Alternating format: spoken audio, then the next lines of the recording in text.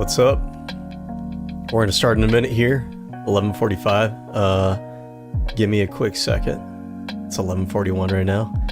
We're gonna be spending a long time figuring out who is AOC, Alexandria Ocasio-Cortez. We're gonna read into her origins, her upbringing, her education, things of that nature, how she came up into politics. We're going to read about her policy positions, any controversies that she might have, and then I'll probably give my final thoughts just as a conclusion of what is my assessment of her right now at this moment, and how I think her strengths and weaknesses would be for a 2028 presidential run. So we'll start in a minute here. Give it a minute. We'll get going. All right. How you guys doing?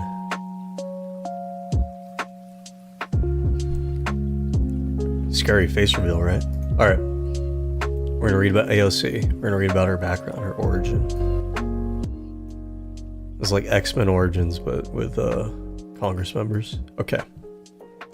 So, as I usually like to do when I start research, I use Wikipedia. I don't care what your teachers say. I don't care what the colleges say. I don't care what the academics say. I don't care what anyone says. Wikipedia is an excellent resource. Wikipedia is probably one of the greatest inventions in human history. It is the largest encyclopedia of human knowledge. And it's a good place to start. And for the most part, it's pretty damn accurate, despite what people say. You know, people will say anybody can edit it. Not entirely true, but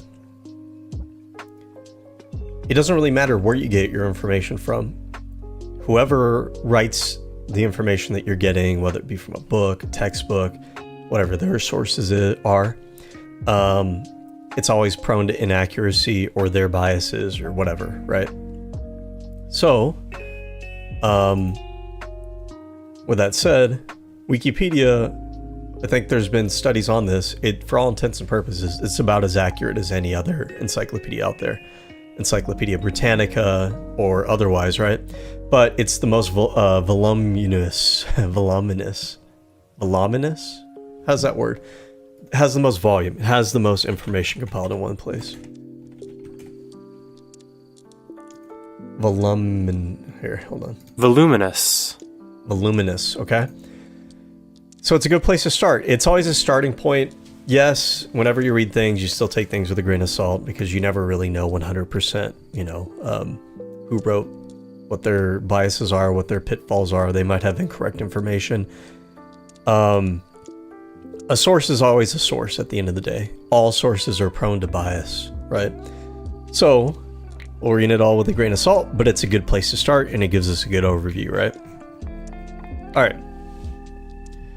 Alexandria Ocasio-Cortez, otherwise known as AOC. If you ever heard the abbreviation AOC, that is who we're referring to. We're referring to this young lady right here. And I call her young because she was born in 1989. She's only a few years older than me, which makes her 36. All right. How old do you need to be president? I forget, right? What is the age? How old to be president? 35 years old, so she just passed the threshold in 2025? What year was she born? January? No. That's when she entered office. She was born in October. So she probably turned 35 in 2024 in October, November. I guess technically she might have been eligible in the 2024 elections, but is she ready? I think that's a big question. I think with AOC, there's a sense of inevitability. She is inevitable. Her rise has been meteoric. Her popularity, I feel like even across the spectrum, is pretty good, all things considered, especially with how polarized we are today. There's just a sense of destiny. It's almost like not an if but when, and the question is 2028 when, or is it too soon? So that's kind of the thing that's big on my mind when I think about her candidacy in 2028. I feel like she has what it takes. I'm just not sure if she is at the level yet with her rhetoric and her ability to lead.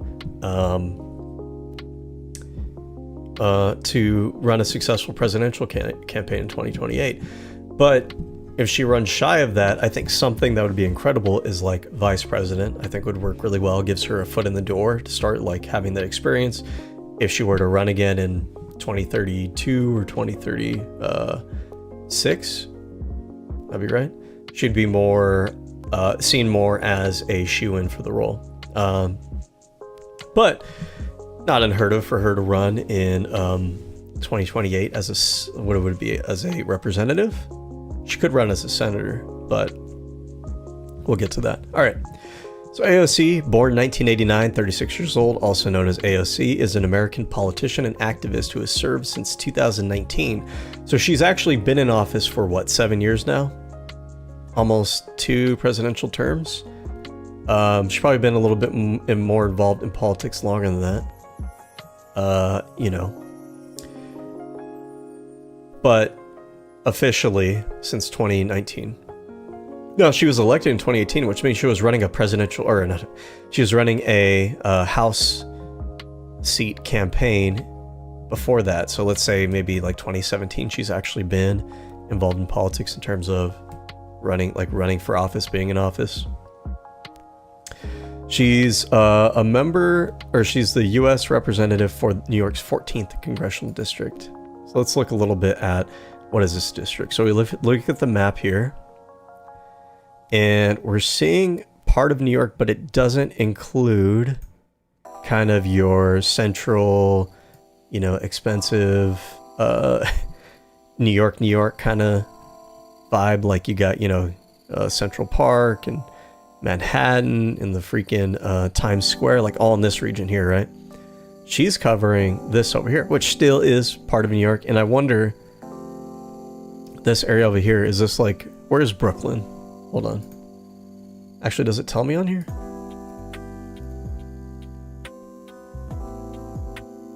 They kind of give you like, well, I guess these are probably little towns.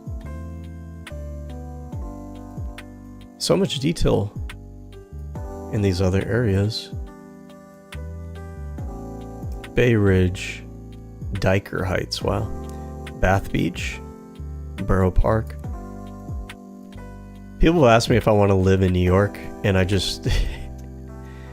I don't know, New York's just kind of cringe to me. It's old money. Okay, so here's Brooklyn. Brooklyn's over here, right? That's what I thought. I thought it was down in this corner. So she's not even covering Brooklyn. What is in her area? Astoria, Steinway, East Elmhurst, Jackson Heights. Jackson Heights sounds familiar. The rest doesn't too much. We got College Point, Rikers Island, Silver Point Estates. I've heard of the term College Heights. I don't know what's over there. Obviously, probably a college, right? But is there some big college in the area I should be aware of? Port Morris, Hunts Point, Unionport, Middletown, Parkchester, Middletown, Castle Hill, Schuylerville, whatever. Eastchester Bay, Park of Edgewater, Locust Point, Silver Beach, Spencer, Pelham Bay. It's like, what are these areas? Are these like your more upscale areas? Are these like maybe your more working class? I don't really know. I do see that we have the Bronx right here, which isn't too far. Okay.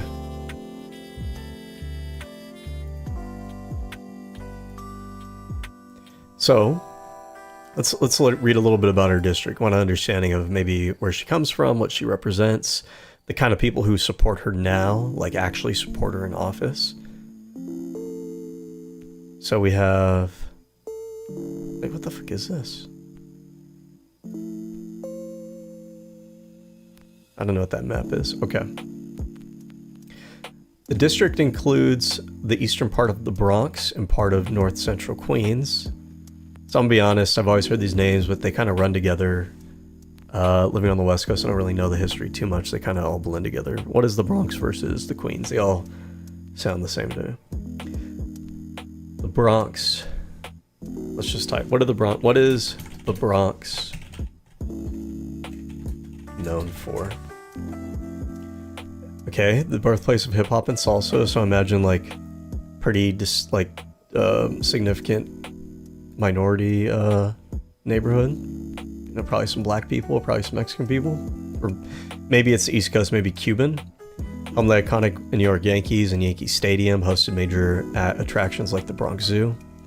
I always like when I hear it like Bronx Zoo, especially from like rap and stuff. The words just blend together. It's not Bronx Zoo, it's Bronx Zoo. You know what I mean? New York Botanical Garden. It's also known for cultural diversity. Italian American. Okay, so we got Italian, Black, Hispanic, all in one area. That's really interesting. And vast green spaces. Known as the birthplace in hip hop and salsa. Okay, we went over these. Okay, and then Queens. And actually, let's look at some pictures of the Bronx. Want to know? Let's get a vibe. Okay, I feel like I'm looking already. I'm seeing these look like projects to me. So is this like the rough area of New York that we hear about? You know. But I swear, I visited my uncle in New York last year. His place looked a lot like these buildings as well, like his neighborhood. That might just be how New York neighborhoods look. Just to see of what, is that like brick? Jesus Christ, look at this. This is like commie housing. What are we doing here? It looks depressing to live there. Okay. Alright, so we get an idea of what it's like. It's definitely like older, doesn't really seem like it's had too many new developments. Okay. And then we got Queens, right? Because we say in the part of north central Queens. Queens is bordered on the boroughs of Brooklyn and Nassau County in its east. Maritime borders, Long Island City, Queensboro Bridge. I feel like I've seen this bridge a lot in photography. This is also great to do right now because I'm going to be visiting the East Coast maybe the end of this year or next year. Again, to visit my uncle, and I just want a better itinerary of things to do. So we have LaGuardia, we have JFK International Airport. Downtown Flushing looks fucking cool. Oh, this is where the Chinatown's at. So what is Queens known for?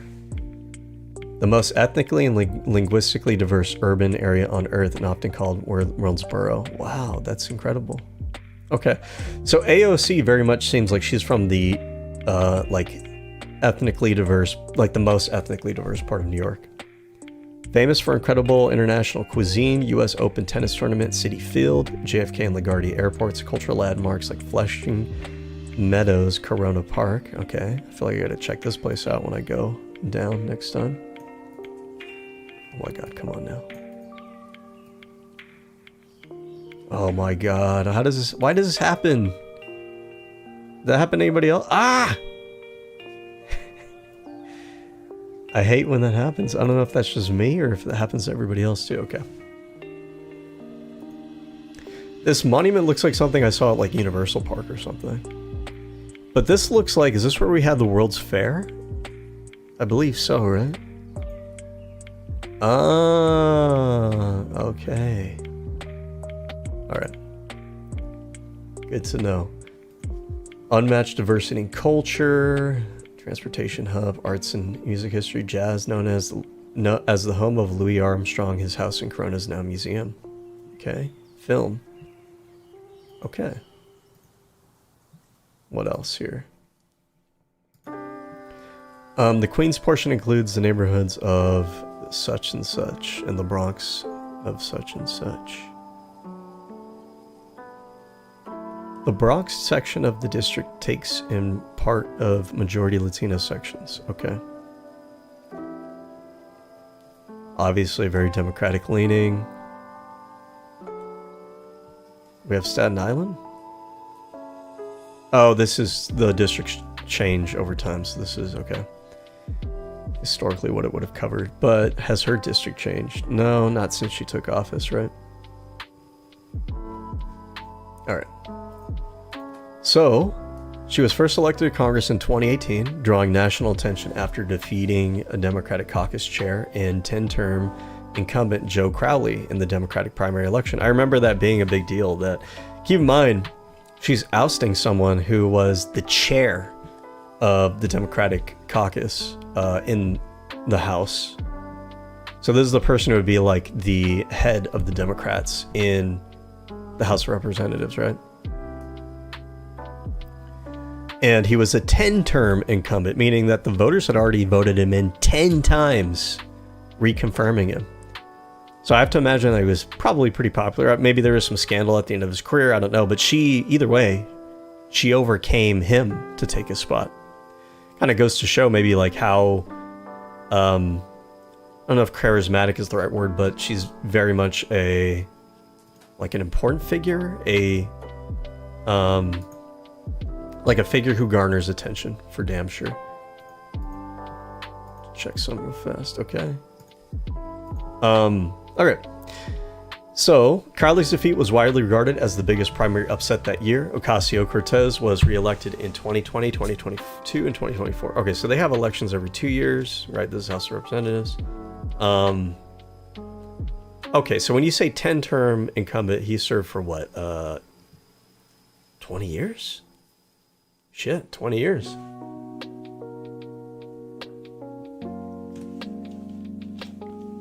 Taking office at the age of 29, Ocasio-Cortez is the youngest woman ever elected to Congress.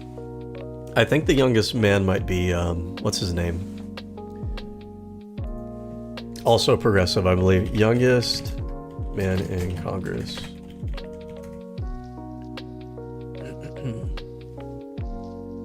Maxwell Frost. Yeah. And he was elected at 25. Wow. Okay. So, she was also, alongside Rashida Tlaib, one of the first 2 female members of the Democratic Socialists of America elected to Congress. Did Tlaib win in the same year? I thought she had been serving for longer, but I could be totally wrong. Oh, wow, okay. I didn't know Rashida Tlaib came up with AOC, so they probably both came up from, what was the PAC that was put together with Kyle Kalinske, Cenk, and other people?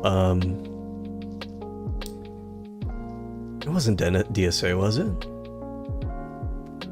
Was it Progressive Victory? It wasn't Progressive Victory, was it?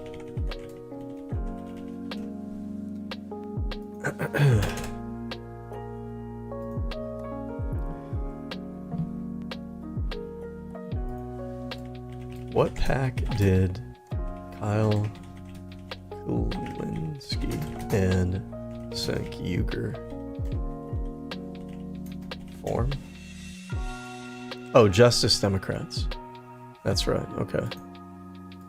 Although it seems like they don't really have much influence in that PAC anymore, I don't know. One of the first 2 members, okay, of DSA elected to Congress. Now, keep in mind, DSA, when we say DSA, Democratic Socialist, Social Democrat, these are not the same.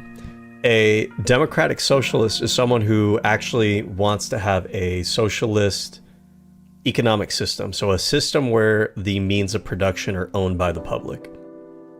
The public, basically, instead of having like CEOs, well, you might have CEOs or owners, just not in the sense that we do in a capitalist system.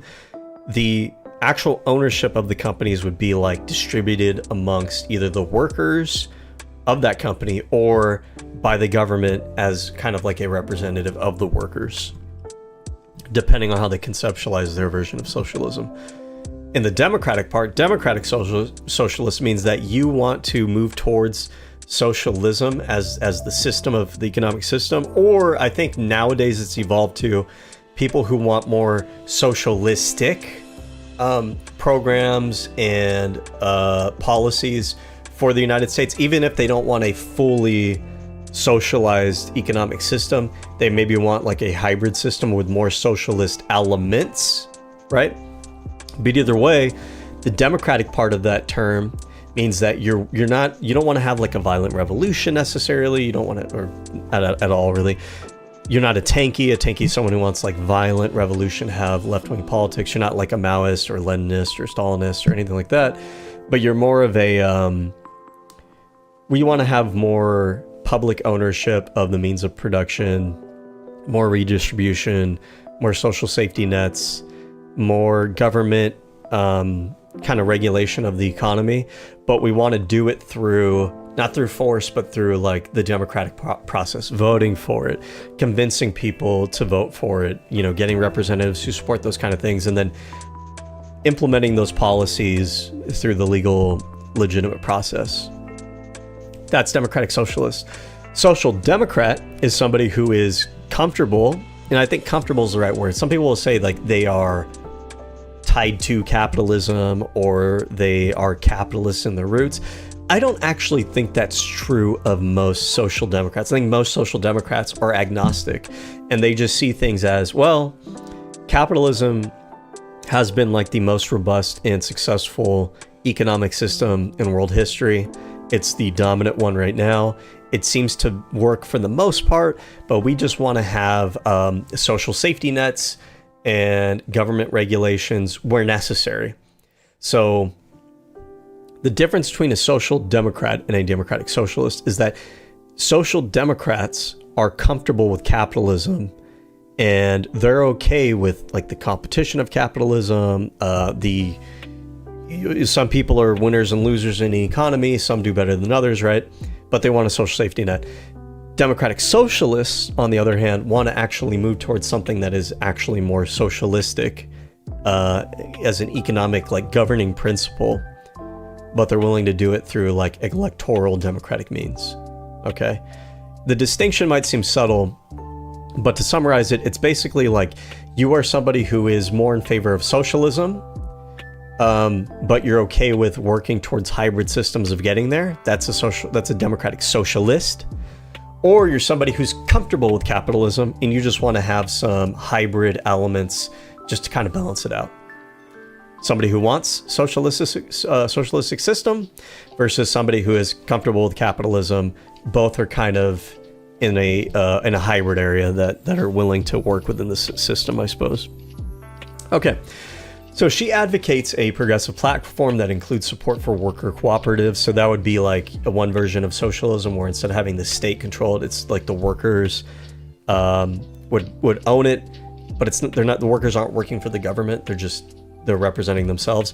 I'm not a socialist. I'm a social democrat. I'm supportive of worker cooperatives. They're not the government taking over these corporations. In a way, they're almost like a hybrid model. But not really. They're actually genuinely an extension of capitalism. In capitalism, if the market actually genuinely is free, then the workers have the freedom to unionize, and if they have enough of a controlling interest, they can negotiate to take over that company and then run that company. And there are worker cooperatives that exist out in the world. I'm not sure how successful they are on a comparative basis, but I'm of the view that all's fair in love and war. If you're a libertarian when it comes to the economy, then you have to support the idea that people can unionize and then negotiate and decide to take over a company that way. That's part of the free market system. But the cool thing is that I feel like it accomplishes like two or three things, where you have the people who work for the company have an interest in the success of the company, and the success of the company, or the top line vision of the company, has an interest in the workers. And so there's a balance there. But then also on top of that, you're not putting it in charge of one central authority, at like some federal level that is supposed to know how to operate and what's best for each and every company and business that's out there, which thousands of them, maybe millions of them, different industries, different expertise, service industries, entertainment industries, engineering industries, like very different skill sets, different knowledge bases. Instead of having one authority where we're trying to concentrate all of the decision making for all those different diverse things into one area, instead you basically just have like worker co-ops that are like, they are the workers for their company. They are managing their interests. They're representing themselves. They're balancing capital with worker interest, but they're also able to make decisions relevant to what their knowledge and skill base prepares them for. Okay. All right. So she advocates for worker cooperatives. She advocates for Medicare for all, tuition-free public college, a jobs guarantee, a Green New Deal, and abolish ICE. So it's a lot. And it's a very progressive, very, change-focused policy platform. But what I will say here, though, is that if you step aside of, sometimes people have the impulse of, oh, that's a lot of change, that's scary. If you step aside from that and you just view each of these individually, I think most of these are actually, they're well selected for a progressive candidate position because they also enjoy broad approval. They're not the most controversial policy platforms out there. So, for example, worker cooperatives. Worker cooperative, like I said, is an extension of free market capitalism. Unionization, I think, is generally pretty popular. The idea that people, I think if you ask people, like, should the workers of a company be able to get together and decide they want to unionize? I think the general answer to that would be yes, even if that individual person wouldn't vote for it. I think that's a popular position, rather than saying, like, have the government take over the economy. So she's staking out a progressive position, but a progressive position that is calibrated within the Overton window. Worker cooperatives, Medicare for all, so universal healthcare, popular policy platform position. Tuition-free public colleges, also pretty popular with the youth. You know, I feel like most older people, most of them are more of like, they don't really think about this issue much, or they don't care about it. It's not the top issue for them. I think a subset of the older population is actually like genuinely against it, mainly on the right, which isn't really the demographic she's shooting for. I think more moderate and liberal leaning adult older demographics would probably be like, oh, they're fine with it. Jobs guarantee. Now, this one is interesting. I don't hear a lot of people talk about it, but basically this is almost like FDR's second Bill of Rights, the idea that everybody's afforded, or everybody deserves a job as a right. And this is a really intelligent, charismatic framing of a left-leaning progressive policy position, because the common complaint from the right, like the main complaint about socialism, about left-wing politics, is the free rider problem. That's what it's known as. And the free rider problem is basically the problem of, like, okay, we can have social safety nets, we can have taxation, we can have Medicare, welfare, whatever. But how do you deal with the people who just don't want to work and they just want to leech off the system, right? Now, we all know that that is a fraction of a fraction, that the system already tries to root out those people. It's waste, fraud, and abuse, and there's a degree of it, but the degree of it is very much mitigated by our policies. We know that, right? But still, some people are very fearful of that concern. This gets around that concern, or maybe another way of saying that is it calibrates itself around that that sentiment in the general public, because instead of being just about free welfare and handouts, she's staking a position of, you should work if you're able to work. It's a jobs guarantee, but we are ensuring, right? We're still ensuring the dignity and the livelihood of basically everyone. If there's a jobs guarantee as a right, essentially what we're saying here is that in the United States, you will not be ass out on the street dying in a gutter. We will find a job for you, essentially, right? We would rather have you living and alive and supporting yourself, and we'll give you a job for it. And maybe you could see it as a handout in the sense that we're handing you a job, but it's not a handout because you're working for it, right? It's very well calibrated to get out ahead of accusations that you just want to enable freeloaders in society. So this is what I will say, though. I don't hear her talk about this position very much. I would start just talking about this position a lot. And that way, as you start getting criticism from the right, which you will, about the age-old, okay, you're left-wing, you call yourself a democratic socialist or whatever, like, you just want freeloading, you can get out ahead of it right now. You could start tilling the soil, you start fertilizing, you start laying the foundation, start doing the crowd work, I guess, whatever it may be, right now, okay? So, and we have the Green New Deal. Now, the Green New Deal is an infrastructure / green policy platform. So it's investment in green infrastructure. And the reason this is well calibrated is because now climate change, Americans, just frankly speaking, a lot of them are fucking stupid, and they don't realize that it's real. They don't understand why it's real. And the media hasn't done a good job of explaining it. We'll do a video one of these days. there are a lot of people who are like, oh, you just want to have the government take control of the economy using like this green climate change stuff as the pretext. You just want to waste money on like these pipe dreams, and you guys pie in the sky like tree huggers. You don't know what you're doing, blah, blah, blah, right? But this is preparing for climate change. It's for sustainable living and reducing pollution, all those things, the tree hugging stuff. But it's calibrated around infrastructure investment. Infrastructure investment is one of the things that actually polls well with every branch or every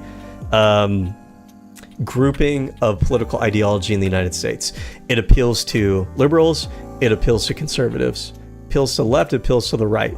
The only ones it probably doesn't appeal to is libertarians, but they're such a small fraction of the voting population that it doesn't really matter. And I am willing to bet that libertarians will prioritize like fighting against infrastructure investment as like the lowest priority. It's probably not the make or break for them.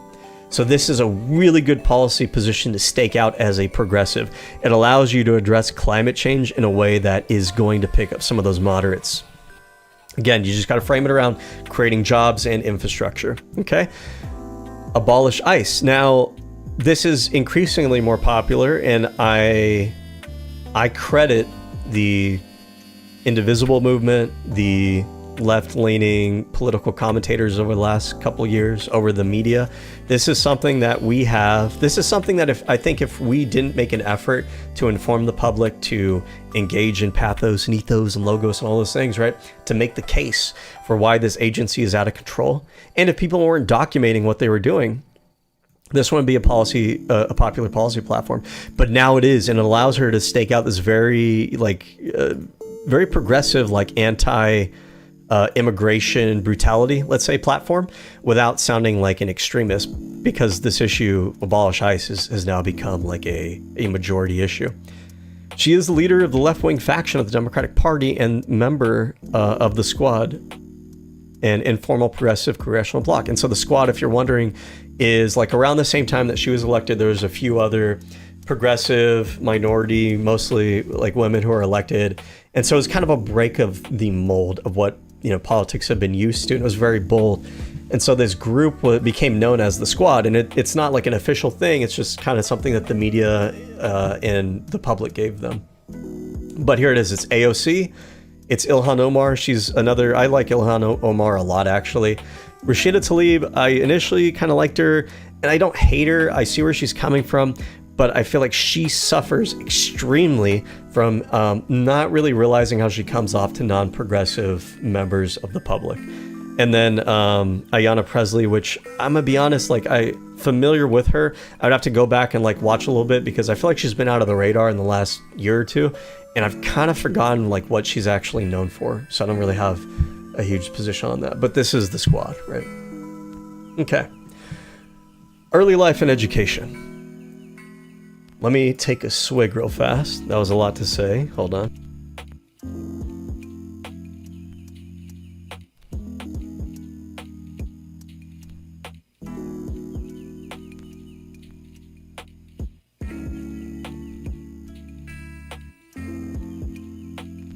You get dancing along with education. Isn't that awesome? Early life and education. So AOC was born in Parkchester neighborhood of the Bronx. Okay. So this doesn't look like a super amazing area. Now, I think I said earlier, like this whole area right here looks like the projects, and it probably was, but I don't really know the history of this area or New York. It's possible that this is like a gentrified area now. I don't know. Because that's one of the things that I was noticing when we were looking up earlier. Was it the Bronx, or was it? Yeah, it was the Bronx, right? So I said it looked kind of like the projects, but I think the thing about a place like New York is that rather than knocking down buildings and building new ones, sometimes people will just move in and they like kind of the look of like the history of the area, like kind of the rough character and whatnot. All right. So Parkchester is a planned community neighborhood originally developed by the Metropolitan Life Insurance Company and located in the East Bronx, New York City. The immediate surrounding area also takes its name from the complex.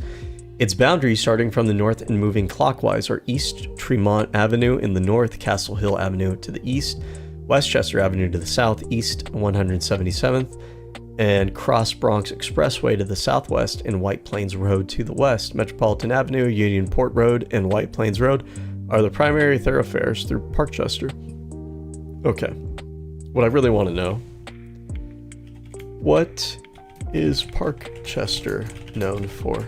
Oh no, we switched to bright white. I can't do that. It's known for its massive 1940s apartment complex spanning 120 acres with Art Deco brick buildings. It's famous for featuring over 1,000 unique terracotta statues, the landmark Metropolitan Oval, and serving as a dense, affordable residential neighborhood with its own shopping and transit. Built in metropolitan life as a city within a city, is one of the largest residential projects in the country. A diverse community that has been home to people like Supreme Court Justice Sonia Sotomayor and civil rights pioneer Claudette Colvin. Parkchester is a bustling neighborhood in the Bronx known for distinctive red. Okay, you're not telling me. What I want to know is this known as like a rougher area or like a more upscale area or what, like, yeah.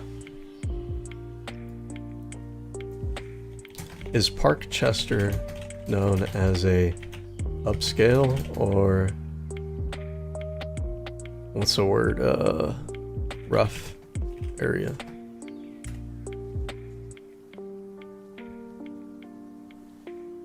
Working to middle class, diverse residential neighborhood that falls somewhere in the middle. Okay, all right. Lively and gritty, residents often described as noisy, active, and family-oriented neighborhood. Okay. Okay. She was the daughter of Sergio Ocasio-Ramon and Blanca Ocasio-Cortez. She has a younger brother named Gabriel. Her father was born in the Bronx to a Puerto Rican family and became an architect. Her mother was born in Puerto Rico. Family lived in an apartment in Parkchester until Ocasio-Cortez was 5, when they moved to a house in suburban Yorktown Heights. Now, I think this is the area where people talk about like, oh, she doesn't come from the hood or whatever. She's from Yorktown. So I'm assuming Yorktown's like a more upscale Yorktown.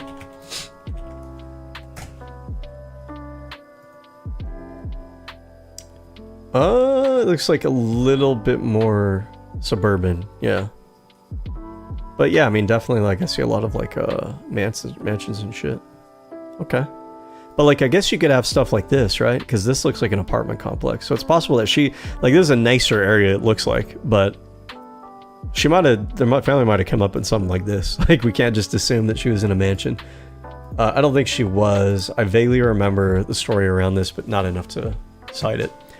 She said that her family raised enough money to buy a small home there that she could go to school, and that her mother worked as a house cleaner in the town. Okay, so her dad's an architect and her mom is a house cleaner. Yeah, I could see them having enough money for like a decent house in an area like this, I guess. All right, let's do this. What is... Oh my God, come on now. Oh my God.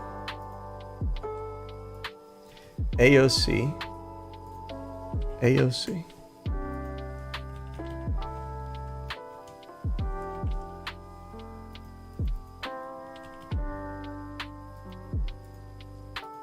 What the hell?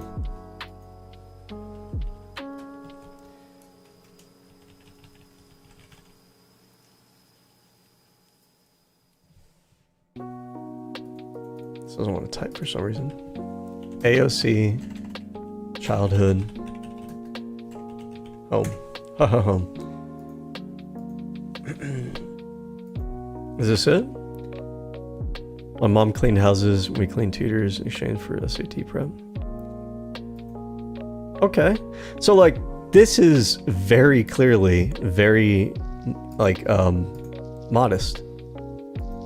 This is like genuinely fucking small starter ass home. And it's probably in a nicer area of town, which, I mean, why would you not? If your parents, you're raising children, and you've worked hard to get like, you know, architecture degree or whatever, you're working architecture and your wife's cleaning houses, put your kids up in a nicer house in a nicer area. Even if it's kind of relatively small like this. Shit.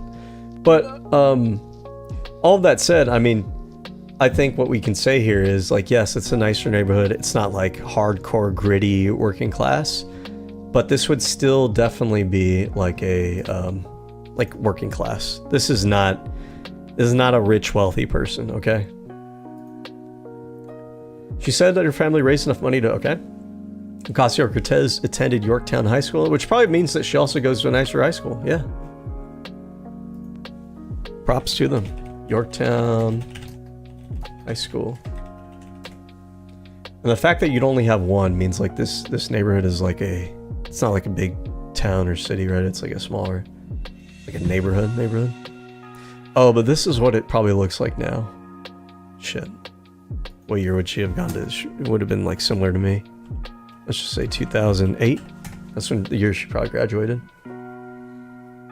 Is this school in 2008?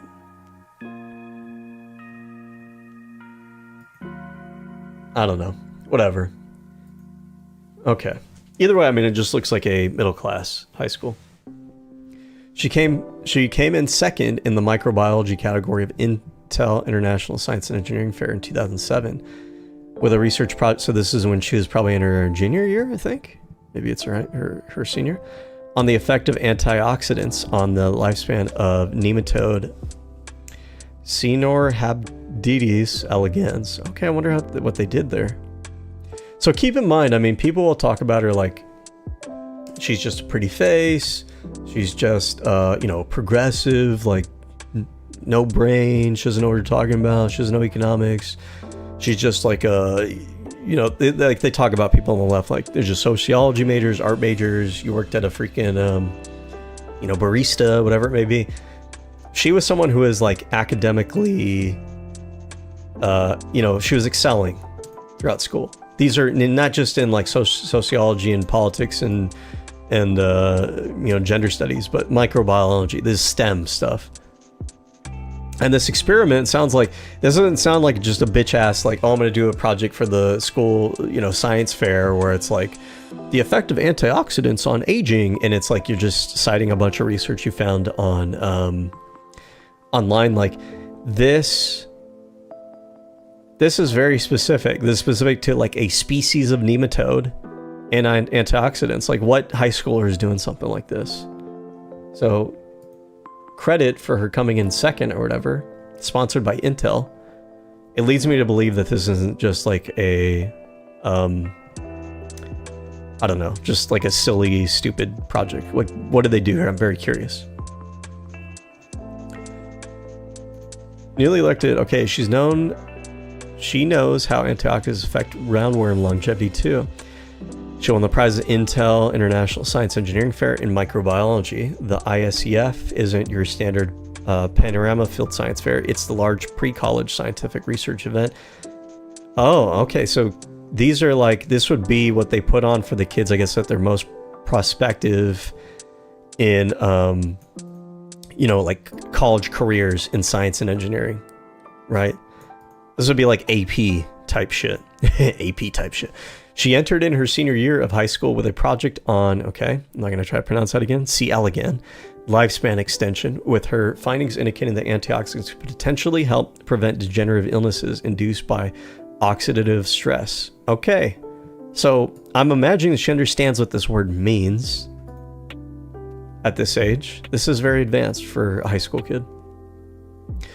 Alumni of International Science and Engineering Fair, we have gone on to create major companies, win Nobel Prize, and now AOC has become the youngest member of Congress. Okay, I want to know more about this project, though.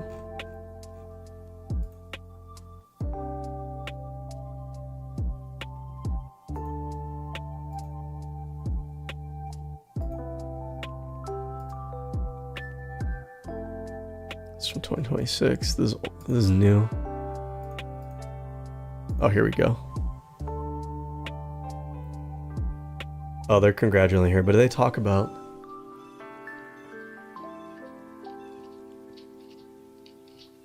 Okay. We're not going to get too much information, unfortunately. So I don't know what the nature of the process of a project like this would be. I don't know if was just them looking up research that already exists and reporting on it. But this is detailed enough to be like college level, like if you're doing it for like a term paper for a college class. It's beyond your typical high school either way. But I just wanted to know if she actually did any, like she actually pulled nematodes and did some shit. Okay, in high school, she took part in the National Hispanic Institute's Lorenzo de Zavala youth legislative session. So she was like, not groomed, but you know what I mean? Like already participating in like student high school level, like practice for politics. After graduating, she became the LDZ Secretary of State while attending Boston University. Ocasio-Cortez had a John F. Lopez fellowship. So very high achieving. So she takes part in this high school Hispanic legislative thing. But then after she graduates, she also takes a leadership position over it. And then she's going to college on a fellowship. The JFL Fellowship gives high-achieving college students the opportunity to develop their ability to mobilize communities and operate at executive levels, and provides these students with the means to share their developing knowledge and expertise with others. As counselors, research specialists, trainers, and planners, fellows gain direct interactive experience that enable them to critically examine the needs and capacities required for future leadership. Named in honor of NHL alumni and board member John F. Lopez, is designed to elicit. Okay. So again, that's something she had to earn, right? Her father died of lung cancer in 2008 during her second year of college, and Ocasio became involved in a lengthy probate dispute to settle his estate. Who is she disputing with, I wonder? She has said that the experience helped her learn firsthand how attorneys appointed by the court to administer an estate can enrich themselves at the expense of families struggling to make sense of the bureaucracy. Really interesting to think about like experiences like this and how they shape a person. And sometimes I think about like the highest achieving leadership, like significant people in society, and you read about their background and it's almost like they were in the right place at the right time to have like the right mixture of environmental influences to push them in that direction, right? And it's almost like a statistical thing where there's enough human beings in society, there's enough of these areas with like the right influences, and it's just a matter of like there's gonna be like 1 or 2 or 3 or 4 or 5, whatever it may be, people who go through our system or world or whatever, who wind up having the correct kinds of experiences that'll turn them into the kind of person to lead. So I'm just thinking about that here, right? She is in these like she was in a place because of her family putting her in a better neighborhood, goes to a better high school, has access to things like this Intel International Science and Engineering Fair.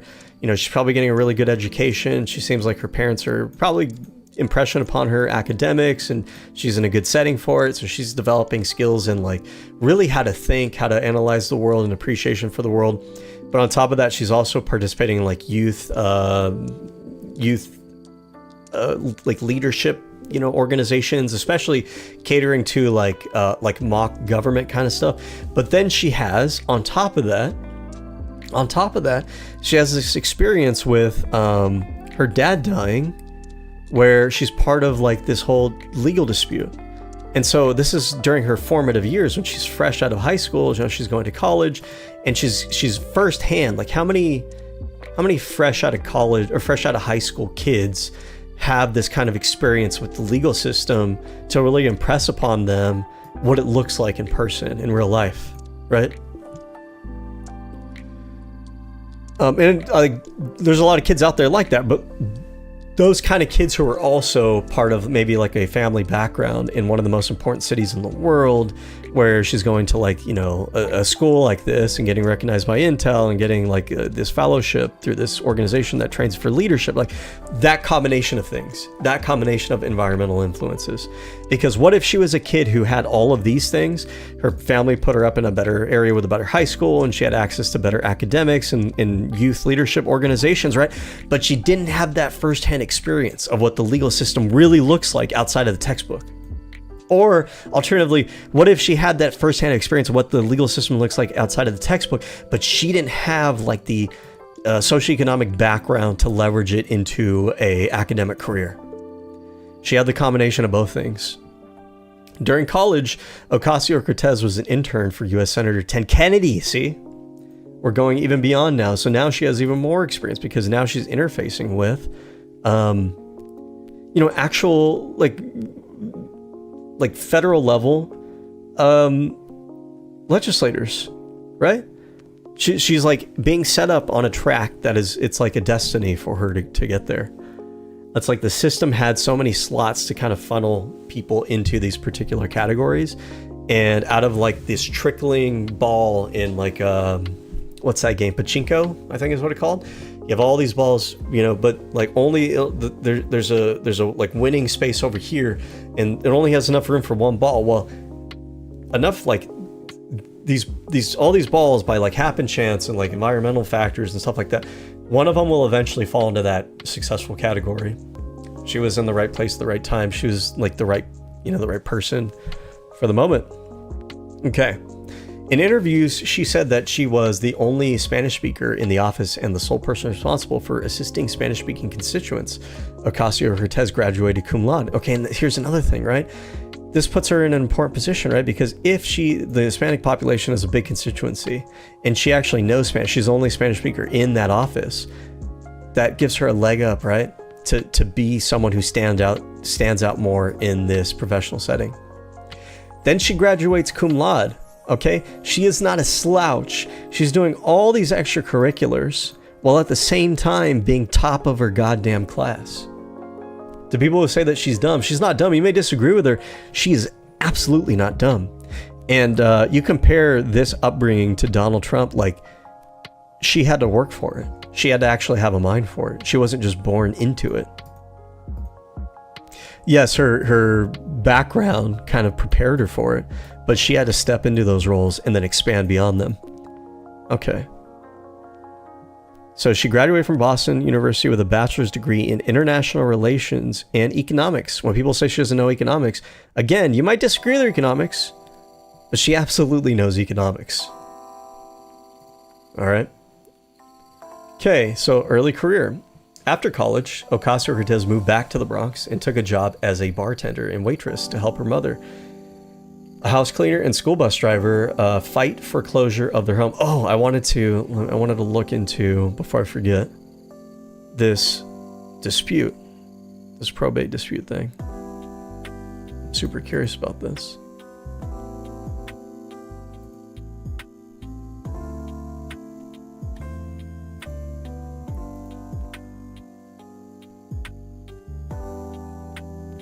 This is not a paywall. How is this not a paywall, bro? You're making me put my email address in. I don't want to. Oh my god. Can I put this on the incognito browser?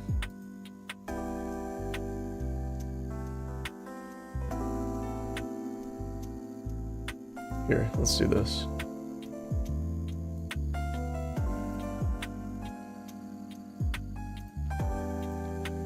We're looking at some naughty stuff today. In the incog browser. Control V. There we go. All right, look. I really thought my ass got around it. There's got to be a way.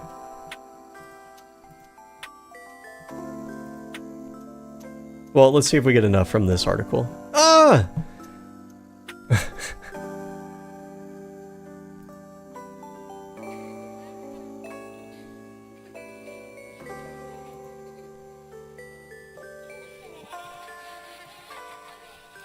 AOC father property dispute. All right, let me use the restroom real fast and we'll figure out what's going on with this whole property dispute thing. I want to know more about it.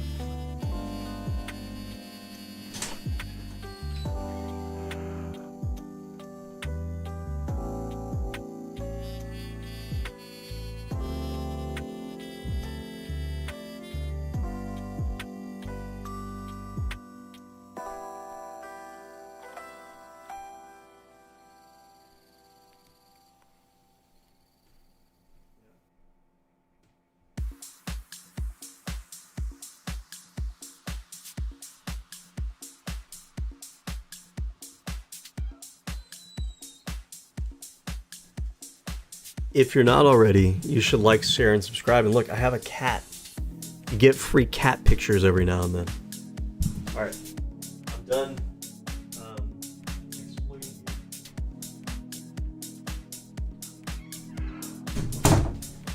It's like when someone exploits their child for popularity for social media clout. Hold on, I forgot my earbud.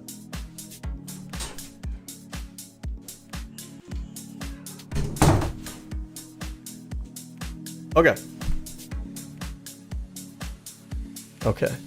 Following the sudden death of her father, Sergio Ocasio-Ramon, in 2008, her family was involved in a lengthy and complex probate dispute regarding their home in Yorktown Heights. Her father passed away without a will. Oh, okay. The lack of will led to a lengthy probate process to settle the estate, which has described as bureaucratic labyrinth. Well, I don't understand this. He was married to her mother, right? So why wouldn't it be assumed that I don't know what the term for it would be, but like the next reasonable legal party to take over his property would be her, no? What is the dispute?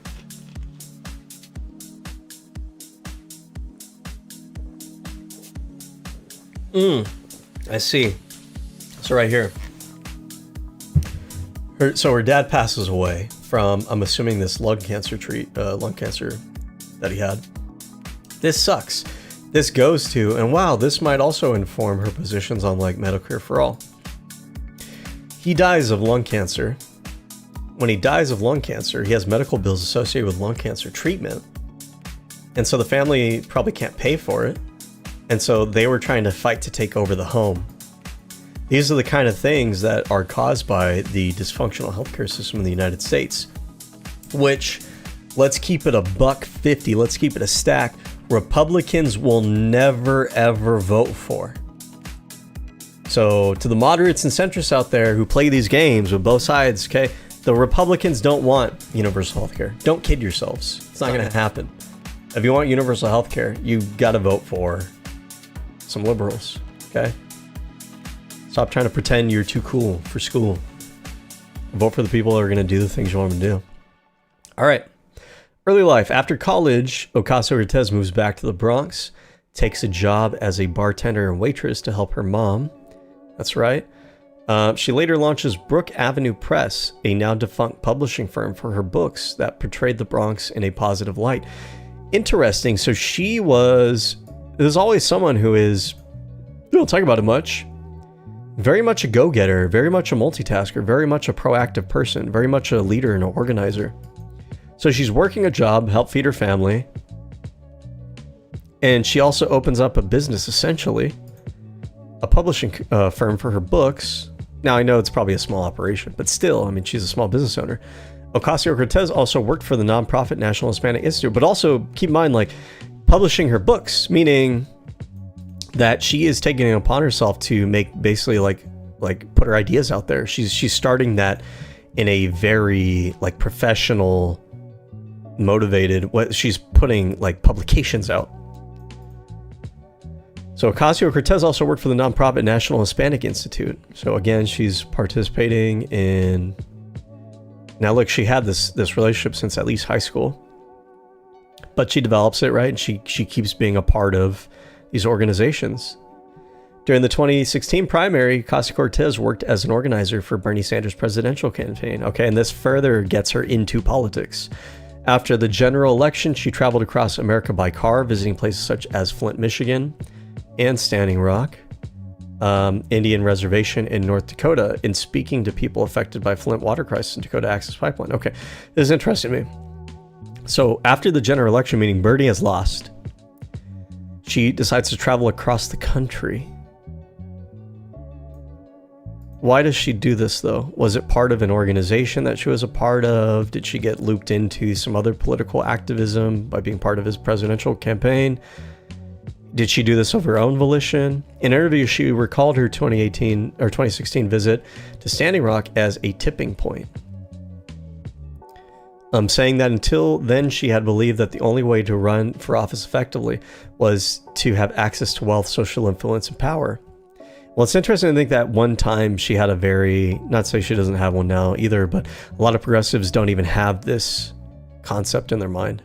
But she actually starts off with the concept that an awareness that power, access to power, or influence, office power, is like there is a relationship with wealth, social influence of power that you need to, like, I don't think she was someone that's like, I just want power, I just want social influence, I want wealth, right? But she probably was somebody that wanted to do these socially progressive things, but with a pragmatic understanding of like, okay, but we still need to work within the system and utilize the tools that are available to us. So it's almost like she starts off with that, and then it gets tempered by new experiences that she has, which opens up her eyes like, hey, there's a different way. I can chart out a different way of amassing political, power and influence without just, taking the traditional route of using social influence and wealth and whatnot. But her visit to North Dakota, where she saw others putting their whole lives and everything that they had on the line for the protection of their community, inspired her to begin to work for her own community. One day after she visited North Dakota, she got a phone call from Brand New Congress, which was recruiting progressive candidates. Her brother had nominated her after Election Day 2016. I thought it was Justice Democrats that had recruited her. Okay, so 20 volunteers from Bernie Sanders' presidential campaign formed the group. So she volunteered. By the way, in case you didn't know, I also volunteered on Bernie Sanders' 2016 campaign. Bet you didn't know that one, huh? So Brand New Congress was a volunteer-led American political organization that intends to run. Okay, so there's probably some overlap in like networking and connections, but hey, I mean, that's all part of forming the relationships, doing the networking that you need to do. Which was recruiting progressive candidates. Her brother had nominated her. Ocasio said she was the first exposed to Democratic Socialists of America when a friend brought her to a local meeting in Washington Heights. She has credited Jabari Brisport's unsuccessful city council campaign with destroying her belief in electoral politics and running as a socialist candidate and in DSA as an organization. She credited Jabari Brisport's unsuccessful with restoring her belief in okay. I really want to know though why she decided to go over here. Was she just maybe looking for something else at the time and she saw there was this other activism going on? Okay, no, this isn't what I'm looking for. Why did AOC tour the US after Bernie's campaign? Oh, was she part of this tour? See, that'd be nice context the Wikipedia article should have included. I've never updated Wikipedia articles. I kind of want to do that, but that's okay. Which began in February 2025. The tour was a direct response to the political landscape following 2024 election. Wait, what? No, this isn't it. 2016.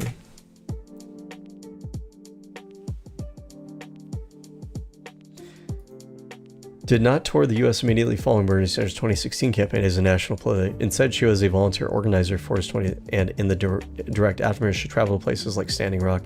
Okay, but yeah, why did she?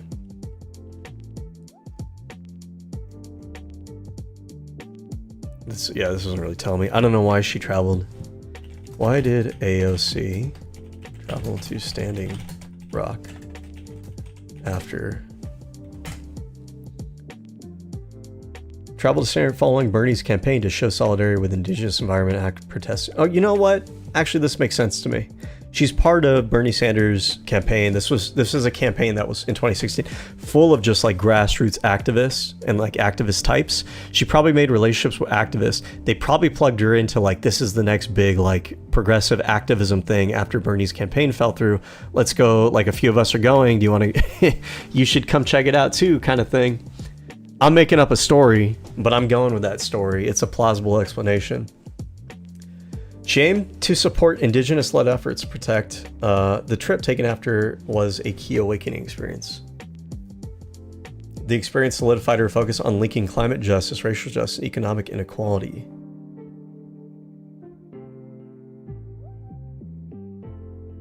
Okay.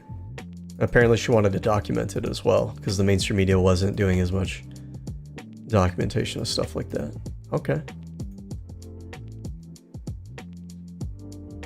Okay, elections. So Ocasio-Cortez begins her campaign in 2017 while waiting tables and tending bars at... So if you watched my Gavin Newsom stream, I'm thinking, like, I'm comparing and contrasting these two figures. In a lot of ways, you can say that Gavin Newsom was more well-connected earlier in life. His family was like part of like a wealthy, connected family. He was almost taken in as like a stepson by like one of the Gettys from like the Getty Museum fame. But at the same time, I think his mom worked like 2 jobs, and they were genuinely poor as a family, because his dad was like a deadbeat dad and everything. And I think did his dad die? I forget, but like genuinely so.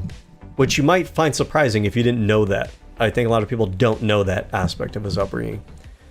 However, I was thinking about, like, I feel like by this point in time, Gavin Newsom has a lot more executive leadership experience.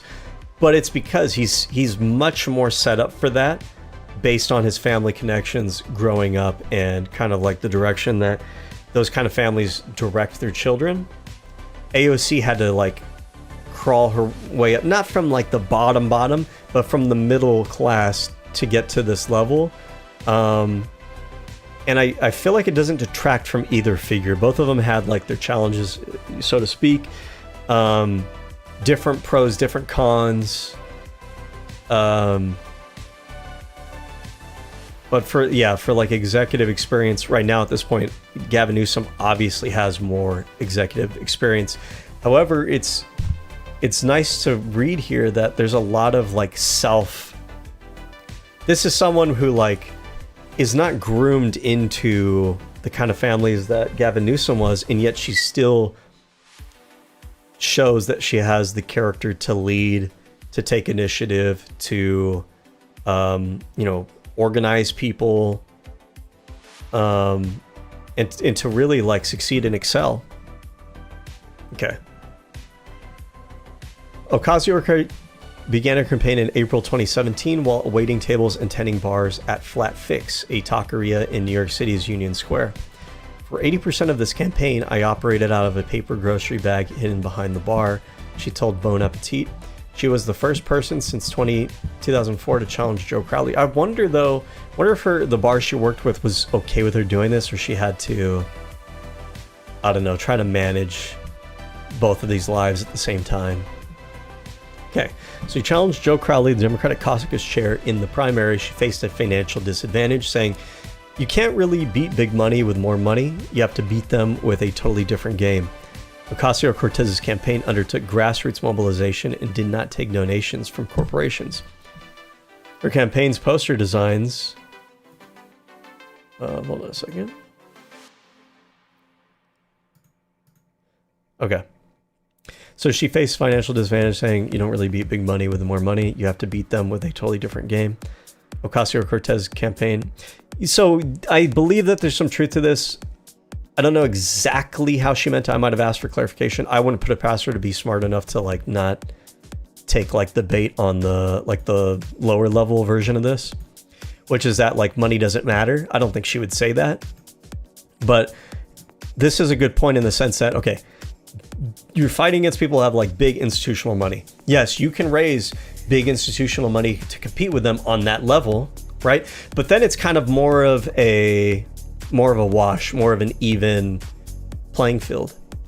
In order to actually distinguish yourself as a better option, you have to have more than just the advantage that they have. You have to have something different, right?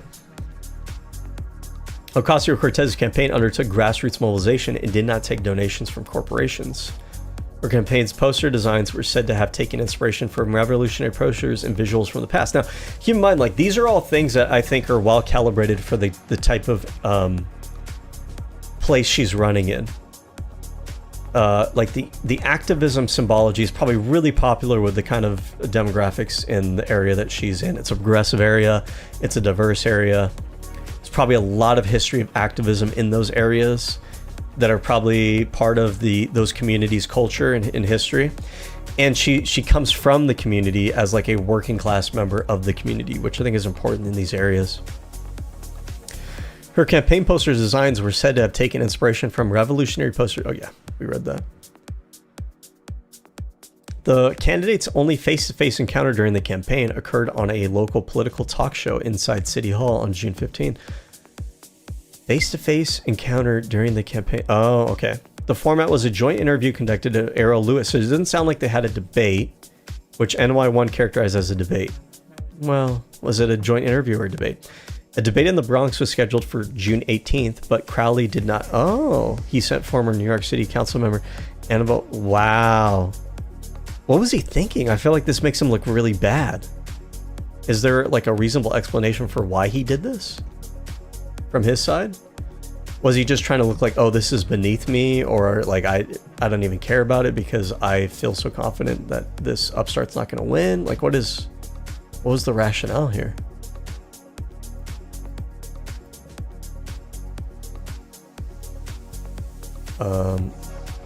Thank you. 5, 4, 3, 2, 1. Thanks. Okay.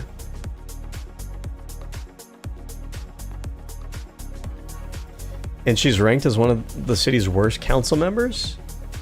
Why would you do that? Actually, I don't want to read a whole thing, so let's just see here. Why did Joe Crowley not debate AOC? Did not on several occasions, including skipping a key Bronx debate due to scheduling conflicts with what? In a campaign strategy that underestimated the challenge, he sent surrogates to represent him, which led to accusations of absentee leadership. Yeah, if you're competing against somebody, this is probably like politics 101. If you're competing against somebody who is running on a campaign of being more down to earth and of the people, if you decide to send a surrogate to the debate, you are just reinforcing that narrative against yourself. Specifically when you're facing off against that kind of campaign and opponent, this is like the exact opposite. It's like you're playing Pokemon and you decide to use a grass type against a fire type. Why would you do that? Scheduling conflicts and priorities. Stated debate in question, which was on June 18th, was scheduled without consulting his office, and he had prior commitments to local organizations. But you're running against somebody who like her whole thing is being like a local organizer, and she's more close to like the local communities. No one's gonna buy that. No one's gonna buy that as an excuse when she shows up. You know what I mean? This is a cope. This is like the worst cope. This is like the most out of touch. Your political instincts are stale. Cope. Top campaign operatives decided to have the incumbent avoid what they viewed as going dirty, believing that engaging intensely with primary challenger would indicate weakness to his colleagues in Washington, D.C., where he was a top leadership contender. Oh man, what a highlight of like the misplaced priorities and political instincts between like the establishment Democrats and progressive Democrats. Observers noted a tendency to take the race for granted, leading to a reliance on surrogates rather than personal. Yeah, okay.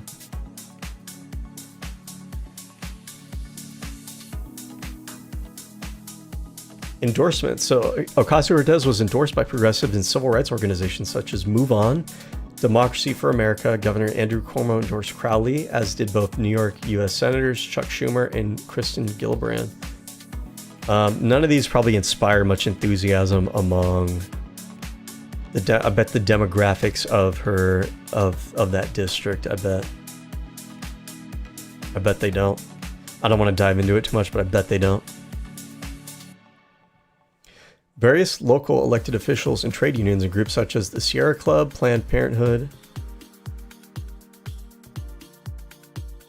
Oh wait, no, my bad. She was endorsed by... Oh, no. They endorsed Crowley. Okay. Yeah. Remind me who Christian Gillibrand is? Oh, I generally like her. What a bad decision on her part.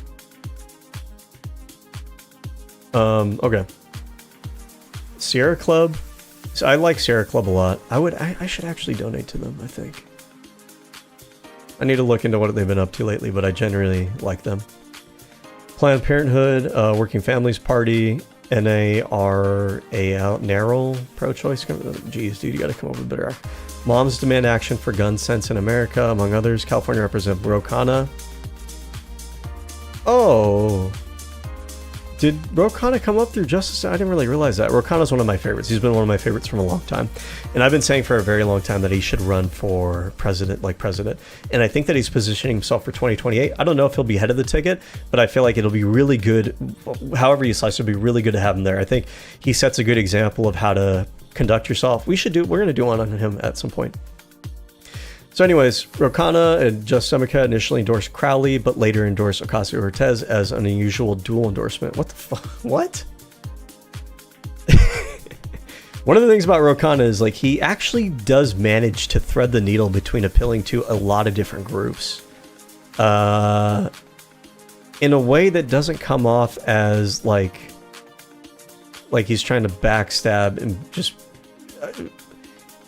It's not in a cynical way. It's more of in like he's like pragmatic in trying to build networks and relationships in order to get policy accomplished. I think that's why it comes across as genuine, because I think people genuinely see that angle from him, and I think he's very honest about that. Still, this is fucking weird. I've never heard of somebody endorsing two competing candidates in the same election. Okay. Primary election, Ocasio-Cortez received 57.13% of the vote to Crowley's 42. Now, I don't know. Sometimes when I think about that spread is, what, 15 points? But another way of looking at that spread is if both of them started at 50-50, AOC manages to do 7 over, what would be average 50 or whatever. Crowley manages to do -8. So it's almost like they have like the same distance from that 50% threshold. Defeating the 10-term incumbent by almost 15 percentage points. The result shocked many political commentators and analysts and immediately garnered nationwide attention. Many news sources, including Times, CNN, The New York Times, The Guardian, mentioned how the win completely defied predictions and expectations. I'm just thinking right now, this is like not relevant to this specific section. Maybe I should have said this in the beginning. I'll probably say this at the end too as a wrap up. When I think about AOC, she's like one of my favorite politicians. She's like one of the most, like, when I think about like American politics and American governance and everything, at least so far, she has a long life to live, cross my fingers to disappoint me. But so far, she's like one of the things that makes me proud as an American to look at and go like, okay, we produce people like this.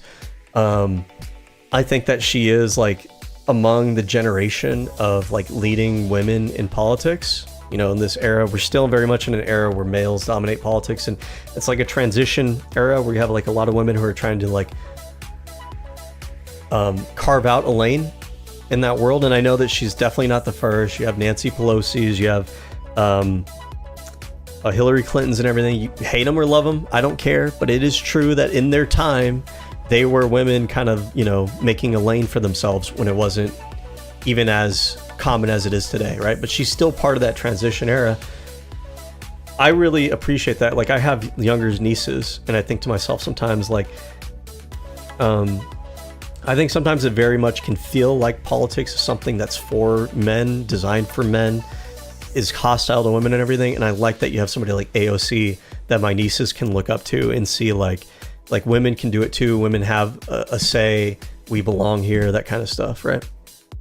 And I think if you read her background and everything, a very influential figure. I appreciate like kids that are going to be coming up who are going to be writing like book reports on role models and important people throughout history. And you'll have like little girls in school actually be able to look at AOC and write about like, this is a good background to have. This is an inspirational background to have. Anyways, all right. Stop the glazing. We're trying to be neutral here. The result shocked many political commentators and analysts. Okay, and many sources like Times, CNN, New York Times, Guardian mentioned how the win completely defied their predictions and defied and defied are almost opposite. Anyways, she was outspent by a margin of 18-1, but won the endorsement of some influential groups on the party's left. You know, I almost want to say that there's probably a certain threshold of money that you need to run a campaign, where money definitely is a factor, but beyond that threshold, it's probably a skill issue. Like, there is probably a threshold just enough to, like, you can put out the kind of like media attention that you need to get eyes to actually spread your message. But beyond that threshold, it probably just comes down to your ability to actually spread your message and what your message is. Crowley conceded defeat on election night. Crowley had all the money in the world, but he probably didn't have an inspirational message. But did not telephone Ocasio-Cortez that night to congratulate her. You know, I've heard a lot of things about like New York politics, and I always get the sense that, especially from the establishment of the New York politics, there's like this petty immaturity, power hungriness, that it just kind of surprises me as somebody that looks over at like a progressive part of the country, and they're so immature sometimes. So he did not congratulate her on that night, fueling short-lived speculation that he intended to run against her in the general election. Oh, okay, because we're talking about the primary. So in case you don't know, maybe you're foreign, maybe politics is new to you. The way things work is you have a primary election, and the purpose of the primary election is mainly so that the political parties, you know, the Republican Party, the Democratic Party, the Green Party, the Peace and Freedom Party, the Libertarian, these are parties, by the way, if you're not aware, you only heard of the main two. It's so that they can pick, right, who are we going to run as a candidate for the general election? So the Democrats will vote like, okay, we have a few Democrats who want to run for this office. We can't support all of them. We want to consolidate all our support around one candidate and decide this is who us, as the Democrats, this is who we're supporting for the election. The Republicans, this is who we're supporting for the Libertarians, this is who we're supporting. Okay, that's the primary. So she won the primary against Crowley. So Crowley at this point has not just lost an election, but he's lost the support of his own party. His own party decided that they want to support Ocasio-Cortez over him. Now they go to the general election, where now she's going to compete against the Republican candidate and the Libertarian candidate and the Green candidate. However, it's New York, right? So the Democratic candidate's most likely going to win, right? So she's already cleared the major hurdle by winning the primary. Not every election is like that. Some elections, winning the general election is harder than winning the primary election because it's a toss-up in that general election. It can go either way, right? But New York's pretty safe for the Democrats. But the question is, if he didn't take the win graciously, if he didn't congratulate her, if he didn't concede, the concern was that you would have a situation where he decides he's going to run in the general election anyways, but just not as he wouldn't be the Democratic candidate. He'd have to run as an independent candidate. But the problem with that is that there might be some Democratic voters who decide, oh, we're going to break ranks with the party and vote for Crowley instead. And it winds up becoming like a self-sabotage where the Democrats wind up splitting their vote and all the Republicans consolidate around one Republican candidate, kind of like what we're facing in California right now. We have too many Democrats running for the governor in California's election. And the way that California does their elections is you don't get the winner from each party that goes to the general election. The two top candidates in the primary election go to the general election. It doesn't matter what party they're in. And so in a primary like that, in a general election like the one we're reading about here, you don't want a situation where the Democrats all split their vote between 50 different candidates. And so each candidate winds up getting like 3%, 2%, 1%, 4%. Meanwhile, the Republicans all consolidated on one candidate. And so they put all of their 24% in one person, right? You don't want a situation like that. That's the concern. A similar thing happened with Cuomo recently, right? With what election was it against Memdani, right? I think didn't he run independent? He still lost. I'll have to review that later, but I forget.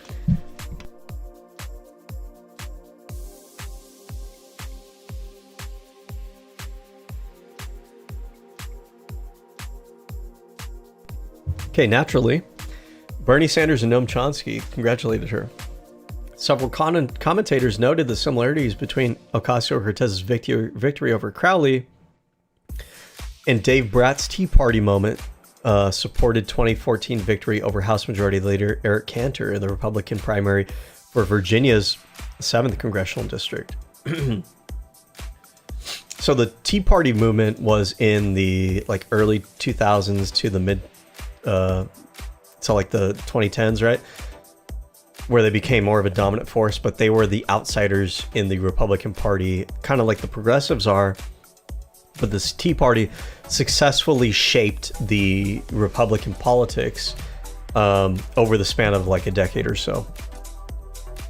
So they're comparing how she was like kind of the more progressive, not establishment candidate who was kind of signaling kind of like part of that movement, changing the politics of the party. After a primary win, Ocasio-Cortez endorsed several progressive primary challengers to Democratic incumbents nationwide. Without campaigning for it, Ocasio-Cortez won the Reform Party primary as a write-in candidate in a neighboring congressional district, New York's 15th. So the Reform Party is a weird party. I won't get into it today. It's like a whole another topic. But Donald Trump used to be part of this party. It's had a lot of outsiders. And when you say outsiders, that's not always a good thing. I mean, you have extremists in all different kinds of directions in that party. But it's very interesting to note that these are people who don't necessarily always like the Democratic candidates, right? There's a whole reason they're not part of the Democratic Party, and yet even they wrote her in as a candidate. So this signals to me that she had broad support across different ideological groups. But of course, because she was not your conventional Democrat, so she's going to appeal to some of those third-party voters. The total vote in a neighboring congressional to New York's 15th with a total vote count of 9, the highest among all 22 write-in candidates, she declined the nomination. Well, you know what? Maybe there's more to this story. Maybe they're trying to troll her. I don't know. Anyways. Ocasio-Cortez faced Republican nominee Anthony Pappas in the November 6th general election. Pappas, an economics professor, did not actively campaign. So that's pretty common when you run as a Republican in a very safe blue district. Sometimes the party doesn't put a lot of monetary or personnel support behind the candidate because they think like, we're going to lose in this one anyways. We're going to shift our focus to these other elections. But you'll still oftentimes like run somebody. And if you're somebody who wants to get into politics, this is actually one of the ways you can kind of get into politics is if you run in a district where the party that you're a part of doesn't put a lot of resources into it. It's not like a competitive district for your party. You'll probably lose, right? But you run your campaign as a way not with the objective of winning the campaign, because you know that it's a that district tends to vote Republican, let's say, and you're running as a Democrat. You do it so that you can make a name for yourself, so you can basically campaign yourself to the Democratic Party, the liberals, the progressives, whatever, get attention on you. You're going to get some support from the party and members of the party and stuff like that. So it's a way for you to start kind of networking in that way. And also, if you're really good, even though you don't win that election, you wind up showing, like you wind up creating or testing out ways of politicking in areas where Democrats don't typically win. And if you're able to show, hey, you know what, I was able to actually boost our numbers even though we didn't win. So there's something about my campaign that I ran, or me as a candidate, that actually encouraged people to flip their vote. And so in that way, you become an attractive member of the party, because people will start looking to you like, hey, you know, you're somebody who actually ran a pretty successful campaign in a part of the country where we typically don't have a lot of support. You know, do you want to consult for me? I want to use like some of your techniques, or maybe we can run you in a different election where you might have a little bit more chances of success. So that's one way you can kind of get into politics. And the other thing about that too is that if it's in one of those areas, oftentimes the party may not even bother trying to run a candidate.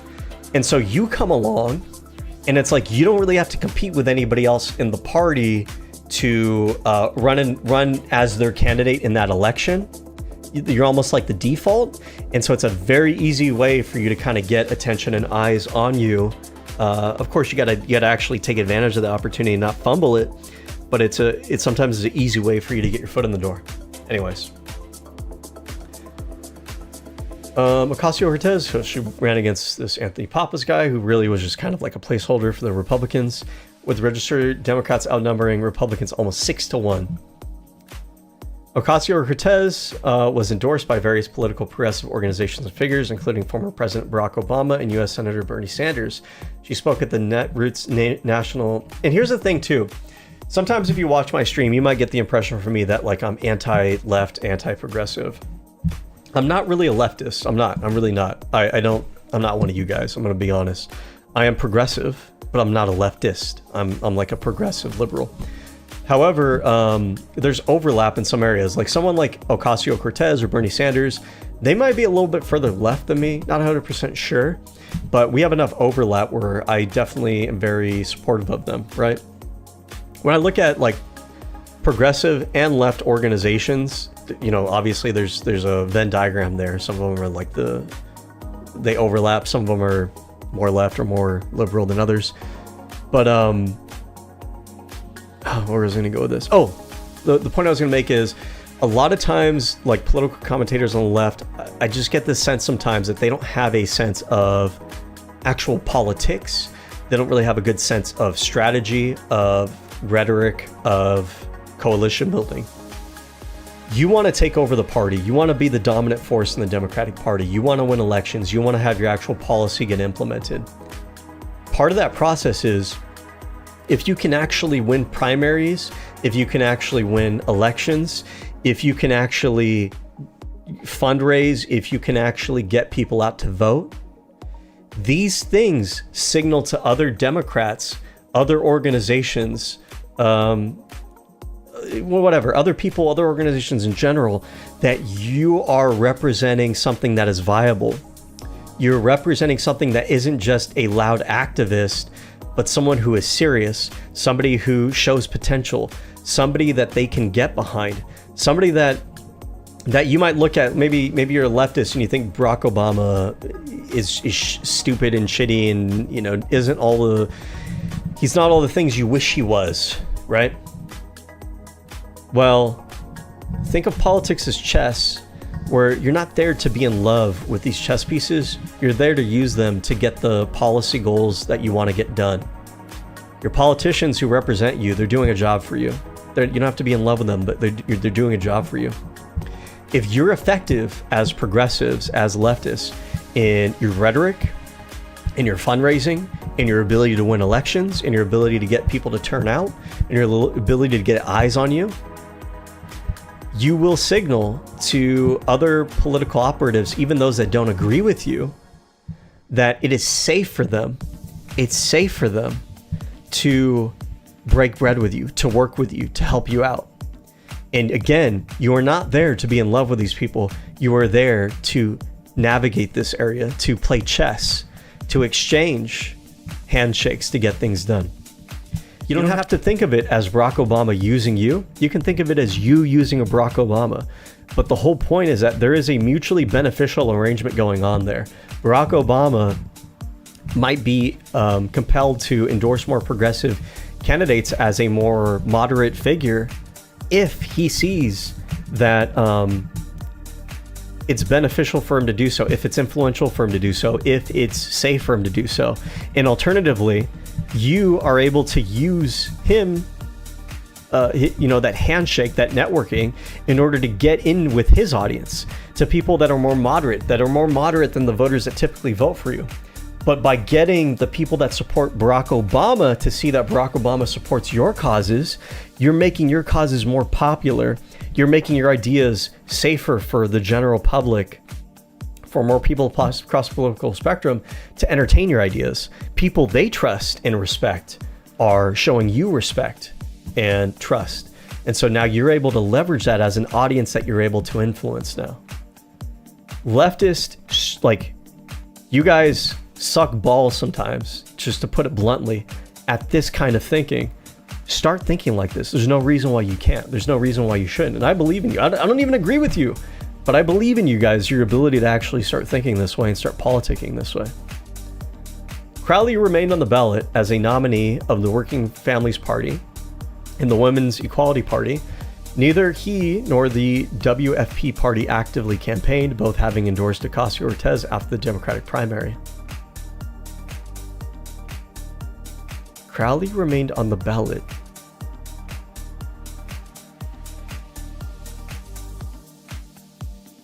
Crowley remained on the ballot as the nominee of the Working Families Party and the Women's Equality Party.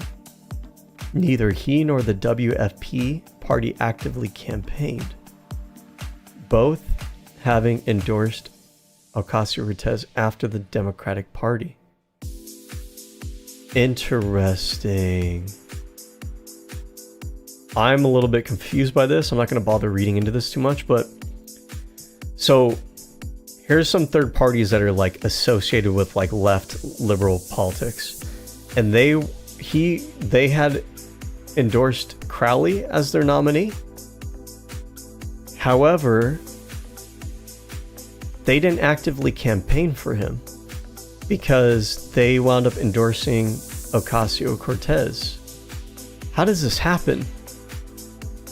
If I had to guess without reading it, and I'm not going to bother reading it because it's kind of besides the point, I'm going to guess that they had supported him through his other terms because he was the Democrat and they were playing politics. They were playing the game of politics. They were playing chess.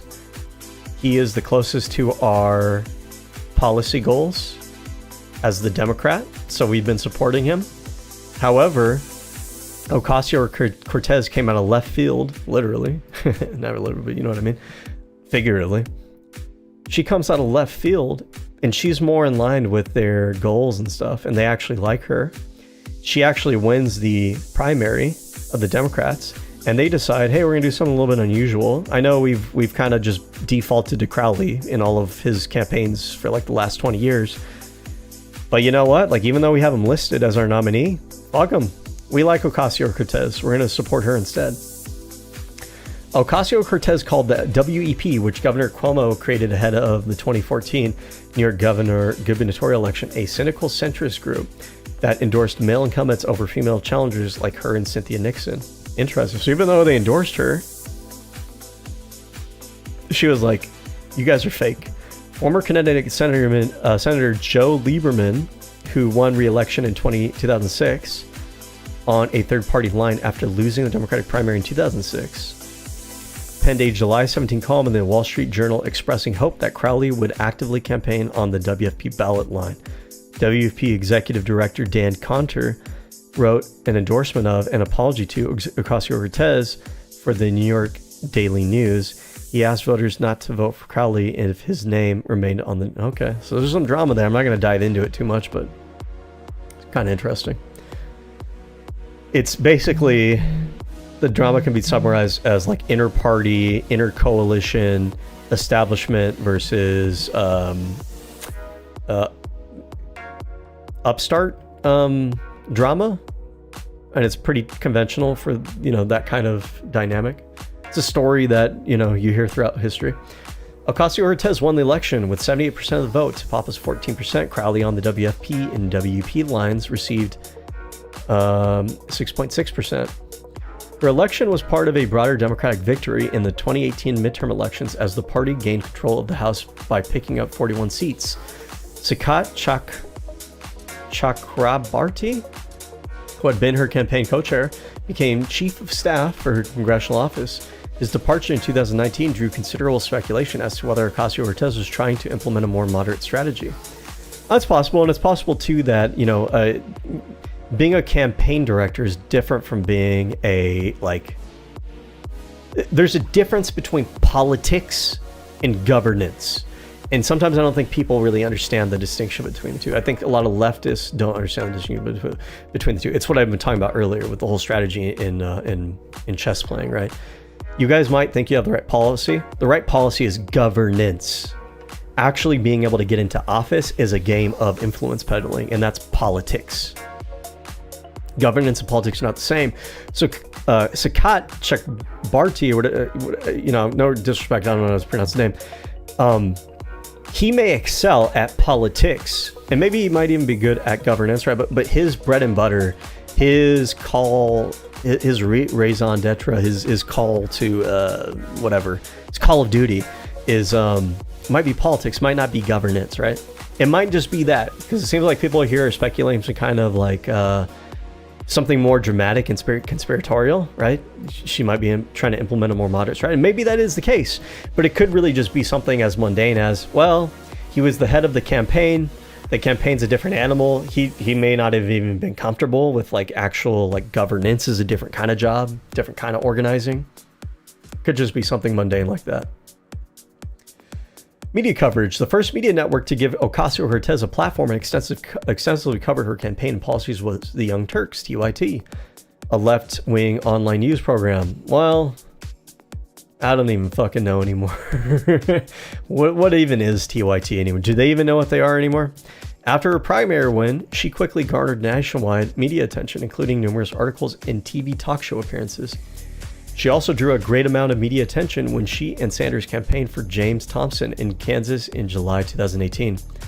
A rally in Wichita had to be moved from a theater with a capacity of 1,500 when far more people said they would attend. That's really interesting. So think about that. Their star power probably garnered a different kind of crowd than people typically get in a place like Kansas.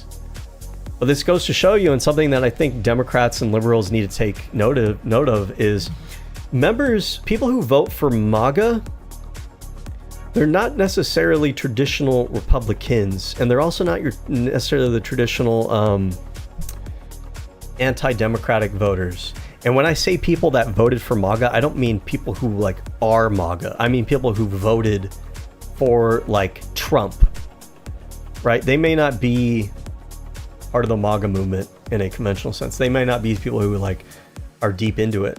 But what do they like about Donald Trump? What are those people who voted for like Barack Obama who shifted to Donald Trump? Or the people who were going to vote for Bernie that switched to Donald Trump. And I've talked to Trump voters who are like this, which is, and it's not all of them, it is a subset of them, but that subset exists. There are people who are anti-establishment, and Donald Trump represents anti-establishment in the same way that to them they think of Bernie Sanders or AOC. They're not ideologically right-wing or left-wing either, or maybe it's more accurate to say you can't simply describe them as simply just left-wing or right-wing. Like there's more to that story, but they are anti-establishment. And so there's something to tap into with AOC and Bernie that your typical liberal candidates don't tap into. This is a genuine pro and con between someone like Gavin Newsom and AOC. And for the record, unlike a lot of people, and I think it's kind of like stupid and pathetic and dumb, I'm not anti-Gavin Newsom. I'm not. I don't dislike him. I don't think he's the greatest person in the world or anything, but I don't dislike him like a lot of progressives do. But at the same time, I feel like you're either one of two camps. I feel like you're either someone who's like supportive AOC, Bernie Sanders, or like you like Gavin Newsom. I don't have an issue with either one of these two groups of people because I feel like I have an understanding of who they are in politics, and I have an understanding of what their actual like core character is. And I don't think either group, I think both of them have their hearts in the right places, come at it from different angles. But there's an advantage that someone like Gavin Newsom doesn't necessarily have, which is that AOC and Bernie bring out a different kind of audience than your typical liberal Democratic voter candidate. And that audience has some overlap with independents and like Trump voters. Okay, anyways.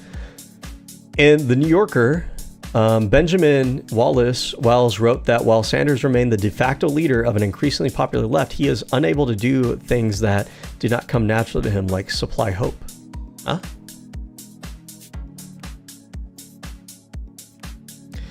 Supply hope. I don't really understand that. Wallace Wells suggests that AOC had made Sanders' task easier, as he could point to her success to show that ideas once considered to be radical are now part of the mainstream. But they were.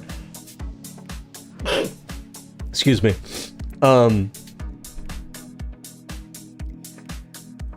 I kind of see this and I kind of don't.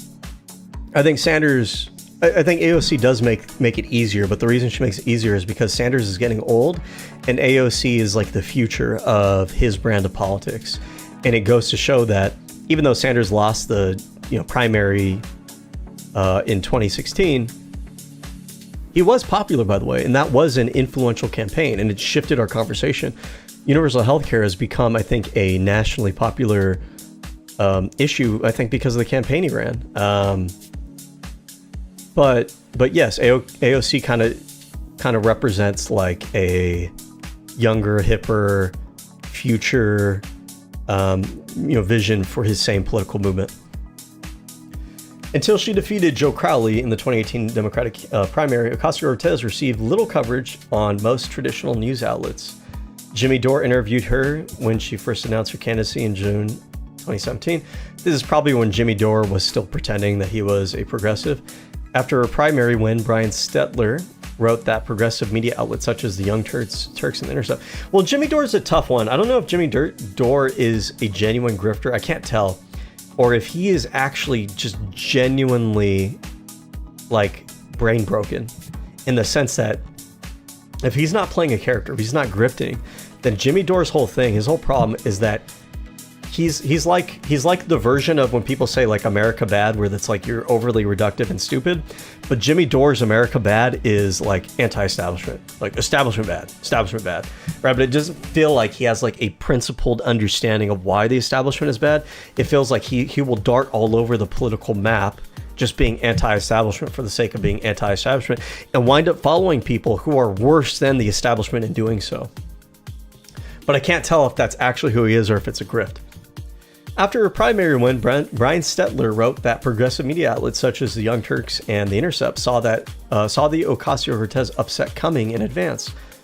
Well, you have to acknowledge, right, that keep in mind, 2016 is a different time than it was today. TYT wasn't what it was back then that it is today. These are things that were still kind of, even political commentator being from like online personalities was not the dominant thing yet at this point. We were starting to transition into that at that time period.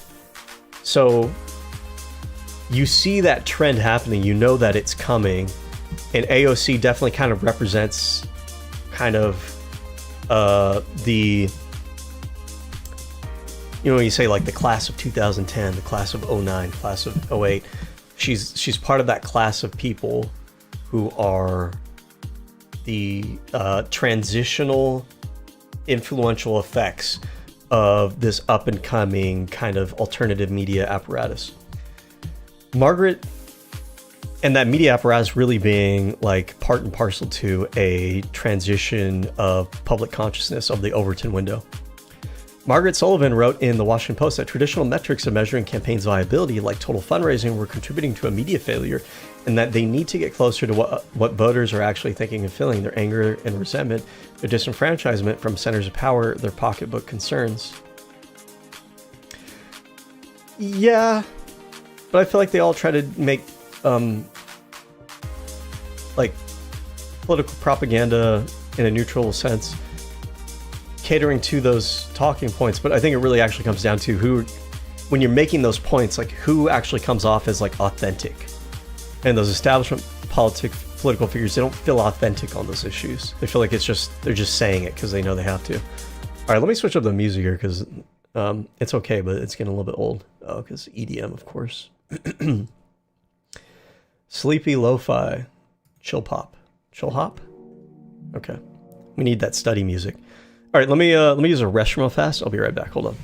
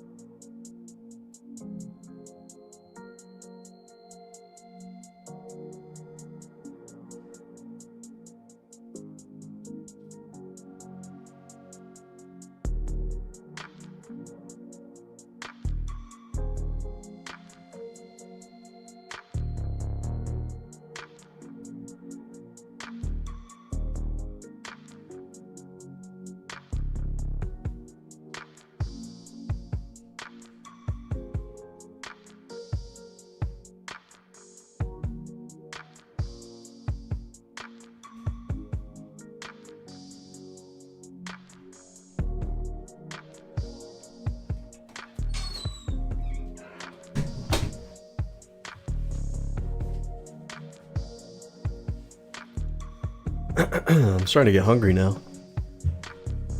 You know, I could really go for right now is some wings. I don't know if it's because we're talking about New York. I get wings. Where did wings originate? I get like wings vibes when I think about like the East Coast. Where did buffalo wings originate? Did it originate in Buffalo, New York? Oh, well, no wonder. Based, pretty based. Okay. Where are we at?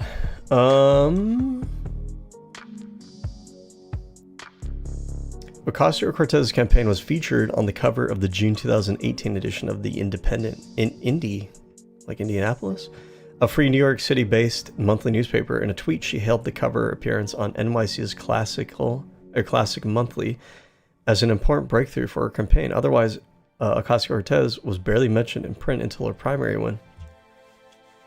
Ocasio-Cortez was one of the subjects of the 2018 Michael Moore documentary Fahrenheit 11/9. It chronicled her primary campaign. What the hell? What's this?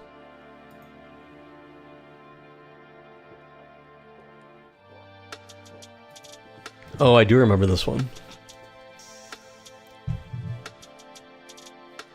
In an attempt to embarrass AOC, just before she took office, Twitter user Anonymous Q shared a video dating to... Oh, what the hell? I forgot about this. Well, I remember the video being shared. Here, okay, they were trying to embarrass AOC.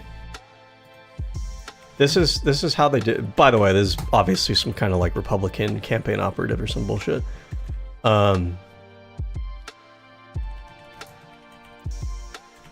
Who shared this, like thinking in their puritanical bitch ass that this would actually turn people off to her. And I usually don't go this route because she's very much more than that, you know. But like, this is what they shared of her. Like, oh my god, can you believe she's dancing like this, being all, you know, seductive and stuff? And it's like, number one, you're telling on yourself because she's kind of just dancing. But yes, it is kind of hot and it is attractive and she's cute and she's having fun and everything. What would make you think that this would make her look bad rather than making everybody going like, oh, she's cute, I like her, she's pretty? Like, what are you thinking? This is supposed to make people not like her. How fucking stupid, you know what I mean? Oh, look it's a pretty attractive girl dancing around. You got me, bro, I'm sorry. I guess I have to drop out now. Many social media... Oh yeah? Oh yeah? Well, you're pretty. You're... yeah? Well, you're handsome. You're smart. You're attractive. Your words, not mine. Okay. Many social media users... by the way, that's been like a whole thing with her too. Like there was that photo with AOC men watching. It feels so weird typing that out, but... my search history. AOC walking through hall. Is this whole thing about how like there's been so many memes, so much like social media posts, so much like commentary content that people have put out about her from the right? And at the same time, it's like they're all like expressing this very thinly veiled like attraction to her, you know what I mean? Like this insecure attraction to her. It was one of these pictures. Look at this. They're all checking her out, and I think these are all like right-wingers too. I was like talking all this shit and everything. Meanwhile, like, you know, you guys are like, you know, ogling her and everything. You just can't get enough of her. Okay. Many social media users came to her defense, inspiring memes and Twitter accounts syncing the footage to songs like Maroon's Number 5, Gangnam Style. Wait, I gotta see that. Hold on. I didn't even consider this, the creativity of people. AOC dancing to... Danging to.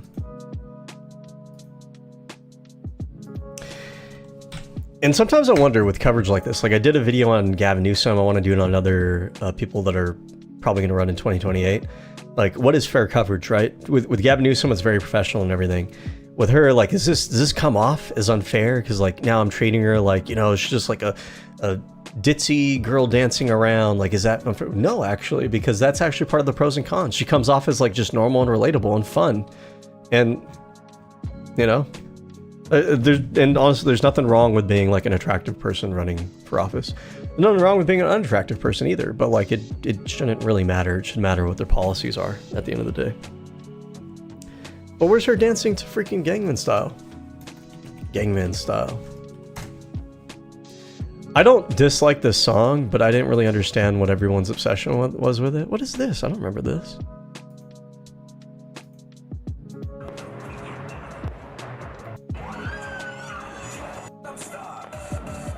Wait, is that her? That doesn't look like her. Or is that her right there? I don't know.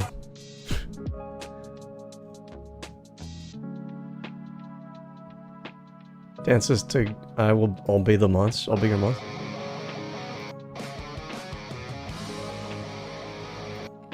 Doesn't really go. Well, lame. I was expecting Gangnam Style. I don't even know how to pronounce it properly. Gangnam Style. Whatever. Alright. Responded by posting a video of herself dancing to Edwin Starr's War outside her congressional office. Oh, I remember that, yeah. That's the other thing too, like having a good sense of humor is definitely important in this day and age. Being able to laugh at yourself, laugh at the critics, like feed it, hit them back. So she responded, I forgot about that, she responded to them trying to like weaponize this video against her dancing, with like a video of her dancing. They're like, yeah, I do dance, motherfucker, what are you gonna do about it? You ain't gonna do shit. And yeah, I'm not embarrassed about it either. In like, that's the thing. If you act like insecure about it, people will like, they'll feed on you like sharks. But if you just embrace it and you're like, oh, what you gonna do about it?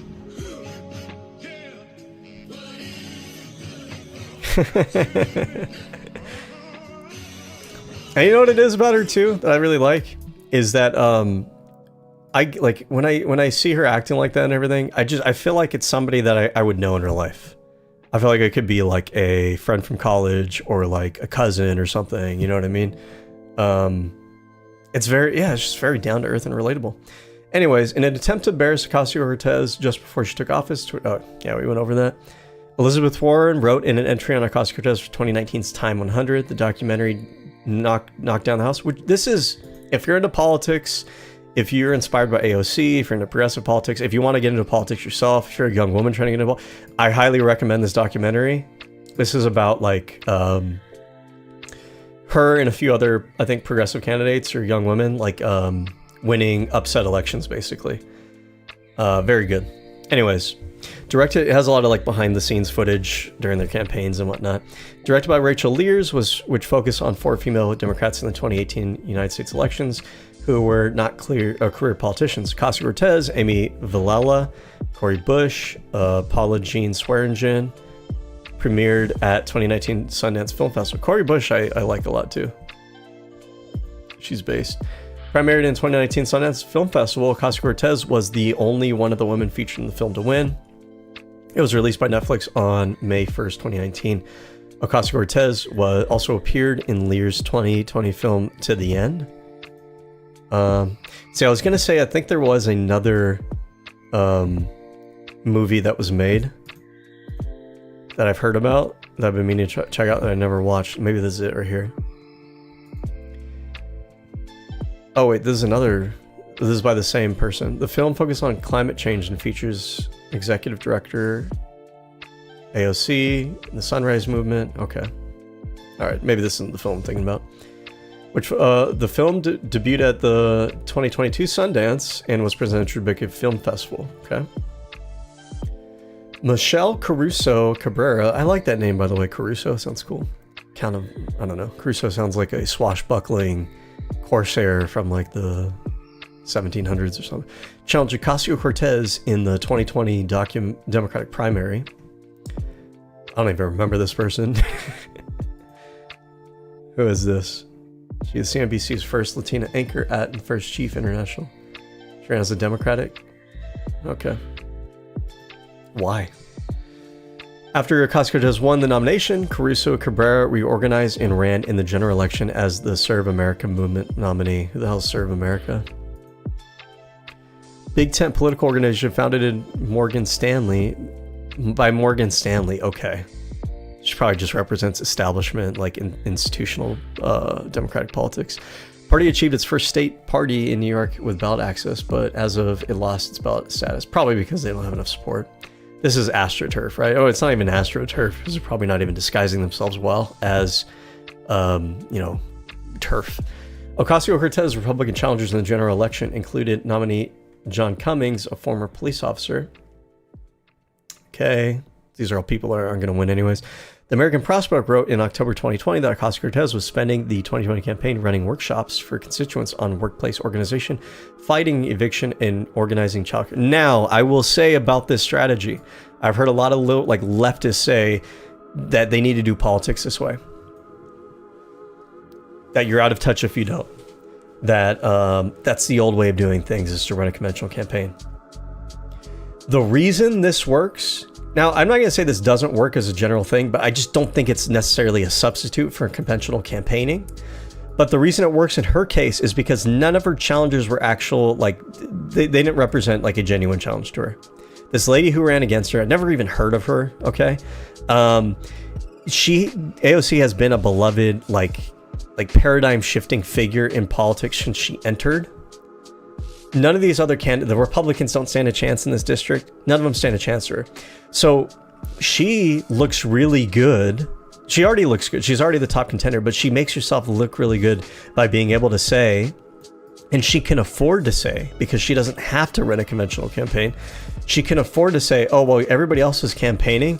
I was doing the real work. But she's already positioned to do so. This strategy doesn't work in all situations, or it's not a substitute for conventional campaigning in all situations, but it can make you look really good to the right people. Anyways, they noted that AOC was often not featured in the streamed workshop, saying the strategy decentralized the candidate from her own campaigning. On October 2020, this also looks really good too, by the way, if she genuinely was running these things, but using it to feature other people. Again, because she's already a household name, because she's already a well-known figure. She doesn't have to be in the campaign material, and it makes her look humble. It makes her look like it reinforces even more her brand, that she is down to earth, that she's part of the community, that it's not just about her and in an egotistical sense. On October 2020, Ocasio-Cortez hosted a Twitch stream. This is really good too. She's interfacing with the way that young people engage with politics. Okay, but it's, again, she can afford to do this. She already has enough support in her district to do stuff, to do. I mean, anybody could do this. Conventional establishment political candidates could do this if they wanted to, if they have the charisma to do so. It's not a substitute for a conventional campaign if you need to run a conventional campaign. But she's already a shoo-in. She already has the name recognition. This just expands the base of support that she already has into younger male audiences, right? With fellow Congresswoman Ilhan Omar, and she did it with people like Pokimane, very popular. I imagine Pokimane's popular with young men. Hassan, popular with women. Let's be real here. I think people try to this kind of annoys me to a certain degree. I'll have a whole conversation about this later because there's been a lot of conversation about Hassan. If you want to find an effective strategist, political influencer, ideological movement, leader or whatever for your movement, it's Vosh. It's not Hassan. It's not. Vosh has the intellectual, he outpaces Hassan intellectually. I'm sorry, he does. He is strategically more sound-minded. He actually has a better grasp of the stats, the facts, the statistics, the history, the rhetorical effectiveness, the political strategic, mindset and everything. Hassan is really popular, and he's not popular because I hear people say, "Oh, we need Hassan because he's going to get in the young male audience that the right has taken." Hassan's not popular with the young male audience. He's not for the most part, anyways. He's really popular with leftist women because he's an attractive package for left-wing politics. He's not the smartest. He's not the best at debate. He's not the most intellectual. He's not even really the most consistent and principled. But he's an attractive package for it. But that attractive package doesn't really work for young men. Young men don't care, bro. They don't fucking care if he's attractive. Most of them are unironically not gay. Okay, I'm sorry. He's not gonna it doesn't do that. But there is an audience. Obviously, Hassan does have an audience. It's out there. It's just not what I think a lot of people think it is. Dr. Lupo, have no idea who this guy is. And this person. The stream peaked with over 400,000 viewers, and according to the Guardian's Joshua... Now, Pokimane is really, I think, is a really lucrative figure in here, because her audience is probably, ironically, the flip side of this. You might think by her personality, if you know anything about streaming, probably young women, right? That look up to her, want to be like her. But her audience is actually probably young men, because they're all gooning to her. Or they all think that if they donate enough money, she'll fall in love with it. Whatever it may be, whatever. She's Ana de Armas's character from Blade Runner 2025. And her audience and her presentation is not really like an activist style of audience or presentation.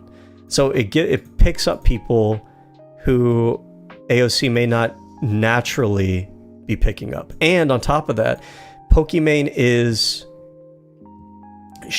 clean enough where she doesn't come with controversy.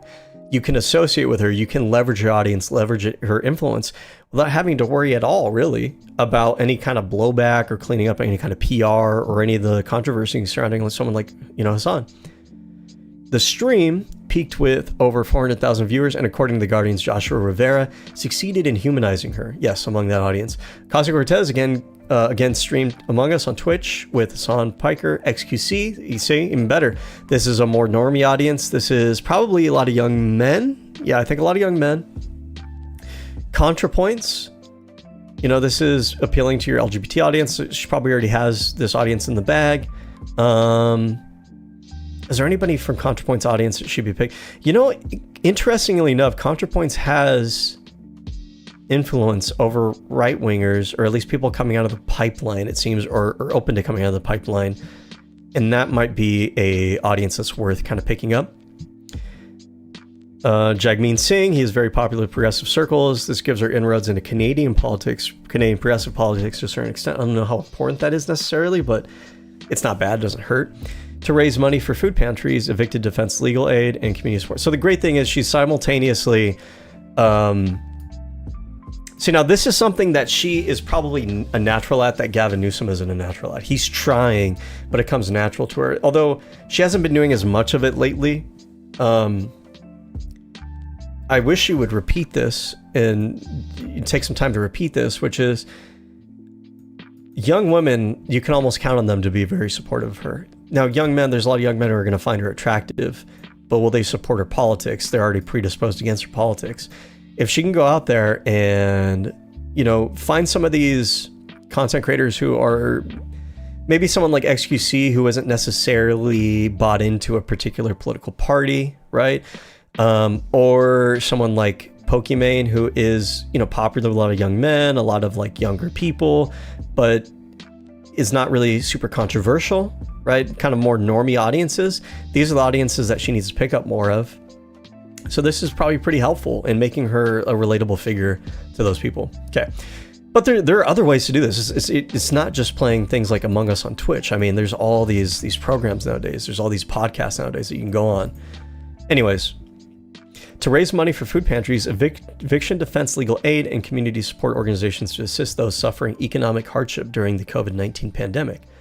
The stream raised $200,000. Ocasio-Cortez wrote, "This is going to make such a difference for those who need it most right now." I'm kind of thinking like what other podcasters would be really, really effective with picking up people that she may struggle a little bit with right now. And I'm thinking like, I can see her going on Joe Rogan. I can see Joe Rogan having her on to try to make it seem like he's a more open-minded person than he actually is. But he would have her on for that reason, I think. Joe Rogan, has he ever had her on? Joe Rogan, AOC. And I think that if she were to go on there, I don't think the conversation would be an adversarial one. I don't think so. I think that he knows, like, optically it would look bad for him. I think optically you'd want to have a like a friendly conversation. She could go on there. She needs to go on there. If she's running in 2020, absolutely needs to go on. There's no reason for her not to. It'd be political malpractice for AOC. It would be political malpractice for you to not go on his podcast. Okay. The stream raised 200,000, blah, blah, blah. But yes, people like Joe Rogan.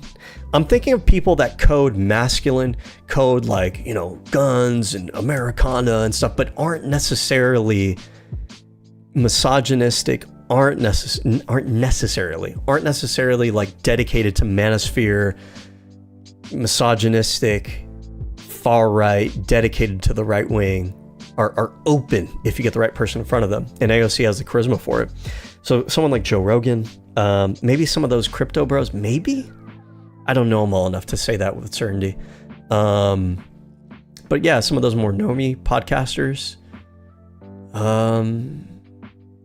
It would be even, I bet she's probably been on The View, but it'd be even good for her to go on The View because there's a lot of older and middle-aged women who are of a different generation.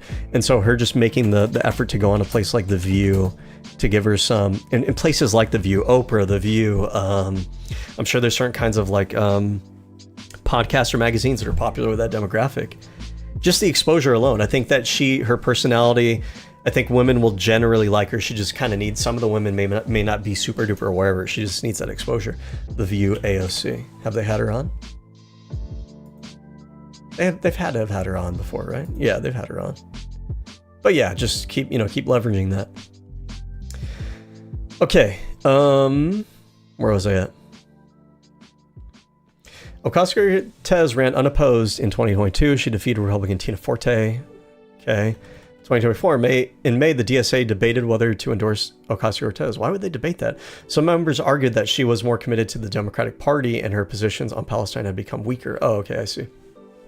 So this is where left-wingers again shoot themselves in the foot. They don't understand what AOC understands, and this is why you'll actually find there's a lot of like more moderate liberals, like what leftists call neo-libs, which that's not what neoliberalism, by the way. Nobody uses neoliberalism correctly anymore. Neoliberalism is an economic ideology of deregulation and like taking away like social safety nets and stuff like that.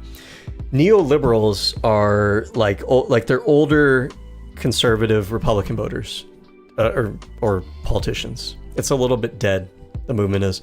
But I'm talking like the Ezra Kleins, the people who watch like Ezra Klein and Destiny and probably even ContraPoints and who else? Like there's not a lot of like major left-wing, just regular liberal progressive commentators these days, but you get the idea. She's actually popular with them. Usually the left and the right can't agree on anything, but it's because AOC has shown that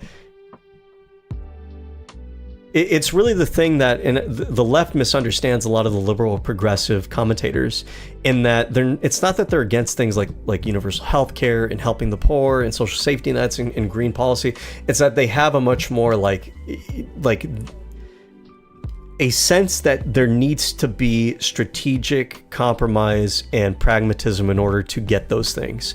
And that's what the progressive liberals see with the social democrats see with AOC, is that she is able to do both, right? And a lot of leftists, a lot of activist types are not able to make that transition. Someone like Rashida Tlaib, for example, I don't think has been able to make that transition from just being an activist, just being someone who runs, to being someone who's politically effective in office, because you understand that politics is politics and governance is governance. Anyways, but the left is eating itself because you have probably your most effective, most popular, like best at selling these things to a general public candidate, and you're debating whether or not you should endorse them because they're not and I hate the talking point, but it's becoming true, they're not 100% on your positions on some of these things. Not even that they're not for them, but they're weaker on it in a vague way. Anyways, on June 23, the DSA National Political Committee, NPC, voted to endorse her so long as she fulfilled its list of demands most concerning Palestine. The New York City chapter, which endorsed her, rejected the deal. Interesting. On July 10th, the NPC withdrew its endorsement of AOC. What's the NPC? Is that what this is? Oh, the DSA National Politics Committee. Okay. So the DSA essentially. Although this almost makes it sound like this organization's really fucking disorganized as well. Like leftists, you guys got to get your shit together. You guys don't have an ability to organize. And I mean, like, A political party where everybody's pushing off in different directions is like a turbine trying to be pushed by air that's going in all different directions and canceling each other out. You're not moving anything. In order to actually be a movement, in order to actually play politics, in order to actually acquire the power through politics to govern, you have to be a unified stream of air that's pushing that turbine. You guys gotta get your shit together. The DSA NPC, anyways, I don't know if this means that the New York chapter or the larger DSA organization itself, because it makes it sound like almost like they weren't all in agreement on this, cited her participation in the panel that conflated anti-Semitism with anti-Zionism, her support for a resolution that characterized, so not even that she conflated anti-Semitism with anti-Zionism, but I guess there was a panel that she was a part of that did. Her support for a resolution that characterized denial of Israel's right to exist as anti-Semitism. I mean, that is, well, it's not really anti-Semitism, but that's a stupid molehill to die on. Denying Israel's right to exist is not, it's not a good position to hold. It's not a humanistic position to hold. It's not a rational position to hold. It's not a progressive position to hold. Your fight for the Gazans, for the Palestinians, should not be at the expense of is like Israel and Israelis as a whole. I hate Nenya. I really dislike him. I don't like him as a person. He's probably one of my least favorite political people in the world, like behind maybe Donald Trump. Maybe they might be right on par with each other.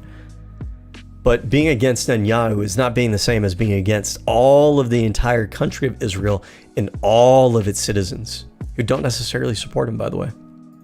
Anyways. And a co-signed press release in support of Iron Dome defense system. That's a defense system. You shouldn't be against a defense system. I understand being against Israel having maybe hostile, like offensive weaponry. Okay, I understand that position. Being against them having defensive capabilities to knock out missiles that are coming in to civilian areas. Why would you die on that hill? Why would that even be a position that you hold as a progressive?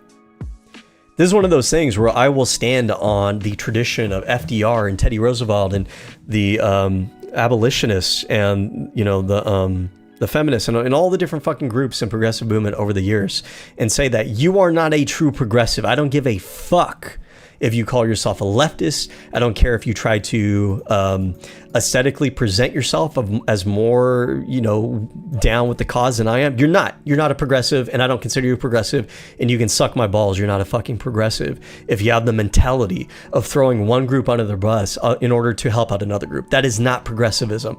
That's you being lost in the sauce. Anyways. Investment banker Marty Dolan, a moderate Democrat, ran against AOC in the primary. Ocasio-Cortez won overwhelmingly. Ocasio-Cortez again easily won the general election against Forte. Some voters in her district split their tickets. Voting for Ocasio-Cortez and for Trump in a presidential. See what I mean? There's overlap in the people who vote for Trump that you don't expect. It's the anti-establishment, but they don't really have like a necessarily right-wing or left-wing ideological commitment. There's an anti-establishment populist commitment that is not necessarily right or left-wing in their mind. Okay, or another way to put this too is that the people who vote for Trump, the Trump base, the MAGA movement is not necessarily economically right-wing. They're economically populist. That can manifest itself differently, but part of that manifestation sometimes is that you'll have people who are both nationalist and also pro-worker. Those things are not mutually exclusive positions. They're actually kind of on different axes. Anyways.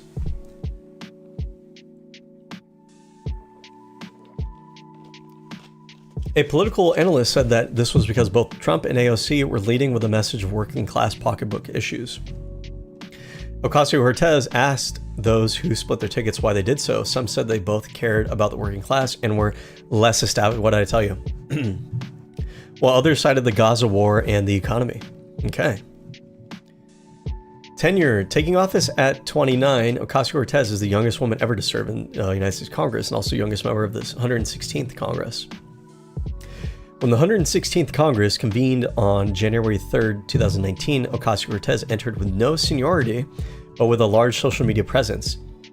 Axios credited her with as much social media clout as her fellow freshman Democrats combined. I remember when she came in with a squad, they gave Nancy Pelosi shit, but you know what? I'm not even mad.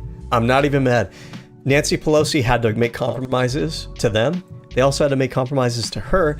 But you know what? That's what you're supposed to do. You're representing your constituents. You're representing your positions that you hold. But at the end of the day, you're not being stupid and dumb, and you're not dying on an anthill for it. Both sides actually conceded things, but they also had to come to an agreement. They also had to give and take. And so AOC and the squad were able to extract things that were really important to them, right? And Nancy Pelosi was probably able to extract things that was important to her, and they met somewhere in the middle and they got things done. Axios credited her as much social media clout as her fellow freshman Democrats combined. That is probably incredibly true. Since June 2024, she has 13 points. And here's the thing too about the Democratic establishment. If you guys have not asked people like AOC, like Destiny, like Hassan Piker, like Bernie Sanders, like who?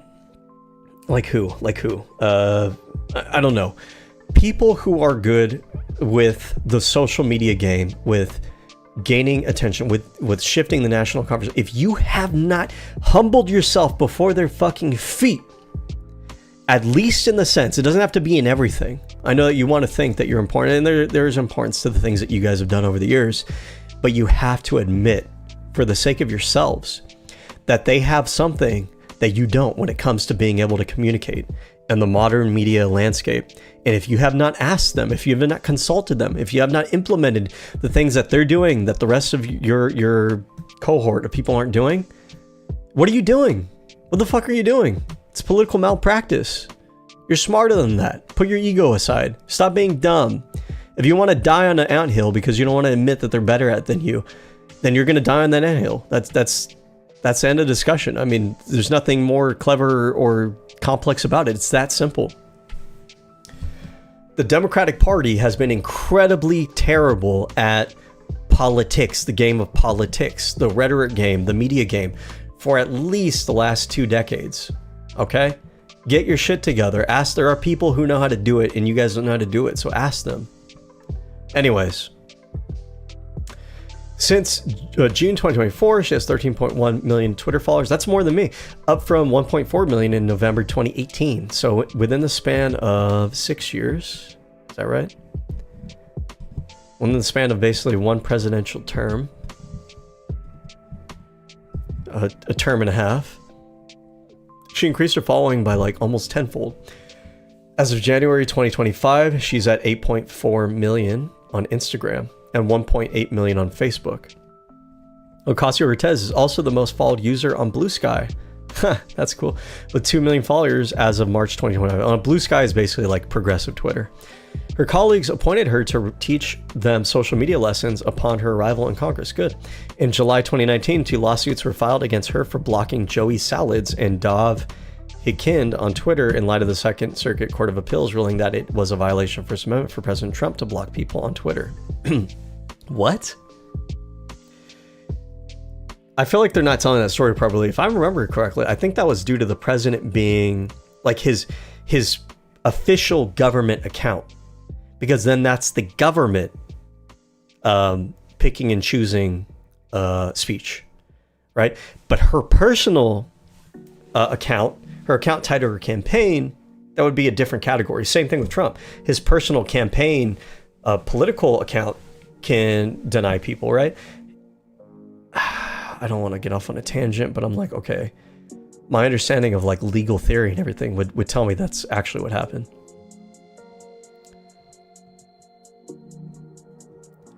The courts ruled POTUS president can't block people on Twitter. Said all publicly elected officials should not have access to blocking people on their social media. Just today, the Second Circuit affirmed a ruling that elected officials cannot block individuals from their Twitter accounts, thereby, okay, for the Twitter or their public Twitter accounts, meaning their official government. Twitter is public space and all should have access to government, okay? First YouTuber to run an office, blocking Twitter.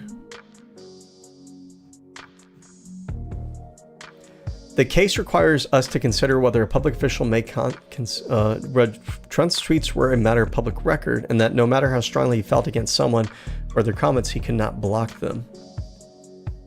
Okay, but yeah, is that his tweets on like his public or private account?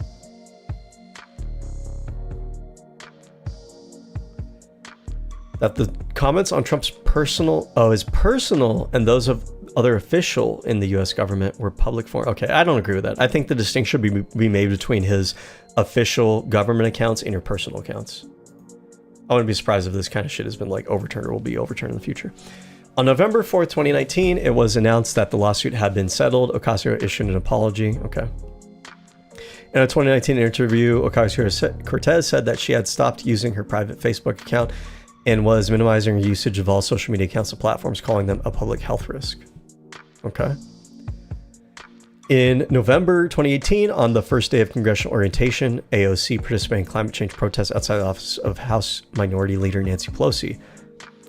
Also that month, she backed Pelosi's bid for Speaker of the House on the condition that Pelosi remains the progressive candidate for Speaker. Remains the most progressive. Oh, okay. See, now this is what I'm talking about, leftists. She endorsed Pelosi's bid for Speaker of the House. Okay.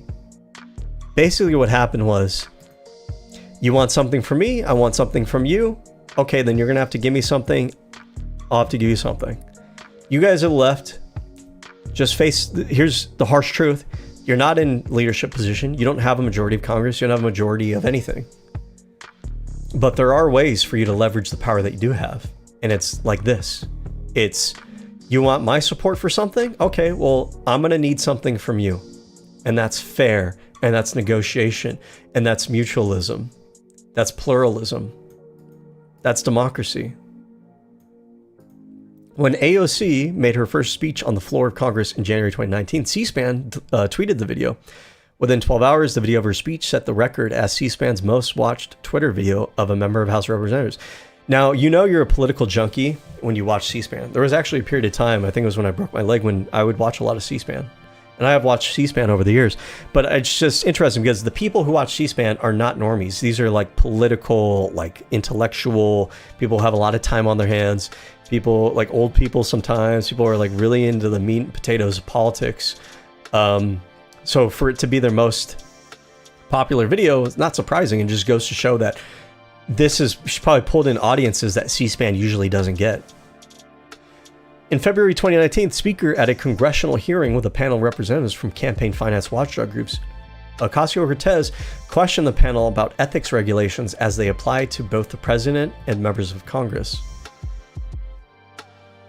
She asserted that no regulations prevent lawmakers from being bought off by wealthy corporations. With more than 37.5 million views, this clip became the most watched political video posted on Twitter. Interesting. When President Trump, former lawyer Michael Cohen appeared before the Oversight Committee in February 2019, Ocasio-Cortez asked him whether, I remember this, Trump had inflamed. This is something that I pointed out a lot of people didn't catch on to and a lot of people didn't give her credit for. She was like the newbie in politics, newbie in Congress, right? And in that hearing, she brought up a question that the senior members who should be like, you guys have been doing this for a long time. Why are you guys so incompetent? This is an incredibly important question. And it's a question that revealed like a crime, basically. Let me look up this video.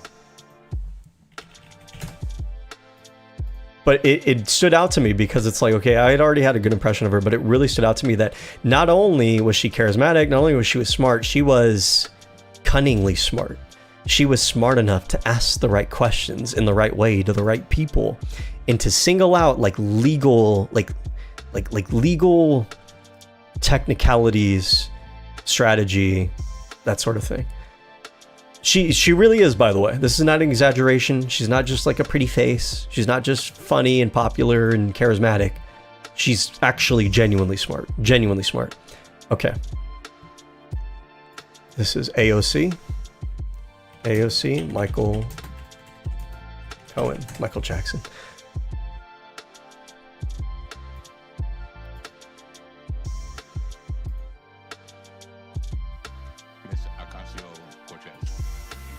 Thank you, Mr. Chair. Mr. Cohen, I'd like to quickly pick up on some previous lines of questioning before getting into my own, so I may go a little quickly to get it all in 5 minutes. First, my colleague from Vermont had asked you several questions about AMI, the parent company of the National Enquirer. And in that, you mentioned a treasure trove, a quote, treasure trove of documents in David Pecker's office relating to information assembled from all these catch and kill operations against people who potentially had damaging information on the president. You also mentioned that the president was very concerned about the whereabouts of these documents and who possessed them. Does that treasure trove of documents still exist? I don't know. I had asked David Pecker for them. So you would say the person who knows the whereabouts of these documents would be David Pecker? David Pecker, Barry Levine, or Dylan Howard. Okay, thank you. Secondly, I want to ask a little bit about your conversation with my colleague from Missouri about asset inflation. To your knowledge, did the president ever provide inflated assets to an insurance company? Yes. Oh, was it this? Now, this is a long time ago, so I don't remember the timeline here. Was she the first person to point this out? This is a big deal. This is like one of the biggest deals to come out of this whole investigation. And this is, I think, part of what led to the investigation in New York that led to Trump's 34 felony counts. And really, it's kind of more of one. It's just 34 counts of the same crime, basically, falsifying of like records or whatever. But this was due to him inflating the value of assets when he was applying for loans, and then deflating the value of those assets when he was paying taxes. So that's like you're cooking the books, basically. Who else knows that the president did this? Alan Weisselberg, Ron Lieberman, and Matthew Calamari. And where would the committee find more information? Okay, so there you go. Right. Genuinely smart, genuinely cunning, genuinely intelligent. Why didn't I? Because I watched that whole hearing. I don't remember any other even the senior members of Congress asking that question. I think a lot of them are like on cruise control, or like they're, no offense or anything, but they're a little bit past their prime. Cohen's reply implied that Trump may have committed tax and bank fraud. The president of the American Constitutional Society named AOC as the committee member best at obtaining specific from Cohen about Trump's shady practice, along with a roadmap for how to find out more. Yeah, see, even they recognize it. And who are these people? Because this sounds like a conservative group, if anything. Oh, it's progressive. Okay, but they recognize. I mean, they might be incentivized to say the progressive member of Congress was, but it was very erudite. Shout out to erudite. New York Times columnist David Brooks praised her skill in questioning Cohen. The exchange between Ocasio-Cortez and Cohen prompted an investigation. Yeah, see? Yeah, I do vaguely remember the timeline. But like, nobody talks about this. AOC was the one who had like asked the question that led to the actual felony convictions of Donald Trump. Think about that for a minute. Think about how important that is. Think about like, nobody gives her credit for that. She's like part of it is a thing about like being a woman. Part of it is being a thing about being like a fun, bubbly, pretty woman, right? I'm trying to get across here is that I think that people even subconsciously just kind of like, I just feel like sometimes, even if they like her, I feel like sometimes they don't recognize that it's more than those superficial things. She is actually genuinely really fucking smart, and politically, like, her instincts are really good. Anyways. Let the glaze begin.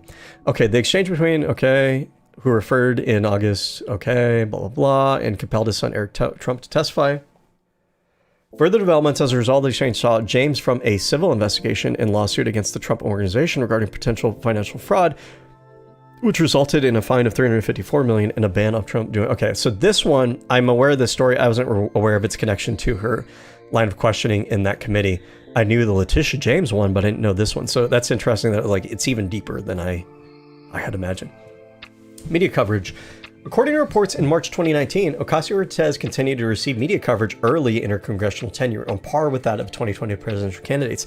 See, that's the thing. That's what it gives her a sense of inevitability. Like, this is natural. She's natural for this. She is like born to be a important political figure in our history. Like, genuinely, we forget sometimes we're living through history. These names will be in history books. They will talk about the consequences of different moves and actions and things that they did and everything. She's one of the more important figures in our national history at this point. She is. And there's an inevitability to her, and she's natural at it. And I genuinely feel like it's, if our country survives Donald Trump, and we survive as a democratic republic for some time going forward, I don't think it's a matter of if, I think it's a matter of when. Anyways, and was considered one of the faces of the Democratic Party and one of the most talked about politicians in the United States between July 8th and 14th. 2019, she drew more social media attention than the Democratic presidential candidates. Tracking company Newswhip found that interactions with news articles on Ocasio-Cortez outnumbered 4.8 million, while no Democratic presidential candidate got more than 1.2 million. David Botter of the Associated Press wrote that Trump supporters were thus having some success in having Ocasio-Cortez be top of mind when people think of the Democratic Party. Imagine this. Now imagine this. And I know some of you'll throw up in your mouths a little bit, but you probably never thought about it. And I want people to think about this for a moment. And it sounds fucking wild, but I want you to think about it. Imagine a Gavin Newsom AOC ticket. Gavin Newsom as the presidential candidate, AOC as the vice presidential candidate. Is Hassan Parker not going to vote for AOC as vice president? Is his audience not going to do so? What do his political bona fides look like if he doesn't do that? I bet most progressive-leaning young voters, even if they hate Gavin Newsom, I bet you have a slice of them who go and vote for Gavin Newsom. I bet you have moderate, older, independent voters who see that combination and think that it's new, novel, it's compromising, and it's a unique blend that they've never seen before. And you get some of them, you get a slice of them. I bet you get some of those Trump voters who would have voted for Bernie Sanders or liked AOC but voted for Trump. I bet you get some of them to come over. And I bet you get some of those, they already mentioned this, the establishment older Democratic voters who start to see AOC now as not just like a radical leftist progressive, but start to see her as somebody who can actually work pragmatically, even with the kind of politicians that they're familiar with and used to. It softens both of their images among the different groups within the Democratic Party, and then it positions her as this fucking force to be reckoned with, to actually be able to run as the top of the ticket, let's say in 2032 or 2036, as not just the pretty face, not just the charismatic person, not just the policy wonk, not just the progressive, people progressive candidate, but the one that the moderates and the older people and some of the independents can look to and see, actually, she was in there for a while. She doesn't seem so crazy and radical to me anymore. Now she seems like pretty pragmatic and okay. And she has a lot of views about change and everything, but she seems like she's able to work within the established system, and she's not trying to like launch a violent, tanky revolution. Do you understand how powerful a ticket like that would be? If the progressives and the liberals and the establishment liberals or whatever can put their fucking egos aside for a goddamn minute and realize the strategic advantage of running a ticket that has broad appeal like that gives something to everyone, I don't know. Anyways, between July 8th and 14th, she has all this, okay. Associated Press wrote that Trump supporters were thus having some success in having Ocasio-Cortez be top of mind when people think of the Democratic Party. Interesting. Okay, hold on a second. I need to pull my nose. My nose is itchy. Hold on a second.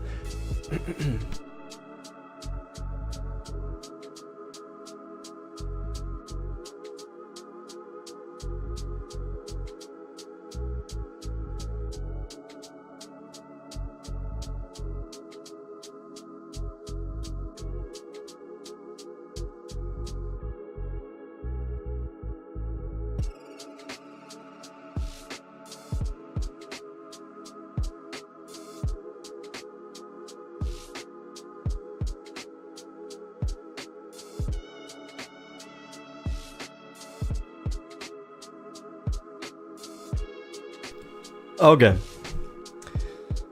According to a Media Matters study, Ocasio-Cortez has been intensely discussed on sister television channel Fox News and Fox Business.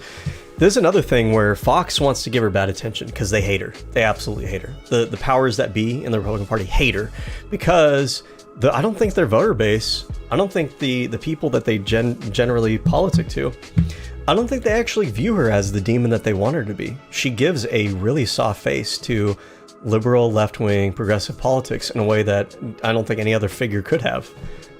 She's disarming in that sense. Only to, like, not all of the viewers, but there is a sliver of them. They've tried their hardest to make her out to be the devil, but it's just not really working.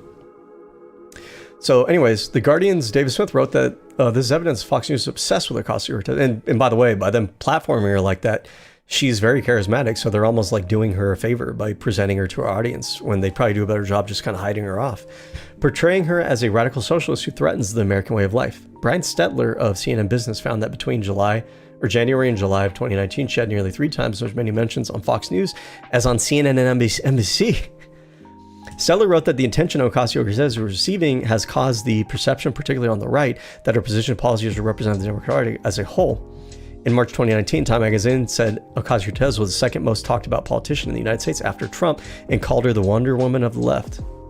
How amazing, how great would it be to have as an example of the first woman president be AOC? I think that'd be awesome.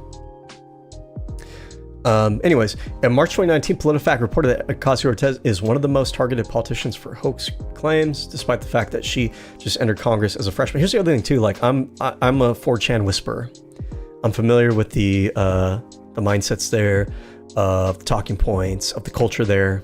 I don't browse it like I used to, but I was a big 4chan person back in the day for a long time too. And I could tell you something, is that she's more popular on 4chan than you might imagine, even among the far right. In fact, you go over there, you'll see threads where they post about her and the opinions will be mixed. You'd expect her to absolutely fucking hate her because she represents everything they ostensibly are against, but they don't. Not all of them do anyways. Fake quotes attributed to her, fake photos of her, false rumors about her have spread on social media. Some of these originate 4chan and are the Donald. By 2019, July, the fake material attributed things like Trump said to Ocasio, such as, I have a very good brain and I've said lots of things. On July 18, 2019, it sounds like something Trump has said. Charlie Rispoli, a police officer of Gretna, Louisiana, posted on Facebook an apparent threat to shoot Ocasio-Cortez, calling her a vile idiot who needs a round, and I don't mind the kind used to serve as a bartender. And I don't mean the kind. Rispoli posted the comment in response to a fake news article that falsely quoted Ocasio-Cortez as saying, we pay soldiers too much. Oh, yeah. See, like, the thing about the misinformation on the right is that it's not, it's serious. It's not funny. It's not regular politics. They're teaching these people to actually, like, genuinely have a distorted vision of reality and the world around them, which they make decisions based off of. And they also cause people to, like, believe that they are under violent threat from other people, which then makes those people violent towards those people that they're making up lies about. Rispoli was fired for his post and his Facebook account was deleted. He was canceled, but you know what? That's a good cancellation. You shouldn't be violently threatening people. Ocasio-Cortez is known to wear red lipstick, usually by the American makeup brand Stila Cosmetics in the shade Beso. By the way, apropos of nothing, I'm not really a fan of like bright red lipstick, generally speaking. I think it looks okay on her. Usually I'm not a big fan. Like, let's see. So like right here, yeah. I know it's like really unpopular. Most people disagree with me. But like this is more of like a pink, I guess. I think I like this better, to be honest with you. But I mean, it's a free country. Do whatever you want. I just think I don't even know why we're... Why are we talking about it? As a style trait of Latino women from the Bronx. I mean, it is very reminiscent of like Latin women. Anyways, in a skincare tutorial for Vogue, she explained. So, I mean, I guess there's two ways of looking at this. One is like, oh, it's a woman. We have to comment about her appearance. We're talking about politics. Another way of looking at this is like, she's so popular and everything. And how many women can say they're like a fashion icon to other women? You know? Like, not just men ogling her and stuff like that, but like Vogue is interested in her. Like, that's not necessarily a bad thing. She explained that beauty and femininity are important to her because those things are often used against women in politics and society, and that self-love is like a mini protest against misogynistic critiques. Yeah, there's different ways that feminists view these kinds of conversations around like appearance and stuff. Like, on the one hand, you know, being able to like love yourself, the skin you're in, like be proud of your appearance, take pride in your appearance, do things that make you feel, you know, attractive and everything, like those are not necessarily bad things. On the other hand, like people will talk about how these things have been used to, you know, commodify people like against each other and whatnot. Anyways, you get the idea. Similar conversation, the Met Gala. So I'm not even going to read over this. Basically, she got invited to the Met Gala. I think somebody paid for her ticket. And I think somebody donated a dress for her to wear that says tax the rich. Some people said AOC tax. Whoa. You guys will find my horse folder. Talk about the AOC. tax the rich. It was like a bit of a scandal because people said it made her look like a hypocrite, right? Because she's at like this elite beauty convention thing for like designer clothes and everything, but she's a socialist. But she was invited. It seems like everything was paid for. It seems like I think the reason it doesn't really hit her is because it comes off as her using an opportunity to make a statement in line with her values and not her betraying her values. Like she's going to a place that doesn't really align with her values necessarily. And she's not going over there to grovel to them. She's going over there to make a statement. And she's not like she groveled to get in. It's like she paid her $42 million to get in there. She was invited. Someone gave it to her. Now, there is a question legally if it's in violation of the emoluments clause. I guess it would be. So let me see here. But it's kind of weird. Like going to an event, does that count as campaigning? Or going to an event, does that count as some kind of like solicitation or like a gift to an office holder? So as an elected official in New York City, she was considered a guest at the museum and as such did not have to buy a ticket, which cost persons other than elected officials at least $35,000. In response, Ocasio-Cortez said her critics were using the sexist double standard and that she punctured the fourth wall of excess and spectacle. Designer Aurora James also said that extremely wealthy people in attendance needed to see the message in person. In September 2021, the American Accountability Foundation filed an ethics complaint against Ocasio-Cortez for attending the Met Gala. The AAF declaimed that her attendance amounted to accepting a legal gift since her estimated $35,000 ticket was paid by Condé Nast, a nonprofit not for charity. On July 2025, the House Ethics Committee found that Ocasio-Cortez violated House rules by failing to pay the full market value for attire and by improperly accepting the free admission to the gala for her fiance. This is like a tricky one. There's a little bit of a gray area here because yes, I don't know, is she attending it as part of her campaign? Is she attending it as part of official? Is it a gift? Is it considered a gift? Is it considered a gift because she's an official? When you go to events like this, it's not you don't have to pay for them. Like it's a little bit weird. I don't know. Ocasio-Cortez is a member of an informal group of progressive of the squad. Okay, we don't have to go over this, but you get the idea. Now we get to Green New Deal.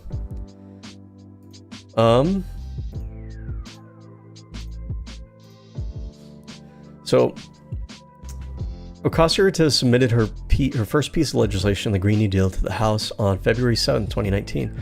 She and Senator Ed Markey released a joint non-binding resolution laying out the main elements of 10-year economic mobilization that could phase out fossil fuel use and overhaul the nation's infrastructure. So this is bold and this is big. You're writing on a policy implementation for a massive infrastructure project supposed to reconstruct basically the energy infrastructure in the United States. And you have to do it while appeasing to progressives and moderates.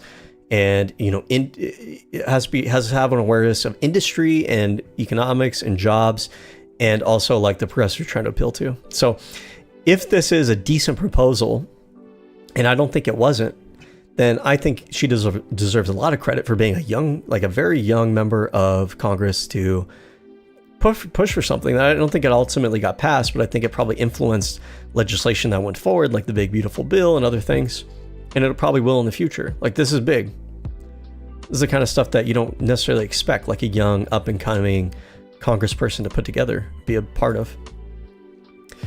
An initial outline of the Green New Deal called for completely ditching fossil fuels, upgrading or replacing every building in the country, and totally overhauling transportation to the point where air travel stops becoming necessary. The outline set a goal of having the United States create a net zero greenhouse gas in 10 years. Why net zero? The lawmaker explained, we set a goal to get to net zero rather than zero emissions in 10 years because we aren't sure that we'll be able to fully get rid of farting cows and airplanes that fast. So look, like people pretend that they're not pragmatic about these things. That, we can't change overnight. They're not talking about changing overnight. They're talking about 10 years. And they're not even talking about zero emissions because they realize that's a even harder goal. The goal is can we at least get to a point where we are at net zero, right? We're offsetting our emissions. We're offsetting the same amount of emissions that we're putting out. Okay, that's a really good first step. Activist groups such as Greenpeace and others came out in favor of the plan. No Republican lawmakers voiced support, of course not. The plan gained support from some Democratic senators, including Elizabeth Warren, Bernie Sanders, Cory Booker, other Democrats. I don't like how progressives threw Elizabeth Warren under the bus because of that whole fiasco with like a Native American thing. It didn't seem to me that she did that on purpose. It seemed like it was an honest mistake. And Elizabeth Warren has a very long track record of supporting progressive policies. And like, you guys throw people like that under the bus because they weren't your first choice in like a presidential election. Like, that's how you destroy your movement. You guys don't have solidarity and like respect and consideration for people. You guys expect people to be perfect when you're not perfect. Stop it. Anyways, including Elizabeth Warren, Bernie Sanders, Cory Booker, other Democrats such as Senator Dianne Feinstein and House Speaker Nancy Pelosi dismissed the proposal. Pelosi had referred to it as the Green Dream or whatever they call it. That's dismissive and rude.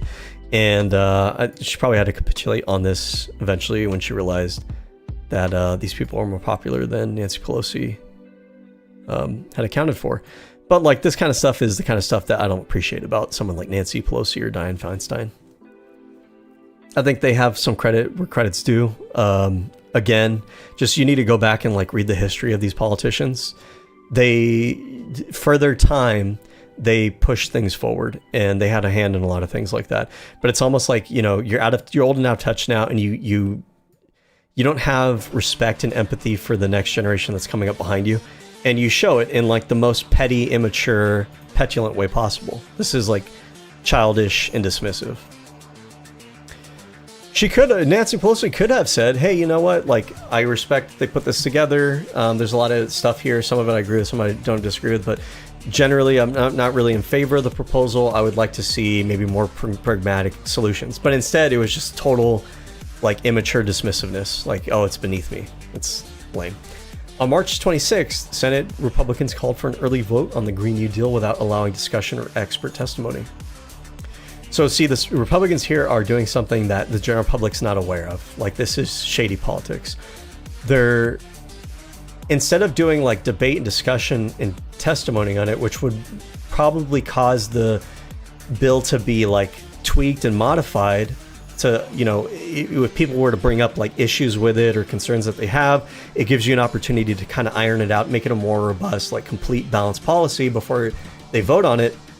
Instead, the Republicans just, they call for a vote without doing that. That way, anybody who's like on the fence or opposed to it, they're like, oh, well, shit, like I don't even have time to like really think about it, or like, we don't really have time to like talk about any of the issues that we had with it.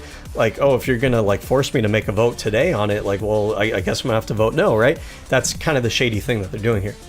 Markey said Republicans were trying to make a mockery of the debate and called the vote a sham and protest. Senate. And the other thing too, strategically, that the Republicans are doing here is by rushing a vote on it and not leaving it up to discussion. Discussion almost makes it more of a reality. It shifts the Overton window.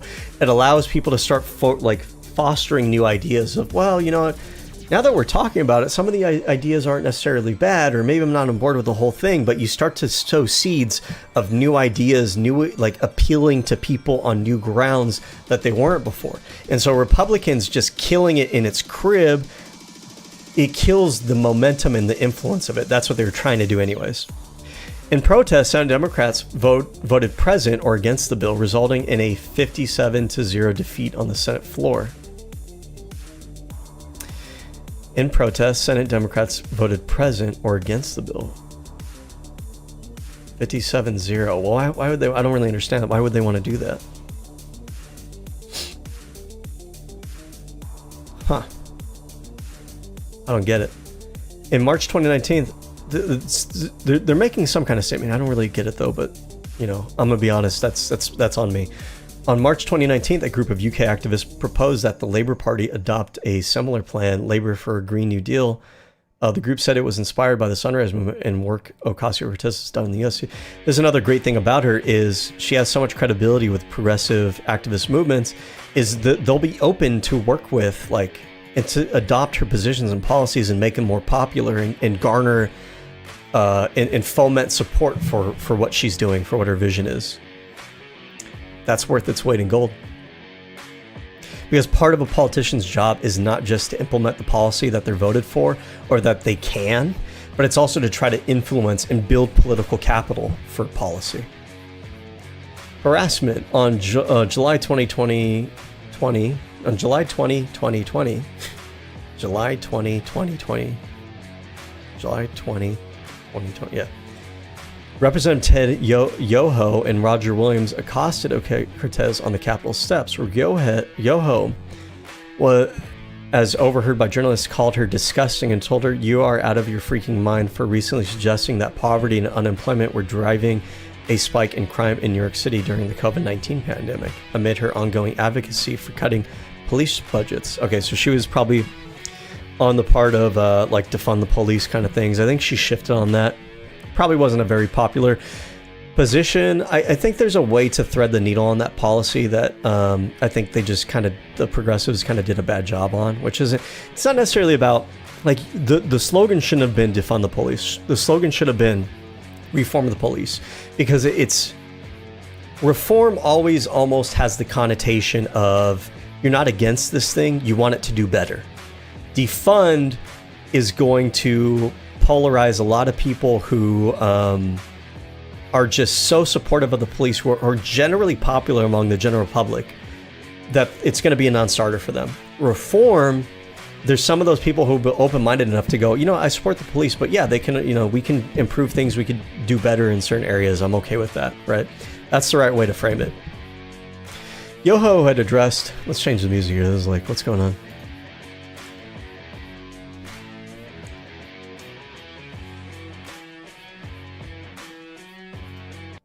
Did we already listen to this one? I guess it doesn't really matter. Okay. So in addition to that, he said, as she walked away from Yoho in the Capitol, Yoho called her a fucking B word. Okay. So this guy, and I guess this guy was also along with him. This guy looks like a scumbag, doesn't he? Like an asshole. Anyways, as she walked away from Yoho in the Capitol, Yoho called her effing B-word. Yoho addressed the matter on the House floor and, without naming Ocasio-Cortez, apologized for the abrupt manner of the conversation. This is a non-apology. Abrupt manner of the conversation, that's vague. That's not actually what happened. You insulted her with like a slur, and you were like aggressive and hostile, right? It's not just that the conversation was abrupt, like, oh, you know, I was dismissive of you and I ended the conversation early and I was rude. No, you were calling her names. And also you're not naming who you talk to. You're not really taking full accountability. You're being a pussy. This, by the way, this is what a pussy looks like. For those of you that have never had sex before, this is what it looks like. Okay. They're a little bit overrated. Anyways. Yoho addressed the matter on House floor without naming Ocasio-Cortez, apologized, abrupt manner of conversation, concluding, I cannot apologize for my passion. Oh, well, yeah. I apologize that you were offended. Offensive name calling, words attributed to me by the press were never spoken to Michael. Okay, so he's denying that he even used like the B word and stuff. Ocasio-Cortez responded with a speech saying that the incident was emblematic of a culture acceptance of violence and violent language against women. I agree with this, by the way, and it is a problem with the right. It is. It's a problem with the right. The right wing has a problem with misogyny. They do. And I know people will say, oh, you say that about everyone. People always say that. You guys always try to like, but you guys have that problem. What, do you want me to lie? You guys have that problem. You do. And I'm not going to play this game with like, oh, both sides are like that. Both sides. No, the left doesn't really have the same problem with, we have individuals, we have anecdotes, we have bad apples. You guys have spoiled your whole bunch. You guys have a culture of it. We have individuals who hide out in our culture. You have a culture of it. Offensive name calling, words attributed to me by the press were never spoken to my colleagues, and concluding. And by the way, if you want to try to play this game like, no, we don't. Well, then, motherfucker, why is the manosphere of the right adopted by the right and cozy with the right? It's because it's your people. You guys have the problem. You guys have the culture of it. We don't. We don't have the same kind of manosphere on the left. It doesn't exist. We're not like you.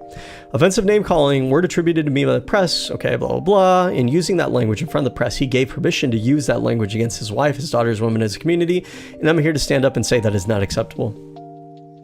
In November 2021, Representative Paul Gosar posted a version of the title sequence of the anime series Attack on Titan on social media that he had, and by the way, this is the influence of Donald Trump, and this is why people who normalize Donald Trump and pretend that it's not a big deal, like, you guys are the people that sit there while there's a bully on the high school, and you're going around like, oh, I'm not like him because I don't do the same things that he does. Yeah, but you're allowing it to fester, and you're supporting him, and you're laughing along with his jokes, and you suck his ball sack all the time, you make him his friend, and Like you make that behavior normalized, right? This is why you guys have that culture on the right. So this Attack on Titan thing was a meme they posted where characters from Attack on Titan were killing members of the Democratic Party. Basically, they switched out the characters with the faces of different people in Congress. And so I think this one was, what was it? Was it Donald Trump was killing them or whatever? Because Donald Trump was like one of the main characters killing the Titans, and the Titans had their faces replaced with members of the Democratic Party. You had Ocasio-Cortez, Joe Biden. And then, I guess he had himself, Paul Gosar himself, had his face superimposed. Speaker Nancy Pelosi called for law enforcement and the House Ethics Committee to investigate as a threat. Pelosi opened discussions on the House floor, saying that Gosar's actions demanded a response. We cannot have members joking about murdering each other or threatening the President of the United States. So, and by the way, this is the other thing too, is after the death of Charlie Kirk, the right has tried to say like the leftists, they have like a culture of like, no, we didn't. We had a person who killed Charlie Kirk.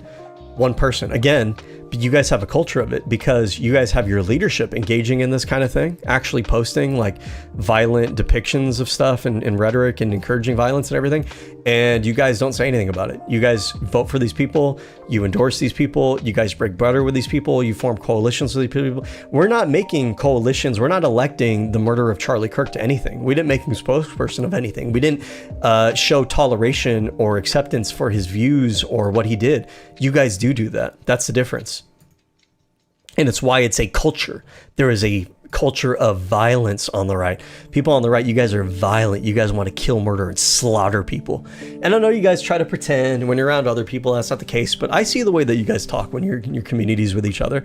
You know that I'm telling the truth. You know it about yourself. That's why I say it. I don't have a problem saying it because I know when you guys hear it, you guys know it about yourself. You do. And you know that I know it about you guys. You know that I actually go into you guys' communities and I see the way that you guys talk. So you can bullshit everybody else, but I'm speaking directly to you, and you know what it is. You know what the game is. It is a danger that represents to everyone in the country. When Republican House speakers refused to condemn the video, Ocasio-Cortez responded that she believes the video was part of a pattern that normalizes about yes, adding, I believe this is part of a concentrated strategy, and I think it's very important for us to draw just a strict line, a strong line for material consequence. She gave a 6-minute floor speech saying, this is not about me, this is about Representative Gosar. This is about what we're willing to accept. The House voted to censure Gosar, mostly along party lines. The last time the House had censured a lawyer or a lawmaker was 2010. So again, look at this. Along party lines, meaning the Republicans in the party, they tolerated this behavior.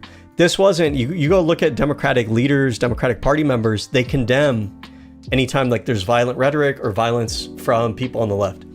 The Republicans don't. They support it. They vote for it. They refuse to vote against it. They refuse to show their condemnation of it. You guys have a culture of violence. You're violent people. Anyways. Case in point, the Capitol 6 attack. You guys are violent people. You glorify violence. That's why you guys love posting about guns and shooting people and Call of Duty. You have a Call of Duty mindset. You talk about invading other countries that didn't do anything to you. You guys glorify the violence. You make memes about it. You joke about it. You think it's funny. You like jerk off to it and stuff. Like you guys have a culture of violence. You're violent people. All right. Anyways, let me take a quick restroom break. I'll be right back. Hold on. Also, I need to, put some chicken nuggies in the oven. Getting hungry.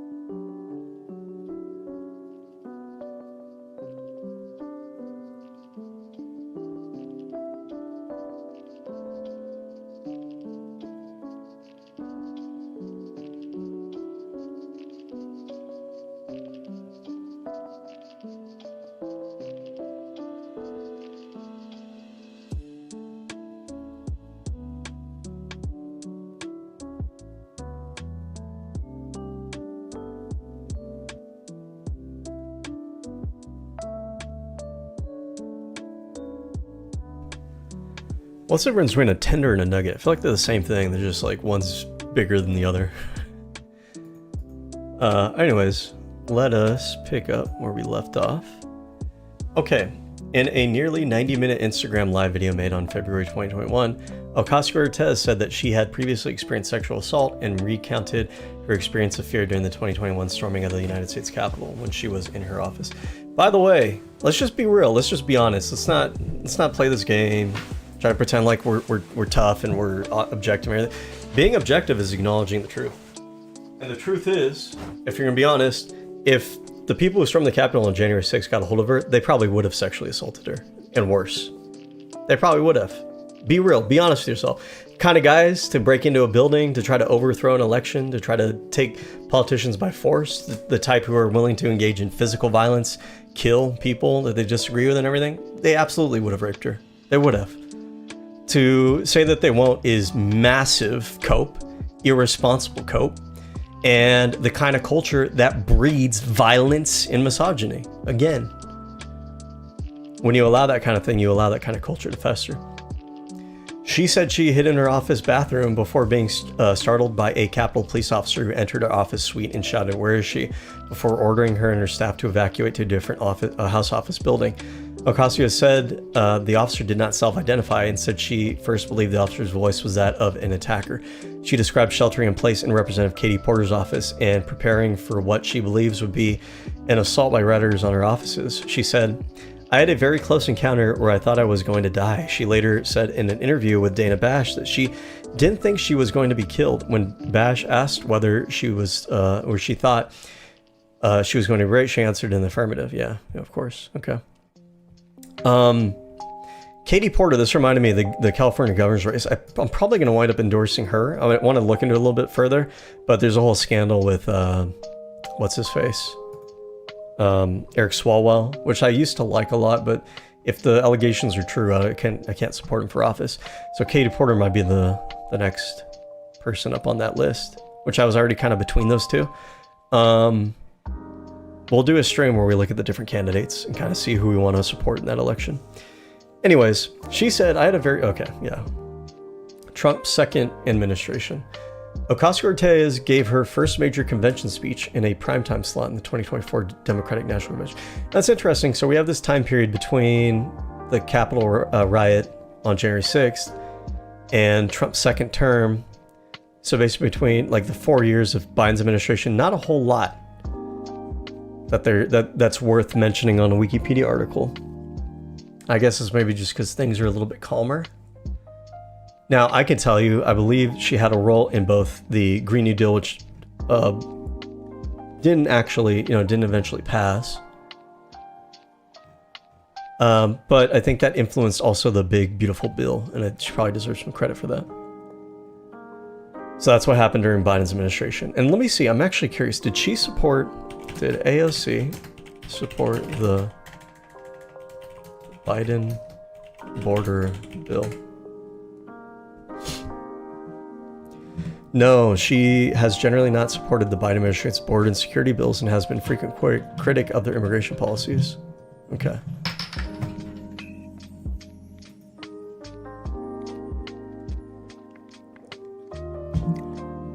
This is a position that might be tougher because I don't think being like super duper hardline anti-border enforcement policy is good, and you already have a lot of rhetoric in the public consciousness about liberals being too soft, wanting an open border. So you have to thread the needle where, and it should be the progressive default position. It's really the honest, like just rational, your brain hasn't left into outer space position of you can enforce the border without being like a weird, ravenous, inhumane, sadistic person. Like you can enforce the border without trying to rape, murder, torture, abuse, dehumanize, starve, poison, so on and so forth. These people that who are immigrants, you don't have to do those two things. I don't know why we allow our political conversation to be framed in that sense where it has to be one or the other. You can do both. You can enforce the border without being a fucking crazy person. Anyways, so let's see what happens in Trump's term. So she had a major convention speech in the primetime slot in 2024. She expressed support for the Harris-Walz campaign and heavily criticized Trump, calling for him a union buster who would sell this country for $1 if it meant lining his own pockets and greasing the palms of his Wall Street friends, which seems to be what's been happening, right? Ocasio-Cortez addressed the Gaza war, saying Harris was working tirelessly for a ceasefire and hostage deal. It's kind of sad that, you know, I really don't think, I think people are deluding themselves to think that Harris would have been even as, like, even on Biden levels of support for Israel. I think Harris was much more of the mindset of trying to find a peaceful solution that considers the Palestinians and doesn't allow Israel to just kind of like kill people indiscriminately. That seems to be what her political instincts have been for everything that I've known about Harris through her political career. So for political commentators to pretend otherwise, like, you guys you expose yourself as being like grifters, or like you just didn't do your homework. I don't know what it is. Like, it's stupid. It's just incredibly fucking stupid. The speech was generally well received. Politico wrote that Ocasio-Cortez was one of the party's most celebrated stars and that the establishment acknowledged it. The speech also led to a speculation about whether Ocasio-Cortez would run for higher office. In December 2024, Ocasio-Cortez made a bid for ranking member of House Oversight Committee, but lost to a more senior Gary Connolly. I remember this too. I didn't like this whole thing that went on. I'm trying to remember what the details were. She emphasized her platform and communication skills while running, while Connolly's supporters highlighted his experience when Connolly announced he was leaving his position in May because his cancer was returning. Ocasio-Cortez declined to run again, saying, "It's actually clear to me that the underlying dynamics in the caucus have not shifted with respect to seniority." Okay. So I think she's saying here, like, if I try to run again, like, I'm not going to win because I already know that they're going to do the same thing they did with Connolly before. They're going to support some other dumb asshole who's like just milk toast and everything because they're just so ossified in their relationships, I guess. So she didn't even bother. In February 2025, Border czar Tom Homan called Ocasio-Cortez the dumbest congresswoman ever and accused her of educating criminal illegal aliens. Okay, interesting that you think that the dumbest person was also educating people. Okay. Who's really the dumb person with a statement like that? After her efforts to teach people their rights, separately suggesting that she could be in trouble legally. That's so incredibly fucking stupid and reveals the authoritarian anti-American mindset on the right that you have people in charge of the administration saying that telling people what their rights and what the legal, like what the law is, would be a violation of the law. You're showing that you have an antipathy for the law. You're showing that you oppose the law, that you are in opposition to the law, to people's rights when you do that. In March, Ocasio-Cortez spoke out against federal budget proposals, saying it would empower Trump and Elon Musk and asked Democratic voters to vote against it. This is a smart move. When Schumer announced, the reason why it's a smart move too, because the federal budget, like trying to defund the government it's almost like a nuke. It's mutually assured destruction. But because the Republicans in Congress and the Republican Party and the Republican administration were doing whatever they wanted to do anyways, were violating the law anyways, and were using the money that was given to them by Congress to violate the law, violate the rights of the people the Democrats represent. If they're going to do those things anyways, you don't want to give them money to fund it. You want to deny the money. They're going to wind up doing those things anyways. They're using the American people as hostages, and to bargain with them is allowing them to continue to torture and harass the citizens of this country.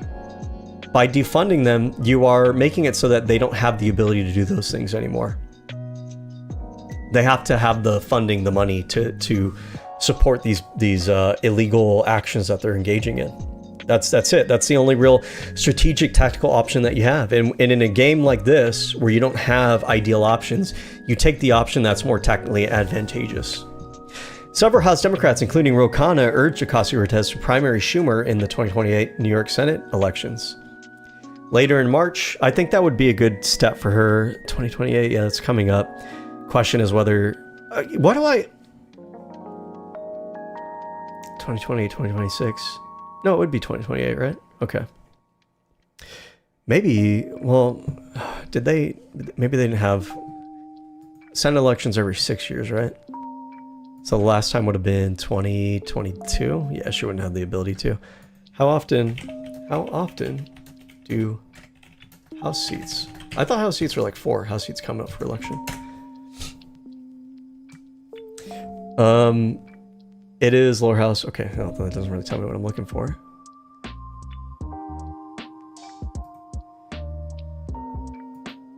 Oh, awesome. Learning adventures. This actually kind of scares me. I wonder if this is like a conservative, holy shit. This is like a conservative child indoctrination thing. Okay, this looks pretty mundane. I don't think this is... Maybe not.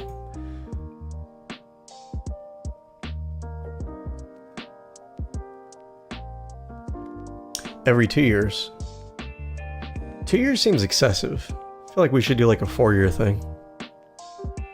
I'd have to think about that. I'd have to hear the arguments for it, because obviously there was a reason why the Founding Fathers, because they debated this. There has to be a reason they decided to go with that timeline.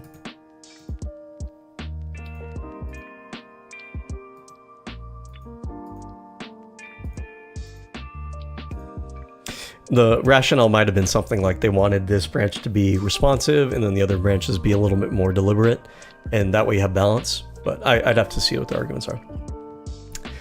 Later in March, Ocasio-Cortez joined Sanders for the Fight Oligarchy tour, giving speeches opposing Trump's policies in multiple cities. Yeah, this is a really good thing that they did, because at the time, Democrats were out of power. So when you're out of power, the thing that you have, that you can do, is you can build up political capital. When you don't have power, that's what you're left to do, right? And so they were doing the practice of building up political capital. And you build up political capital by campaigning, by getting support from the public, by making your ideas known to the public, by raising your profile among the public. So that's what they were doing.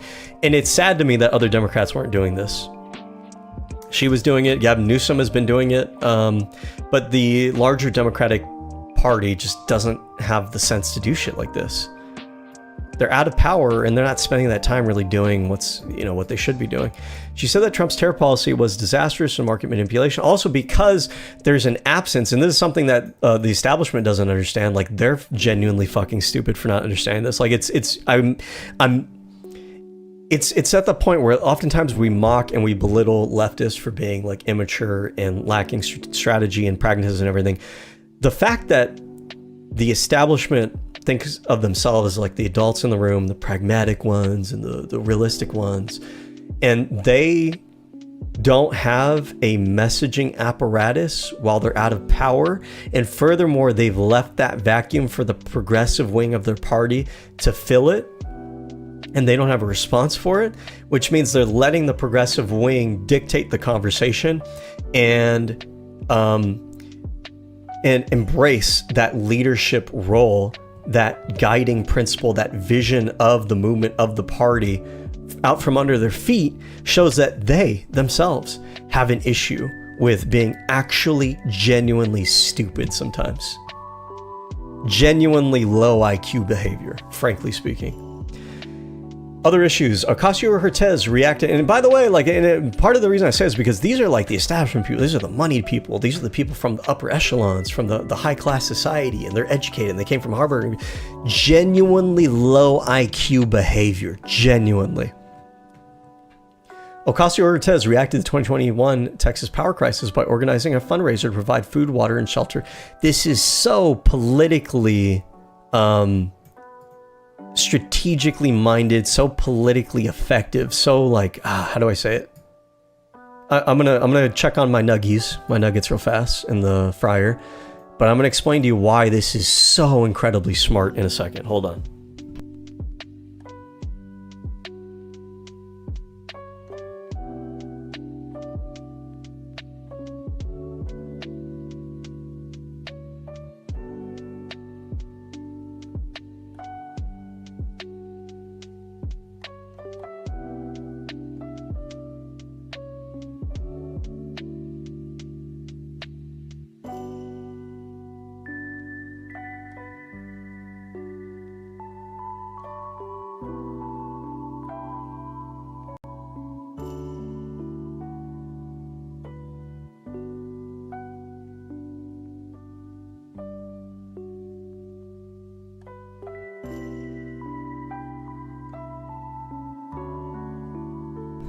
We're still cooking. Okay. So, the reason why this is incredibly intelligent is, number one, you're starting to make inroads with voters in Texas generally, broadly. You're currying favor with them. While your guys' Republican representative flayed the state, we, the Democrats, instead, we went over there to help you out, to get in the rough, to raise money for food, shelter, water for you guys, to fundraise, to help you guys out during this time period. So you're ingratiating the Democratic Party, the larger political establishment. AOC is smart enough to understand that she is not an island, that effective politics is coalition building. It's building up networks of people. It's building up support broadly. So she understands that what a lot of leftists don't understand is she embraces her membership in the Democratic Party and she uses that as a vehicle for change. She is not only building up her profile, she is building up the profile of progressive politics, of liberal politics, of democratic politics more broadly, because that is long lasting. That leaves a legacy. She doesn't really care about legacy, but it leaves a legacy of a movement that has continuity, that has a future. It builds up support. It sows seeds of support that will fertilize later on and sprout into support for policies and bills that you want to pass. And also, this is a way for her to ingratiate herself too, with more conservative, more independent voters across the country, because people will look at her and see, oh, she's real about it. She's true about it. She's not just doing, because they're not really making the calculus I'm making. They say, why is this Democrat helping constituents in another state? A lot of them didn't even vote for her. Oh, she's not like the other politicians. She actually cares about the people. She's actually real about it. She actually goes out and does it. Right? And a lot of those people start to question, you know what? Maybe I'm wrong about her. Maybe what other people have told me about her isn't accurate. Maybe there's more to her than I realize. Maybe she's not like the other Democrats. And even though I'm generally not for the Democrats, I'm for her, right? Because she's for me. Anyways, the fundraiser, which began on February 8th, it rose a lot of money. Coordinated with these other organization groups, which, by the way, networking, you're getting other local organizations, which will have lasting relationships in the community. You're forming those relationships so those people will carry your politics, your message. They'll carry what I'm looking for, support for you with them to other people that are influencing in the area. This is like widespread and long-lasting political capital building. Again, where's the rest of the Democratic Party? On April 15, 2021, Ocasio-Cortez and 3 members of the Congress called a press conference to announce a bill that they had introduced to implement postal banking pilot programs in rural and low-income urban neighborhoods where millions of households cannot access or afford standard banking services. Okay, this is a very kind of like government involved in economics, like kind of socialistic leaning policy. Not socialism, but it's more like government interference is a negative connotation, but like government influence in the economy, I guess, to have like banking programs. But I understand it. I'm not necessarily against this. Again, I am genuinely actually agnostic when it comes to economics. You can convince me one way or the other. Ocasio-Cortez described the families she sees in her urban community who need to rely on check cashing companies that charge exorbitant interest rates due to the absence of mainstream banks. They'll show up to a check cashing place and imagine cashing your stimulus check and having 10 to 20% of that check taken away from you. Why would you need to go to a check cashing place? Oh, if you don't have a bank, which some like poor families might not have. There's got to be other ways you could cash it out at. I'll think about that. Okay. November 5th, 2021, Ocasio-Cortez was one of 6 House Democrats to break with the party and vote against the Infrastructure Investment and Jobs Act as it was decoupled from the social safety net provisions in the Build Back Better Act.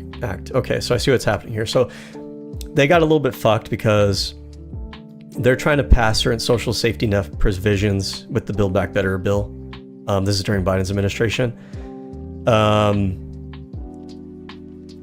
And so her wing of the party were like, well, hey, we're not going to vote for your guys' infrastructure and jobs bill unless you support us on the social safety net bill, which is fair, right? You got to give and take a little bit. Anyways, in September 2022, Ocasio-Cortez was asked about running for president. She said, I hold two contradictory things in mind at the same time. One is just the relentless belief that anything is possible, but at the same time, my experience here has given me a front row seat to how deeply and unconsciously, as well as consciously, so many people in this country hate women, and they hate women of color. People ask me questions about the future, and realistically, I can't even tell you if I'm going to be alive in September of 2020, and that weighs very heavily on me. It's not just the right-wing misogynist transcends political ideology, left, right, and center.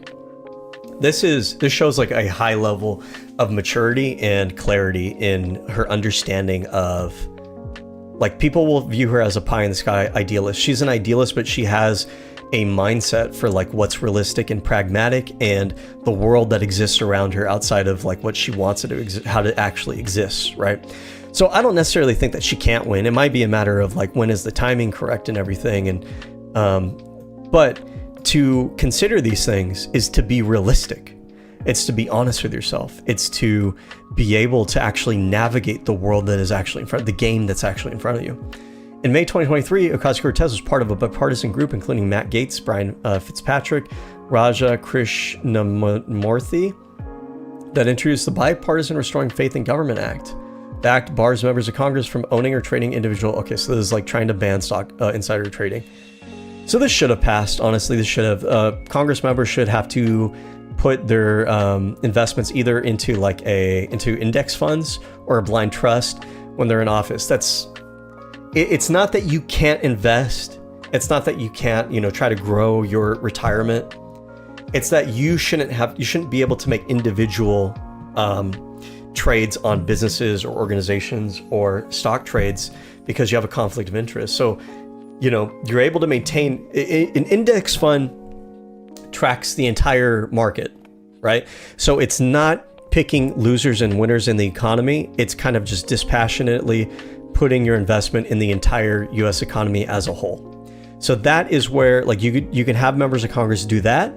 And that way they're not picking and choosing losers in the economy or being able to make money off of insider information. And then similarly, if they own like real estate property or, I don't know, art property or businesses or whatever, you have somebody else manage it. You put it in a blind trust. So that way, while you're in office, and then you can come back to it after you're out of office. That way, and this is what one of the presidents, I forget which president was, Johnson. That way, there's no conflict of interest there. You have this business right now while you're in office. Somebody else is running it. They don't even give me information. I don't really know. All I see is, how it's doing from an outsider's perspective. It's fair. In July 2024, following reports that Clarence Thomas accepted undisclosed gifts from conservatives, Ocasio-Cortez said that the Supreme Court was corrupted by money and extremism. This is part of like an enduring theme of her politics, which there are some people who make these statements and it comes off as kind of cringe. It's like sometimes it's an excuse for not actually having a deep understanding of the system.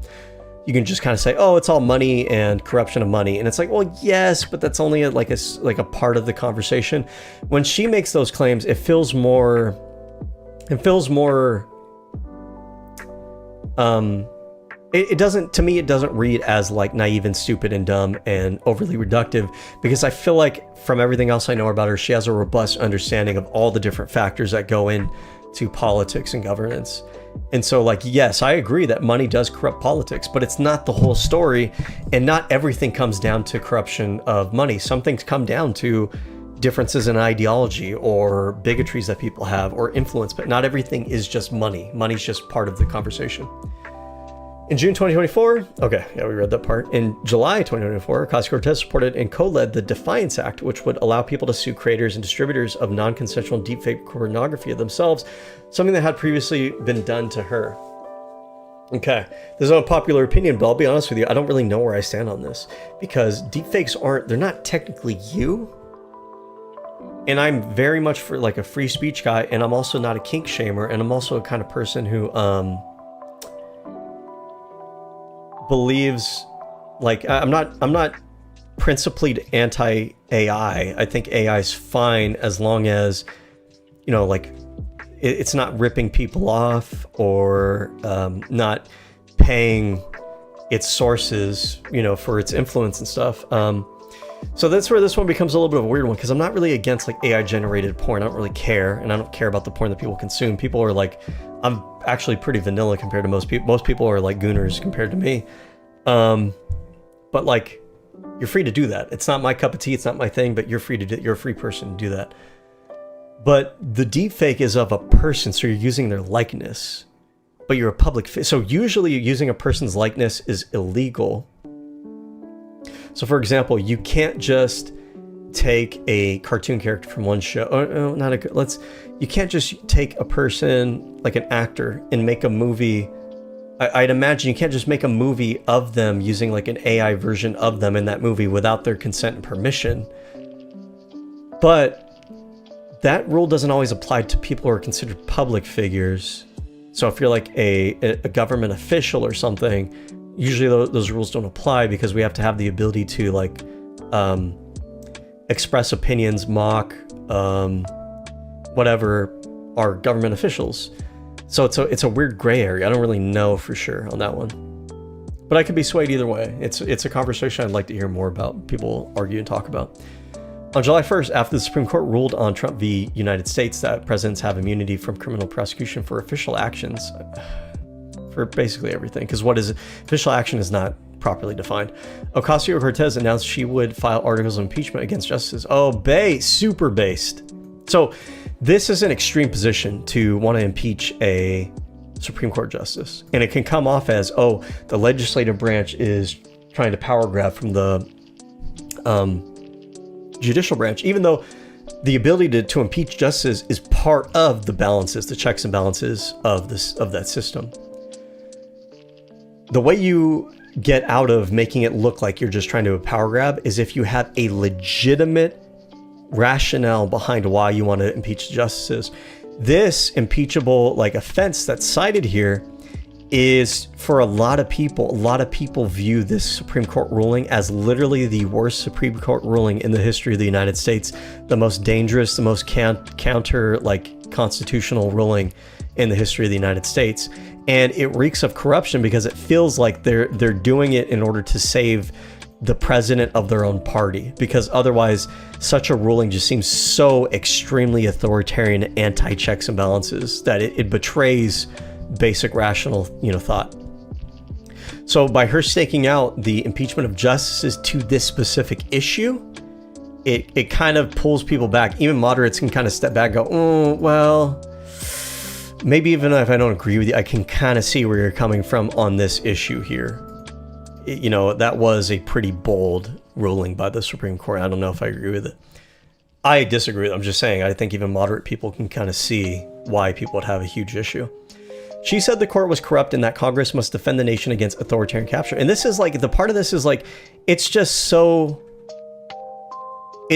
simple and honest. It doesn't come off as her trying to power grab or like, and people can understand and see. It's so easy to understand this perspective and agree with it. On July 10th, Ocasio, so the communication here, it seems genuine, it seems straightforward, it seems honest, and it's simple and intuitive for people to understand. That's why it's effective. On July 10th, Ocasio-Cortez officially introduced articles of impeachment against her, and she followed through, right? She wasn't all talk, she followed through. Even though she knows it's not going to pass, there's not really a downside to doing this that I can think of at the moment. But the upside is that it looks like she's genuine, right? She's not just bluffing. And everybody else who votes against it, that winds up being on them. Hey, I tried. The rest of you betrayed your oath to the Constitution. I tried. And I can say that I tried. The resolution accused the justices of failing to recuse themselves from cases despite personal bias and not disclosing lavish gifts they received. The resolution cited Ginny Thomas's involvement in the attempts to see. Now, this part I think is maybe where it becomes a bit of a distraction. These arguments are a little bit harder to make the case for, and they're a little bit more. People can go one way or the other. You should have just kind of kept it focused on this, on Trump v. United States.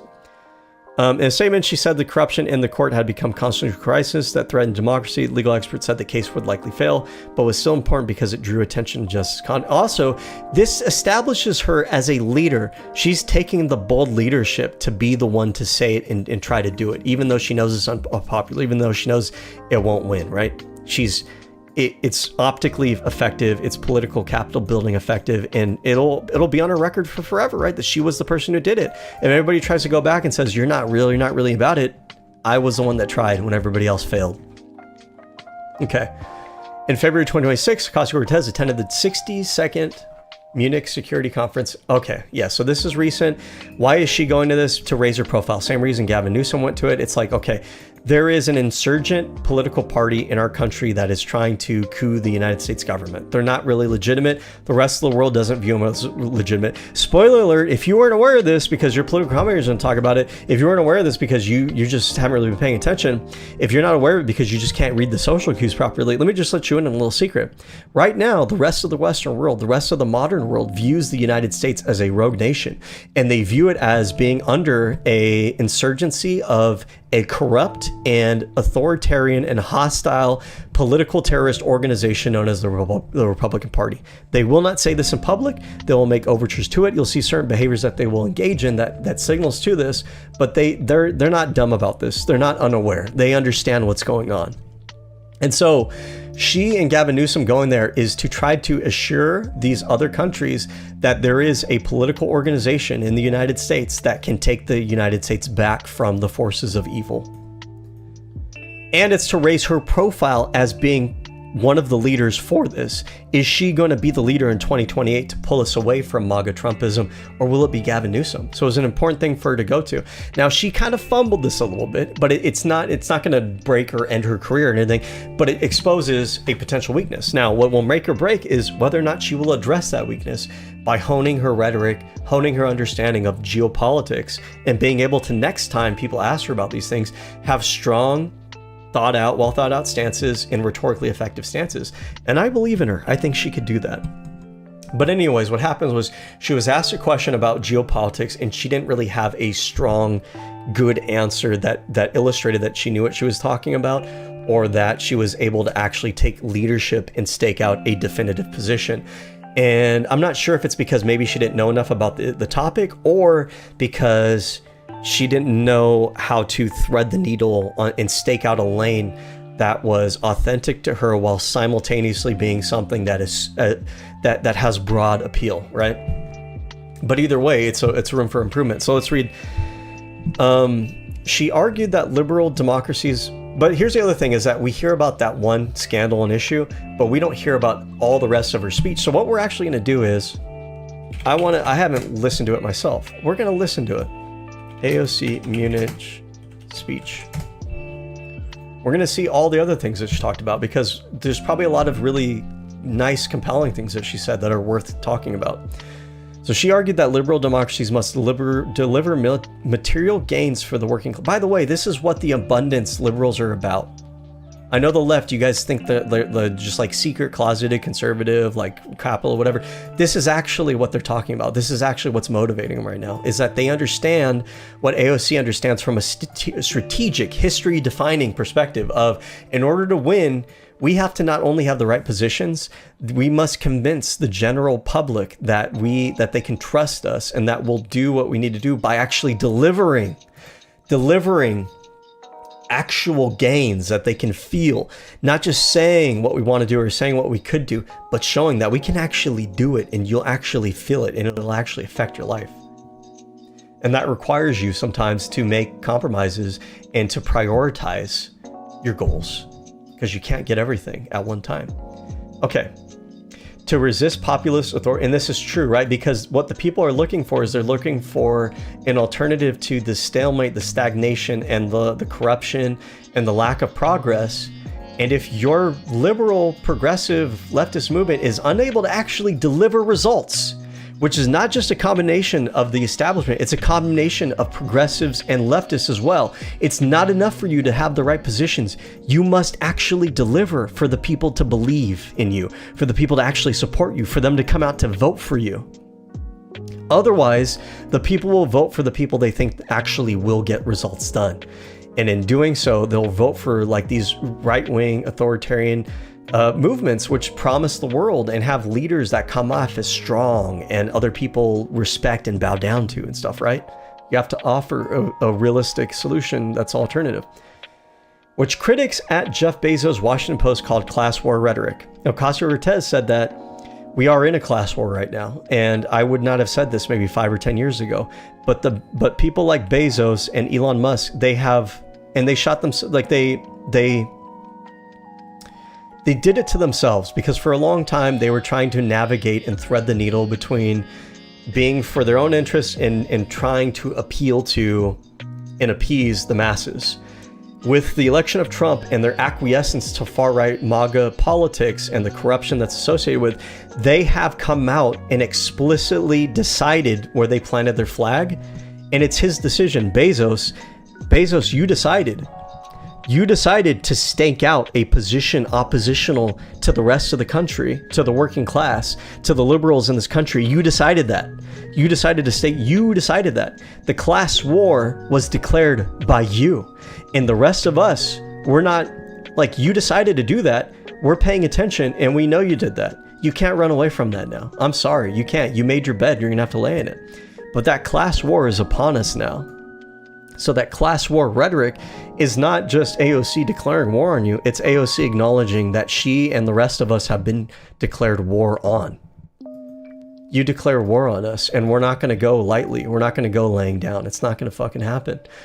Ocasio-Cortez said the Trump foreign policy sought to build an age of authoritarianism and a retreat from rules-based order to spheres of influence, to carve out a world where Donald Trump can command the Western Hemisphere and Latin America as his personal sandbox, where Putin can saber rattle around Europe. This, by the way, this is the meta game that's being played that a lot of you don't realize or understand. This is actually what's happening. Donald Trump wants to build a sphere of authoritarian rule and a world order that doesn't punish authoritarianism anymore. And he doesn't care so much about what happens to Europe and what Putin does to it. This explains a lot of his policy, by the way, because he doesn't really give a shit as long as Putin doesn't stop him from doing what he wants to do. And the same thing with China. He will let China take over Taiwan and the Asian countries, because as long as they don't get in the way of him, he doesn't give a shit. She added that as the Ghana genocide demonstrated, the so-called rules-based order had routinely failed to protect workers or the global poor, while criticizing the Trump administration capture of Nicolas Maduro violating international law. In order for international law and any of these laws and the Constitution to actually apply to people, we can't just have the ideology and the rhetoric and the right positions in the media. We actually have to acquire power. That's what the leftists do not understand. This is not a game. You have to actually have the power to enforce these rules, to enforce people's rights, to protect their rights. This is not a game. You will die. You will get killed. People will get killed. They'll be destroyed. You will have your representation stripped from you if you do not have the power to enforce against it. This is not a game. Ocasio-Cortez incorrectly replied that Venezuela is below the equator when asked about U.S. military, who cares? When asked about the U.S. military support for Taiwan in the case of Chinese invasion, she stalled for 20 seconds before endorsing strategic ambiguity, the American status quo. So the reason that she stalled here is because there's a lot of progressives who are like very friendly to China, and they oppose the idea that the United States would support Taiwan because they think that anything the United States does is bad in its imperialism. No, the United States, things that the United States does that are bad as a world power are a result of the people that are in charge of the United States being bad people. It's not that the United States having influence in the world is bad. It's not that we should not have influence in the world. It's not that we shouldn't support our allies and oppose those who are bad. You know, otherwise you guys wouldn't be against Israel. Let them do whatever the fuck they want, right? You don't actually believe that. The United States has the positive influence in world perspective and order and supports our allies if we put those people in power. You need to take that efficacy, that responsibility in your hands. You're an American, you're an American voter, you have influence in that. We don't have to be a force for bad in the world. We can be a force for good in the world, but we have to have the right people in place. But the leftists in the United States that she has her support from the most, they have this idea now that it's just anytime the US interferes, it's bad. And so the idea of supporting Taiwan, she knows that China trying to take over Taiwan isn't really good. But she also knows that if she says that, she might upset some people on the left. But the left needs to have an awakening that the actual true good progressive position is that if China tries to invade Taiwan, the United States will blow it out of the fucking water. and any of our allies, be it Ukraine, be it Taiwan, be it anyone else. And in fact, what's actually going on is we are in a war against the oligarchy and the far right in the world. And it's not just in the United States, it's the entire world. And the world is reorienting itself around that war. And it's going to be a messy war because the dividing lines of territory are going to be messy. But that is actually the war that we are all moving towards. That people don't want to admit to themselves, that they're not aware of yet. But it's all moving there. Ideologically, movement-wise, that's how everything's orienting itself. We want to make it very clear for the future going forward that in order to have progressivism in the world, you have to defend it, and we will defend it. This is not just us against Republicans. This is a world war that is being waged. The powers of the far-right authoritarian oligarchy are international, and they're working together at an international level. And you are stupid, you're naive if you do not see and do not take your role in that seriously.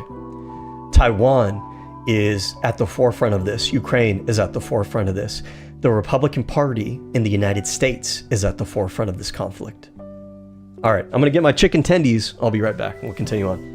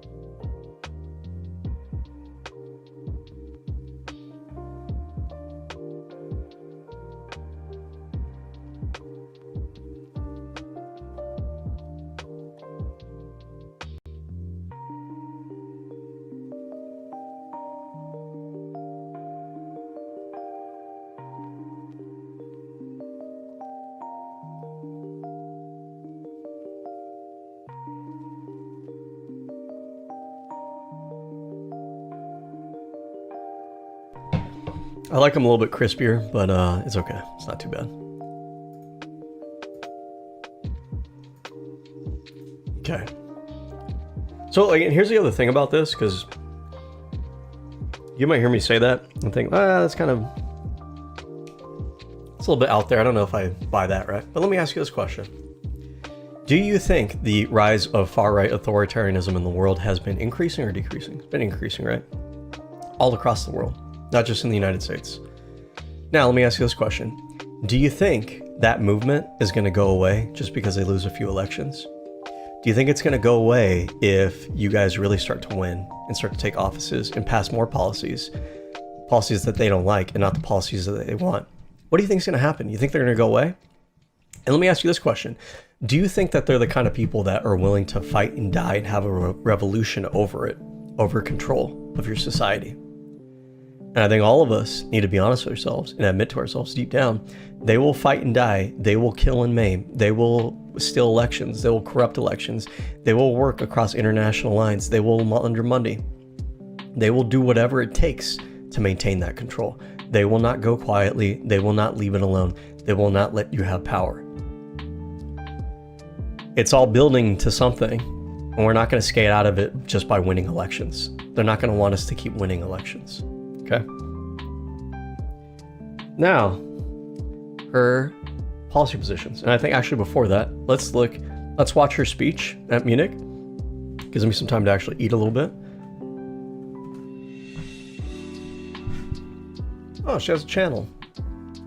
Munich speech full.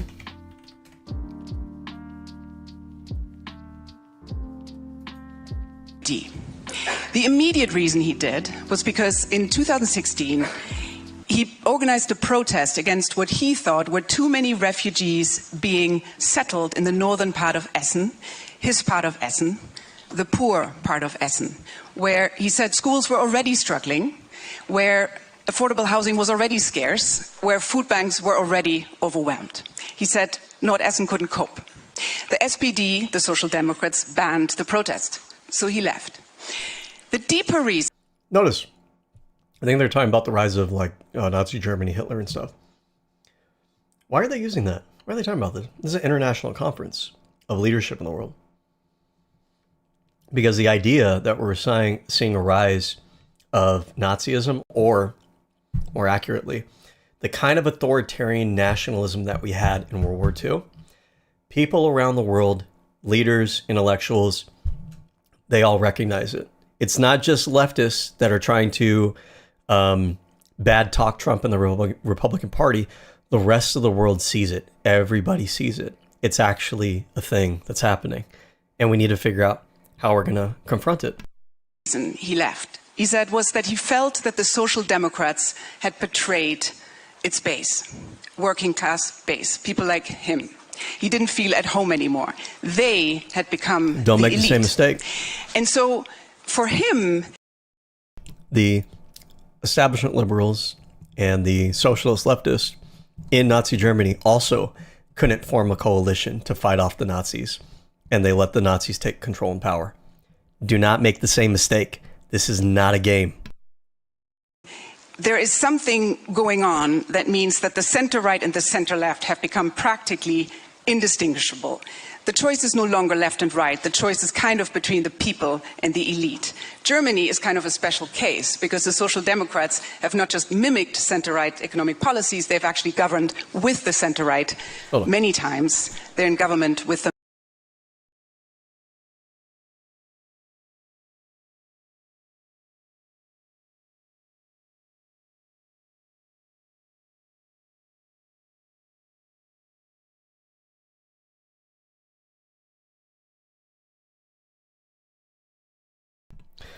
I needed a fork for this. I was eating with my hands like a mayor of New York City.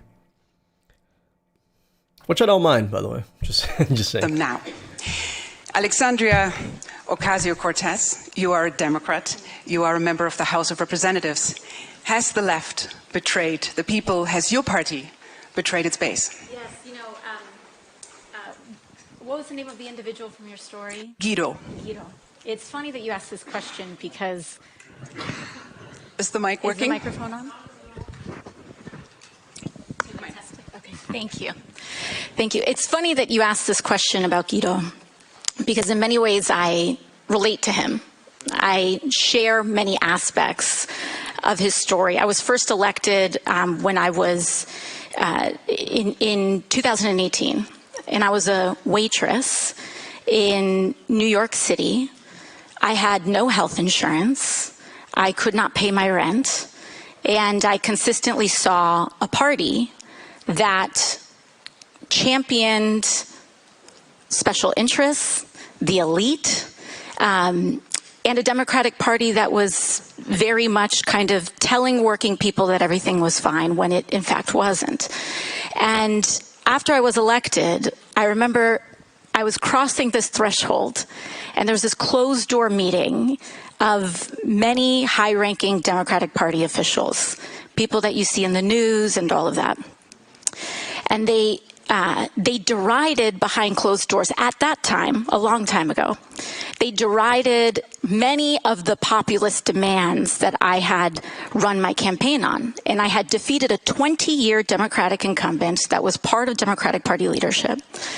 And they said $15 minimum wage at that time, way too high, too severe. The idea of tuition-free public colleges and universities, too far. Expanding $15 minimum wage, too damn high. Health insurance and Medicare, too extreme. And these are all the things that I, as a waitress, had campaigned on and had been major pain points in my life. And then they said, we have to listen to working class. Worth pointing this out, right, and plugging this, by the way. Progressives, leftists, just stop doing this. I don't know why you guys do this. Like, you guys stop pretending you're stupid. You're not stupid. Don't run on $15, $18, $21 minimum wage. Why are you doing that? Why are you doing that? We all know cost of living varies by location that you're in. So stop pretending that you're stupid. Run on living wage, and that wage is tied to the cost of living in the local area that you're in. That way it's always adjusting. That way you don't have to have the same policy battle every couple fucking years. That way you get out ahead of people trying to say like, oh, you don't understand economics. Wages are appropriate for different areas, different rates or whatever. Like, you've already acknowledged that. So stop running on it. Just run on a living wage. If people ask you for details, that's when you mention like, oh, it's tied to inflation, the cost of living in your area, blah, blah, blah. Okay? Class people more. It's not that hard. And I think that encapsulates much of the betrayal that the working class in the United States had felt. But we have also come a long way since then. And we have a long way to go. The United States right now is experiencing a political pendulum. And depending, really, the party that is seen most as betraying the working class tends to be the governing party in this moment right now. That happens to be the Republican majority. But really, what we are seeing over the last 8 years, I think, has been a growing recognition that of those past errors that go back, that include military interventionism in the Iraq War, that include a recognition of NAFTA as a failed policy for many rural and working class communities. And now I think we are moving in this direction of increased recognition that we have to have a working class centered politics if we are going to succeed, and also if we are going to stave off the scourges of authoritarianism, which also provides political siren calls to allure people into finding scapegoats to blame for rising economic inequality, both domestically and globally. So when you run for president, are you going to impose a wealth tax or a billionaire's tax? I don't think Not that, if, but when, see? I don't think that anyone, and that we don't have to wait for any one president to impose a wealth tax. I think that it needs to be done expeditiously. And interestingly, whenever I wish you guys would get off of this policy too. Everything I've seen, wealth tax is not an effective policy. If you want to raise taxes on the wealthy, on the rich, you could do that. It doesn't have to be a wealth tax. And you're going to get hit on it. You're always going to get hit on not just the fact that you're raising taxes. You want to raise taxes, which could be more popular. But a wealth tax is not the effective way to do it, and it's kind of impossible to really implement in a way that makes sense. How do you value different assets? That's going to be the big question that comes up anytime you talk about this, because wealth is accumulated money. It's not income. It's not income taxes. It's accumulated value. But wealthy rich people, their wealth, their value is not money. It's tied up in assets. It's tied up in cars, properties, companies they might have interest in, stocks, right? Art. And a lot of these things, they don't have a tangible value. They have an assessed value until they're sold on the market. For a piece of art, for example, you can estimate what it costs, but you don't really actually know until you sell that thing. And it takes time to actually sell that thing. Wealth taxes is, I get why you guys are going for it. You can achieve the same end with a much more popular and easily defensible policy position. Just talk about raising the marginal tax rate on these people. Just do it that way, right? Much easier policy battle to win. You don't have to die on a losing hill. I wrote about wealth tax recently, and of course the big argument against this is always capital flight. The US is actually uniquely placed to do it because you guys tax on the basis of citizenship, so people can't flee, And even if you change your citizenship, there's basically an exit tax because you have to pay a tax on unrealized capital gains. I learned this just recently. Manfred Weber, you are the president of the European People's Party, which is a group of conservative Christian democratic parties in the European Parliament, not far-right parties, but you have recently been voting occasionally with the far-right parties, breaching the famous firewall. Do you agree with J.D. Vance, who spoke here 1 year ago and told us all that this firewall is undemocratic? And if so, do you think that your party in Germany should actually be in coalition with the AfD instead of the Social Democrats? Well, having J.D. Vance's speech of last year in mind, I 100% disagree with what he said there.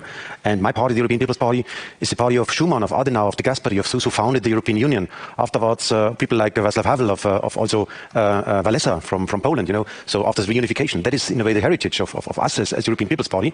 And to mention AfD in Germany, to mention nationalists in other countries, that is totally the opposite of what we stand for. My party, my predecessor as EPP party president is Donald Tusk in Poland, He's fighting hard every day against Kaczynski, against Konfederacja, there to keep Poland in Europe and to be part of this European family. So that's our DNA. There's a clear red line. And I personally have defined it. For us, there is no cooperation possible with parties who do not follow the three pros, so pro-Europe, pro-Ukraine, pro-rule of law. Three key basic aspects which defines our DNA as EPP. But let me also be very clear when it is about the fight against populism. You mentioned a voice expressing the disappointment, the frustration, the concerns, the fears of citizens of this European Union. The basic thing is to win against populism is to give proper answer on their concerns and to take it serious. And this week in the European Parliament, we voted on a safe third country concept. So to make our external borders against illegal migration, against the fight against the mafia there in the Mediterranean Sea, to make our... It's probably interesting, but in the interest of time, I'm going to fast forward to the parts where AOC is talking.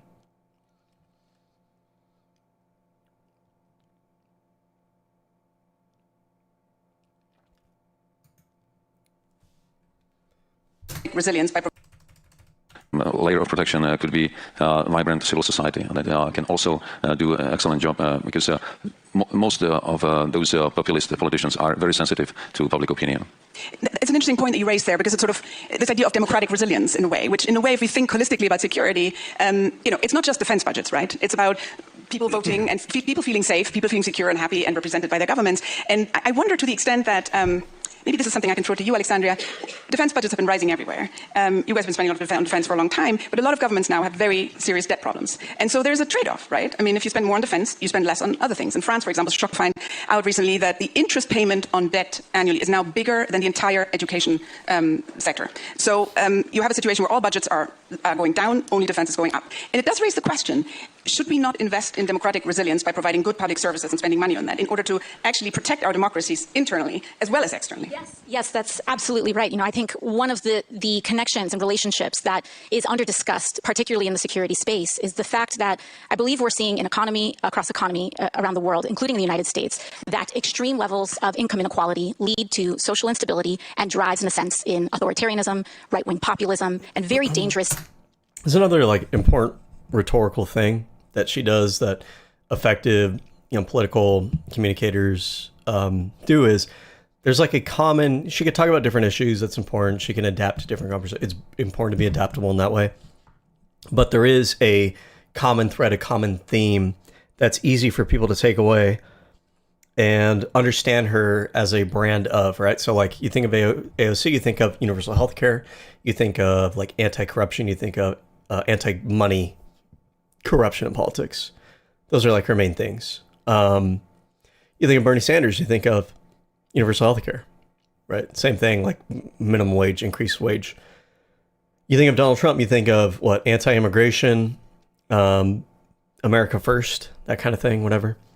You think of Mamdani, you think of pro-working class, right? So even though she might talk about a lot of different things, there is, when you step back, there's a clear through line through everything that defines her vision, what she represents, what she's about. It's very easy for people to remember and engage with. Domestic internal politics. And that is a direct outcome of not just income inequality, but the failure of democracies over decades to deliver. The failure to deliver higher wages, the failure to rein in corporations. The point was just made about antitrust. In the United States, antitrust is such a foundational bedrock value, not just because the ascent of monopolies create the abuse of power in corporations and market power, but there is a level of market concentration and corporate consolidation where a massive company can get so big that its consolidated power can rival that of nation states.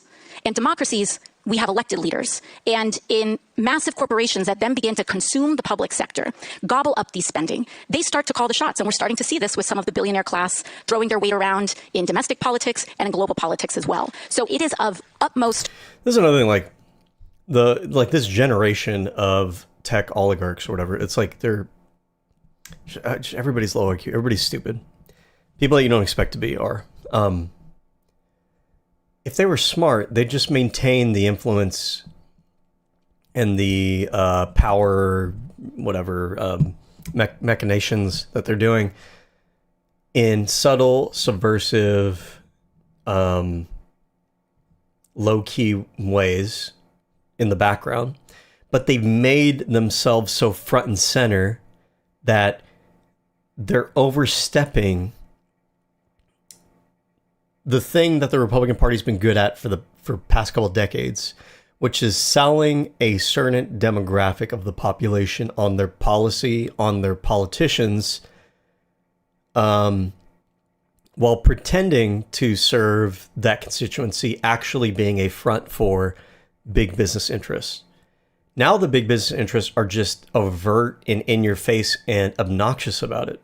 Elon Musk, for example, Peter Thiel, for example. And they're so full of themselves, they're so full of their own shit, and they're probably so surrounded by people who suck and kiss their balls every day, that they actually think that the things that they say, the way that they say them, aren't off-putting to the vast majority of people. They've overexposed themselves, and so their plot to take over the world or whatever is not going to work, probably because they've been just honestly way too fucking upfront about it. And it's too repulsive to the vast majority of people. If they were more subtle, it probably would have been more effective. And I mean, we're lucky that they're not, because this generation of general public is also not very sophisticated, I guess. But it just so happens to be that the elites are even worse at playing the game. So, urgent priority that we get our economic houses in order and deliver material gains for the working class, or else we will fall to a more isolated world governed by authoritarians that also do not deliver to working people.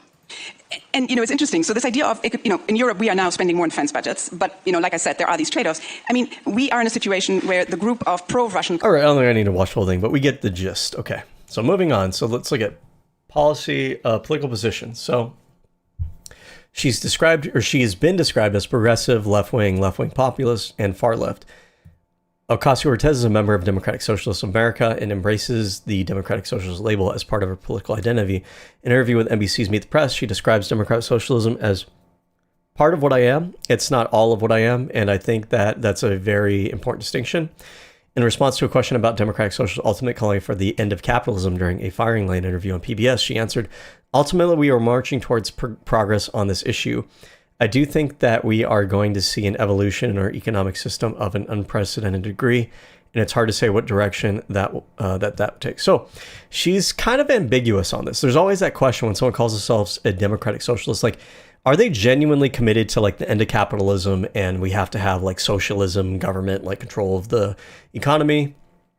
Or are they kind of just more kind of vibing it out, dispositionally want like more social safety nets and regulations and stuff like that, but they're not 100% like, oh, it has to be like a socialist system, no capitalism at all, right? And it seems like she's been vague about it. I don't know if that vagueness is out of political expediency and like cynical, opportunism, or if it's more of the fact that maybe she herself is kind of more up in the air and is kind of like, hey, you know what, I like universal healthcare, I like higher wage, and maybe things are moving more in a more socialist direction, but like, I'm not really like committed necessarily to having it take like a specific form one way or the other. I'm just taking it like policy position by policy position. Could be, I don't know. Later at the conference, she said, to me, capitalism is irredeemable. Okay, well, maybe I should have just kept reading. By mid-2024, it was reported that AOC was increasingly rejecting what she saw as self-defeating drive for political purity among some on the left, believing that such an approach undermines the ability to achieve policy goals without expanding appeal and political influence. Okay. She says capitalism is irredeemable. When was this? This was... Oh, they don't give me a date, do they? 2019? 2018? 2018. So this might have happened like, what, 2018, 2019? So she may have changed. I mean, that was... God damn, it's been that long. 7 years ago. She might have moderated on it, because I feel like I don't really hear her talking about like, oh, I'm anti-capitalism, I want to end capitalism tomorrow. It seems like she's more of Like, she wants universal healthcare. She wants a little bit more government involvement, regulation, and redistribution. But it doesn't really seem to me, I mean, maybe I'm wrong, but it doesn't seem to me like she's actually genuinely calling for, like, we blow up capitalism and we shift over to socialism and government controls the entire economy. It doesn't seem like that's what she's talking about. Okay. Ocasio-Cortez supports progressive ideals such as workplace democracy, single-payer Medicare for all, tuition-free college and trade school, a federal job guarantee, the cancellation of all $1.6 trillion of outstanding student debt, guaranteed family leave, abolishing U.S. immigration and customs enforcement, ending the privatization of prisons. I think this one is yes. It's crazy to me. And if you're not aware of this, from another country, this might sound crazy to you, but it's true. The prisons in the United States they're not government-run prisons. They're run by private for-profit companies. I'm serious. Now, the regulations that they have to follow are probably more strict than your typical company or agency, and they work more hand in hand with the federal government because their contracts are basically with the federal government. However, at the end of the day, they still are private entities. They're not part of the government. And I find that to be absolutely 100%, no room for mincing words, absolutely unacceptable, because the application of the law, the enforcement of the law, cannot be open to conflicts of interest associated with financial gain. They have to be both a manifestation and extension of the government's responsibility to enforce and define the law, but also the government must be accountable and responsible for that thing. Private entities and organizations do not have the same level of responsibility and accountability to application, definement, and execution of the law that the government is required to have to be a legitimate government. The prison system of the United States, and it should have been done yesterday, has to absolutely be a public-run system. All right?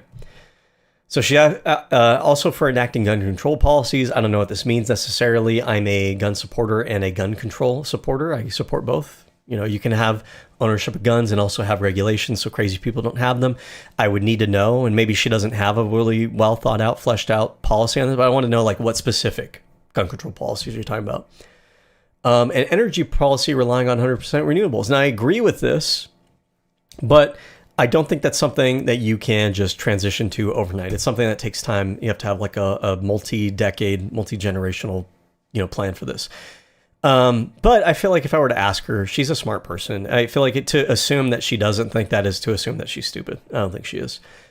She told Anderson Cooper that she favors policies that most closely resemble that we see in the UK, Norway, and Finland. Okay, so but here's the thing, and this annoys me with like Bernie Sanders too, is like we've gone through this for a few years now. If you guys support social democracy, just say that. Stop saying democratic socialism because it causes confusion. It allows people to attack you and for reasons like it's not really necessary. It divides up the progressive movement, by the way, because a lot of progressives are social democrats like myself, but we're not socialists, right? So like, if you guys just want social democracy, then just call yourself social democrat and we can all be social democrat. We all know that we're on the same page and where we're coming from, right? And she says, not those in the Soviet Union, Cuba, or Venezuela. Okay, so I understand the distinction you're making there is like, okay, you don't want to be like a crazy dystopian authoritarian state. Okay, but like the whole point is your ideology and what you want to do policy-wise. People want to be, they want insurance. People who are not of the left wing, which is almost everybody else. And if you don't think this, you're bullshitting yourself. The rest of us want assurance that not only do you not want to be those failed left-wing authoritarian systems, you need to actually show me that your ideology, your policy platform is not going to lead to the same kind of outcomes. Those two things, they're related, they're similar, not the same. There is, I don't want to be a bad guy, and there is, I can trust you because of your personality and because of your temperament and your ability to, make good decisions, that you're not going to become a bad guy.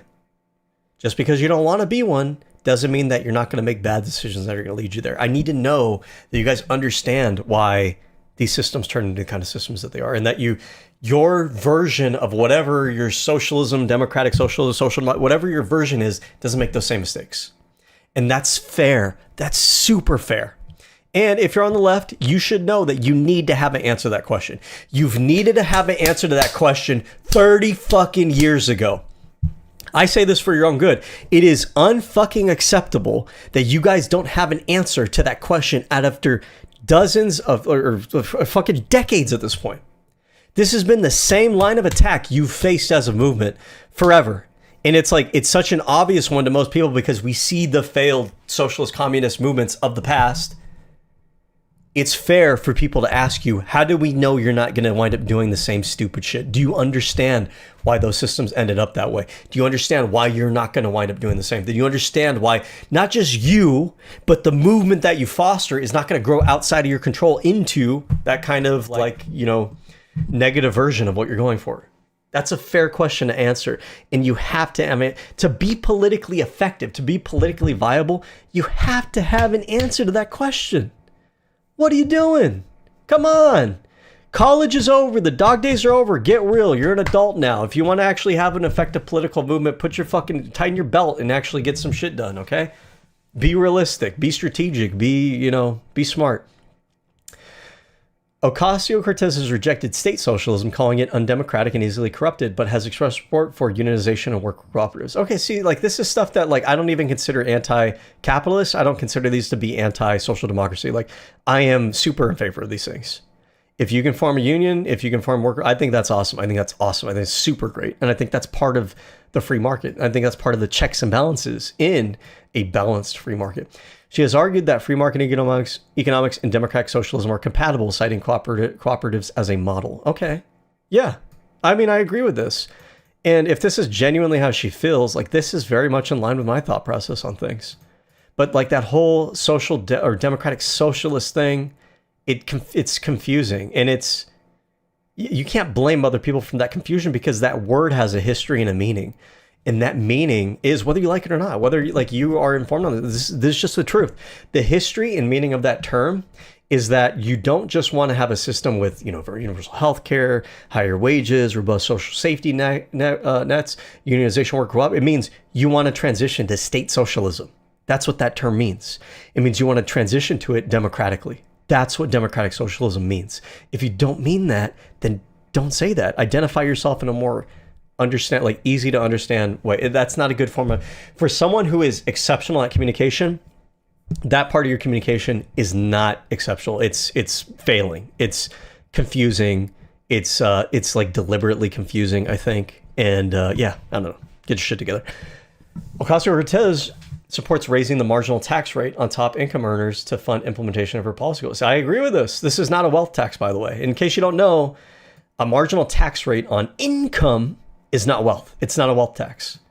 But this accomplishes much of the same goal, but in a way that we already have the infrastructure for it, and we already do it, and we already know that it works. We don't have to, like, a wealth tax. I don't really think has actually worked in most other countries. They talked about the capital flight issue. They also talk about, like, the money's not actually liquid. Like, there's a lot of issues with it.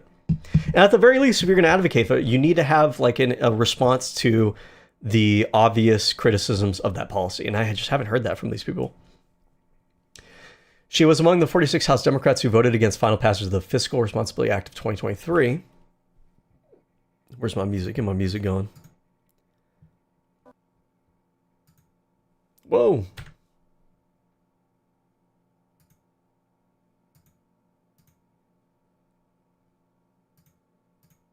I got glitched out. Let's find a new playlist. We've already gone through most of this one.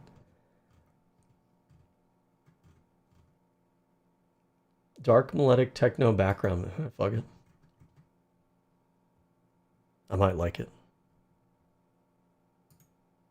Is the dark techno music in the room with us right now? It's a little much. Okay, let's see. Royalty free background music. I should have been doing this more often. I don't know why I didn't think about this before.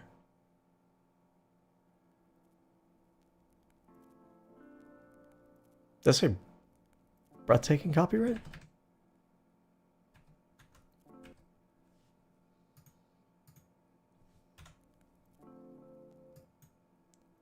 breaking copyright. Am I breaking copyright? I think they mean to say like it's copyright free, but that is a terrible way of saying it. It makes it sound like I'm actually violating copyright.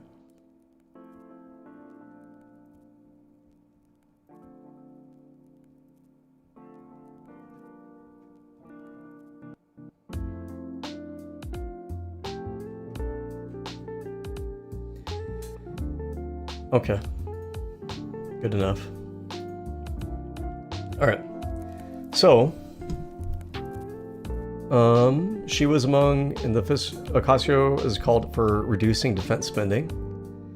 In December 22, she was the only House Democrat to vote against an omnibus spending package because it increased funding for defense and federal agencies that oversee immigration. So I don't put it against her for this. I actually, like, she has bigger cojones than most of the people in Congress because we had reached a point in 2020. No, I'm sorry. No, I don't know. I don't know about this. I have to think. I thought it was, I was thinking about like the Trump administration. I don't know. Yeah, no, I feel like this is probably like I don't hate her for it, but I don't feel like the Biden administration was like so bad with immigration and defense that you needed to fund the government.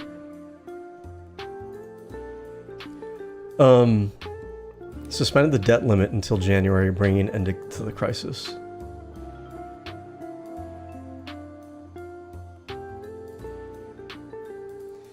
In late 2020, Ocasio-Cortez and Rashida Tlaib proposed a public banking bill to encourage creation of state. Okay, we read about this. Ocasio-Cortez has been a vocal supporter of labor rights, including $15. Okay, stop with this. This meme, $15 an hour, bro. Do it. Do it a dynamic fucking living wage. Okay, stop. In May 2019, she returned to bartending at the Queensboro restaurant in Jackson Heights, Queens, to promote a Raising the Wage Act, which would increase minimum. That's kind of cute. Speaking of restaurant workers, reporters criticize an exemption U.S. minimum wage laws for restaurants and service sector allows them to pay less than $7 per hour. Ooh, that's not good. Any job pays 2.3. What the fuck? Is that a thing? That's craziness. On January 20, 2021, Ocasio-Cortez skipped the inauguration of Joe Biden to join the 2021 Hunts Point produce market strike in the Bronx. Nah, I don't like that.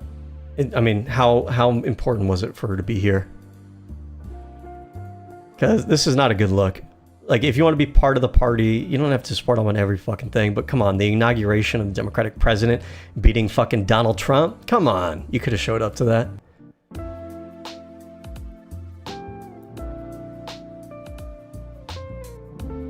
And how long were they striking for? Hold on. She could have gone another. Come on. No, it's not cool. I don't like that. In September 2019, Ocasio-Cortez introduced an anti-poverty policy proposal, packaged in A Just Society. See, good rhetoric, a good way of marketing it. Not only is this phrase like has like it has like an Americana vernacular to it. So it's like traditional in that sense. It evokes the legacy and history of American policy and tradition. But it's a nice thing. The idea of a just society is a very positive, and it's a simple, catchy way of saying things. Taking into account the cost of childcare, healthcare, and new necessities like internet access when measuring poverty. Yeah, that's probably a good idea, honestly. The proposal would cap annual rent increases and ensure access to social welfare programs for people with convictions and undocumented immigrants. The proposal would cap annual rent increases and ensure access to social welfare for... Okay. I'd have to see the details. There's certain social welfare that I think is fine for undocumented immigrants to access. There's some where I actually agree with most of the moderate position on, like, you know, there should, like, some things there should be requirements for. And if you're an undocumented immigrant, like you're by technically by the law, you shouldn't be here in the first place. And I'm of the perspective of, like, if you don't like that, if you don't agree with that, if you think there should, like, those people should have a path towards, I don't know, like, if you think we need more worker visas, if you think they should have path, like, make that case, let's implement it in policy, but just violating the law undermines the law generally. And it undermines the whole process and legitimacy of our system and our elections and democracy. The whole point is that we have to get consensus, get support to make decisions. And if those decisions aren't enforced, then it's just up to people like Donald Trump to come in and decide they don't want to follow the laws, or they want to break the laws, or they just want to invent them as they go along. We have to consistently follow the rules and the laws, and when we don't like them, when the laws aren't working, we have to actually take the responsibility to change them where we need to change them. In September 2019, Ocasio-Cortez introduced, okay, read that. According to the US Census, about 40 million Americans live in poverty, okay? Ocasio-Cortez has proposed a marginal tax as high as 70% on income above 10 million to pay for the Green New Deal. 70% on income above 10 million. 70% seems kind of high, but I would definitely favor something higher. So like, what are our brackets right now? Income, tax, federal brackets. I think a lot of people have proposed creating new brackets. It's probably the way to go, because I think past, what is it? Yeah. What year is it, 2025? So, married, okay, so past $626,000, you pay the highest rate. But, and this was probably made a long time ago, I don't know when this was made, but like, think about the scale of wealth and income accumulation in our country nowadays. You have people who make millions of dollars a year, okay? Should they be in the same bracket as somebody who makes less than $1 million a year? I don't think so. I think maybe you need another bracket. Maybe we put it at like 2 million or something, and we say that everybody making over 2 million pays, I don't know, 42. It doesn't have to be 70%. It could be like 42%. And then maybe past 10 million, now you pay, I don't know, 50%, right? And we just keep going like that. But 70 is a hard sell. I'm not sure about that. I don't think you're going to get the political support for that. According to tax experts contacted by the Washington Post, this tax would bring in an extra $720 billion per decade. Ocasio-Cortez has opposed and voted against the pay-as-you-go rule supported by Democratic leaders, which requires deficit-neutral fiscal policy, with all new expenditures balanced by tax increases or spending cuts. She and Representative Ro Khanna have condemned the rule for hamstringing new or expanded progressive policies, drawing a parallel with the Great Depression. She has argued that the Green New Deal needs deficit spending like the original New Deal. Okay, so there's some truth to this, right? The idea, I think people have like this cartoonish, childish understanding of budget deficits in governments. Just like businesses operate off of debt, governments operate off of debt, and this has been going on for a long time. The idea that having debt just in general as a government is just inherently bad and it's going to spell disaster for your country is not true. There is a limit. You know, you want to be able to service your interest rate, and you want to contain inflation, but you can operate a budget with a debt. You can have deficits. But you don't want a blank check for that. You don't want to treat it like no amount of debt, it doesn't matter. We just spend, like, who cares, right? You want to care about it. And so if you're going to make the case for having deficit spending, I think that you want to also make the case for why you think it's going to be a manageable amount of deficit spending, and that maybe you think that it'll create growth in the future that'll pay off and actually wind up evening out. You have to make that case, because most people they're not going to go with you on this. The far left is basically the only group in the country that's going to go for this. You have to assuage the concerns of liberals, moderates, libertarians, whatever, conservative center, or whatever, in order to get enough of a coalition to pass policy like this. Okay. And at the very least, if you're gonna advocate for deficit spending like this, like, goddamn, be more rhetorically effective at it. Holy shit. Ocasio-Cortez, this isn't convincing, Ocasio-Cortez proposed a planned deal by New York City to give Amazon.com $3 million. I think she was vindicated on this. I think what we found out is that the jobs really didn't wind up, like, it wound up evening out, because the state gave Amazon, so the state gave Amazon $3 billion with the idea that Amazon was going to bring in more money to the state. But it's my understanding that it didn't wind up actually working out like that. Let me see. So the progressive think tank Data for Progress wrote that New Yorkers taxpayers would be subsidizing Amazon's activities in cities by surrendering, and that there would be enormous hidden costs associated with Amazon's residents, and that the argument that the city would not literally pay cash to Amazon is superficial and semantic. I gotta change the music here because I do not like lyrics in there. Oh, what the? There's another one of those channels where each one is like a few minutes long. Give me like an hour.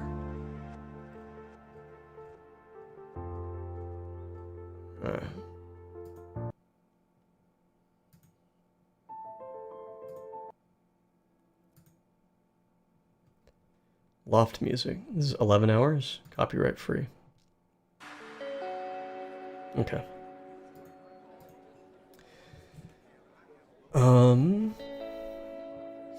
Okay. By starting 3 million that they were okay. Data for the Progress also noted that Amazon instead announced it would bring 1,500 jobs to New York without a tax break. Former New York Mayor Mike Bloomberg also opposed the tax breaks. Interesting. In 2024, Ocasio-Cortez took part in a live stream roundtable with Federal Trade Commission Chair Lina Khan, discussing efforts to check unlawful corporate power. Later, in response to investor and Harris supporter Mark Cuban saying that he wouldn't support keeping Khan, Ocasio-Cortez wrote, "Anyone goes near Lina Khan and there will be an out-and-out brawl." What? I respect it. I don't think anyone actually thinks she's going to fight anybody, but I think people admire the punchiness. Okay, I mean, I'd have to dive into the story a little bit more to know whether this New York deal panned out, because my understanding is it didn't generate the jobs they promised, but it could have still generated more revenue to the city. You need to consider both of those things. On environment, and Ocasio-Cortez has called for more environmental hardliners in Congress, calling climate change the single biggest. I agree with her, but the other issue, though, and why we don't have that, is there's been a failure for our side to actually make the case for climate change, to convince the public. And there's a lot of people that don't have the scientific literacy to explain climate change. And it's actually not that complicated. Guys, have a little bit more confidence. Go out there, actually read for spend 30 minutes, okay? My brother in Vishnu, okay, whatever it may be. You could spend 5 minutes on this topic. You could spend 10 minutes on this topic, and you would be able to explain climate change better than 99% of the population. It's actually not that difficult. You guys, read about it a little bit. It'll improve your rhetoric on this topic, 5, 6, 7-fold, okay? We got to be able to explain to the public climate change, because the Republicans, they have gone out ahead of us on it, and they have been actually quite effective on convincing a large section of the public that it actually doesn't make any scientific sense. They have a lot of false information from science that they quote. If you actually look into it and understand why it's misrepresentation, for example, they will talk about how some of them, it's funny because they're just saying stuff that's literally just demonstrably untrue, but they don't know that because they got it online and nobody else online is pushing back against it. So for example, I think they say that, the real reason that climate change has been increasing is because of solar output is high right now. But I think if you look this up, and let's do it real fast, I believe it's actually literally just the opposite. That solar output is at a low right now. Solar output graph.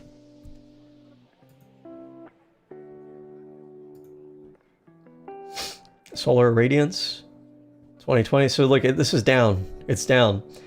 Now the temperature is higher. Maybe that's where they're getting this from. But the actual irradiance, which is the amount of radiation that's going out there, is lower.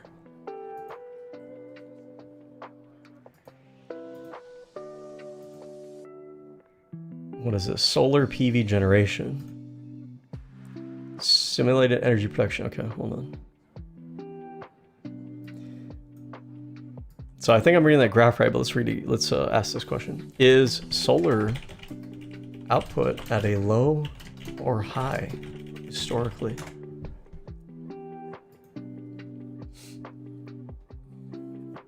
Solar output has been on a downward trend over the last few decades. So there you go, right? So this is one of those things where a lot of climate change deniers online spread this idea online, and there's a lot of them like this. Volcanic activity, solar output, I forget what the other ones off the top of my head is, but a lot of these are easy to debunk, but just nobody bothers to do it. Nobody bothers to do it. Bill Nye the fucking science guy ain't out there doing it. I don't know why. I don't know why. The mainstream media doesn't fucking do it. It takes, like, you guys have people that you hire, you have interns, you have people that can read. It's not even that fucking complicated to understand, like, how to counter these talking points, but you guys just don't do it. I don't know if it's because you're lazy. I don't know if it's because you're incompetent. I don't know if it's because you, like, in the back of your mind, you think to yourself, like, oh, they have really strong arguments and there's no way for us to debate them because you haven't heard anybody else do it, so you don't know if it's actually possible. The information's out there and it's super easy, but like nobody looks into it. In fact, there's a really great website, Conspiracy Debunk. I don't know what the website's called.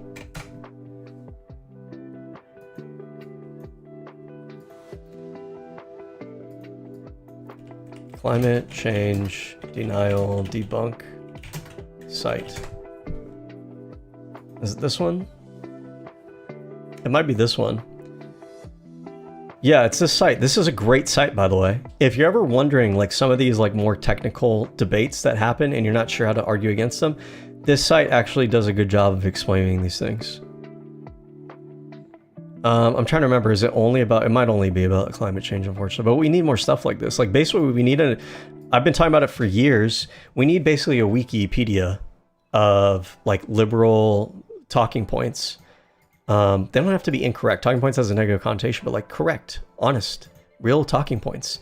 Things that we're informing people, we're doing it in a way that is short, to the point, and pithy, right? We could do that. This site's done it for climate change. We can do it for everything else, but, like, this will go through every fucking bullshit argument that people make. Okay? So, like, the US is now paying more than any other country for climate change damage, study suggests. So, like, you know, we're paying for it already. People don't talk about it. But I want to see the actual arguments by popularity. Climate has changed before, right? So they talk about that. It's the sun. See, this is one of the ones, by the way. So look, they talk about solar radiance. They talk about the trends, right? This really breaks it down into fine detail if you're really interested. The information's out there. People just, like, I don't know, fucking stupid and lazy. I'm sorry to be so curt, but sometimes I'm just annoyed. All right. Because, like, here's the thing. This is why I do this, is because I think I'm good at it and I feel like I have a responsibility. Like, if I didn't do it, I feel like it was an abdication of what was in my power to do. And I watched while things were going south and I just didn't even try to do anything. If you guys are in the media, if you're trying to be a part of this, then, like, you don't have any, the average person I get, but you've made it your decision to make this your career. You could spend 5 minutes to look up some of this shit. There's no reason why I should be doing a stream. I'm the only fucking person I've ever seen do a stream talking about the science of trans, like, identity, like the biological development of it, why it's a biological. Why doesn't anybody talk about this stuff? You guys are paid to do it. Why aren't you doing it? I don't, anyways. Okay. Referring to the United Nations report indicating that the effects of climate change could become irreversible unless carbon emissions are reined in within the next 12 years, she has argued that global warming must be addressed immediately to avert human extinction. Okay, well, this is not a good statement. And I think this is an older statement by her. Yeah, it is. And I think she got kind of blown up on this. Hey, everybody makes mistakes. It's not that we'll face extinction. It's that things become harder for us. It becomes harder for us to sustain the population size that we have. Our quality of life deteriorates. Things cost more. We have to pay for damage. Not that we're going to be literally extinct. It's that it's going to cause loads of problems. And the problems just cascade, right? So, and I'm sure now, I bet you anything, she's probably cleaned up her rhetoric on this and it sounds more like what I just described. But yeah, she kind of put her foot in the mouth a little bit there. But it's not the biggest thing in the world. Ocasio-Cortez's environmental plan, the Green New Deal, advocated for the United States to transition electrical grid. We went over this. 2024, Ocasio-Cortez, supported by Bowman and Sanders, introduced Green New Deal for public housing, a plan to fund the New York City Housing Authority and help it transition to clean energy. I love this, and the reason I love this is because there was a failure to be able to get the rest of the Democratic Party and Congress on board with the Green New Deal at the federal level. And rather than just getting pissed off about it and throwing her hands up and, you know, just deciding to give up on politics and burn it all down, she decided, well, let's do it in New York. And if we can get it done in New York, we can show that it's possible. We can, do a test case for it. We can show results from it. We can then use that as a springboard to try to move to the federal level. She looked for another avenue of success. All right. Foreign policy. All right. So on China, Ocasio-Cortez criticized the American companies Activision Blizzard, Apple for censoring pro-democracy protests in Hong Kong. By the way, there's been a lot of like, America's bad, therefore China is good. No, they're not, right? And we forget about this. China is not a progressive country. They don't have progressive social values, and they treat people like they're worker ants. They treat them like cogs in a machine. Don't get it twisted. Don't fall for, the easy, like, cheap fucking propaganda online. Just because you hate the United States doesn't mean China is a better option for you. The grass ain't always greener on the other side. As China amplifies its campaign of intimidation, you and your company must decide whether to look beyond the bottom line and promote American values like freedom and speech and thought, or to give in to Beijing's demand in order to preserve market access. Now, look, I don't necessarily... Let me see here.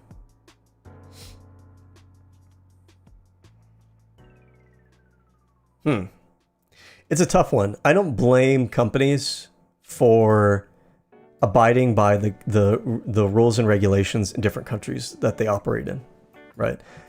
It's not really Activision or Apple's responsibility to govern other countries. It's not, right?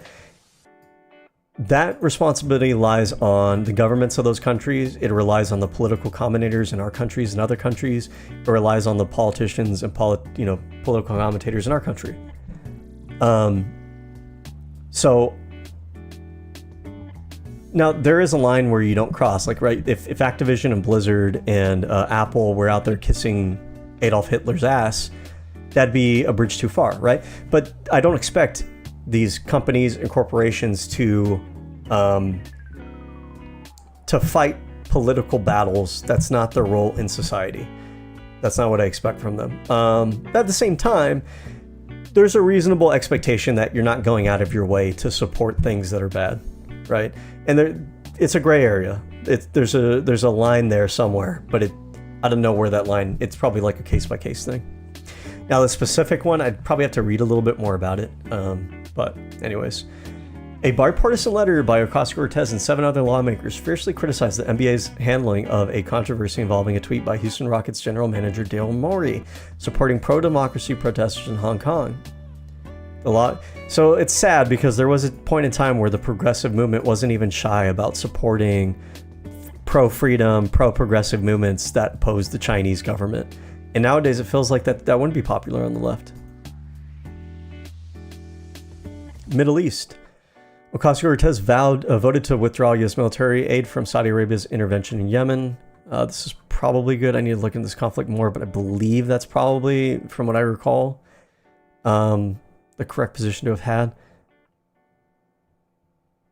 Maybe, I'm not going to say anything. I don't know enough. I'm trying to rely on like fuzzy, like third-hand knowledge of this conflict, but I could be mixing it up. I would need to actually read into it a little bit more.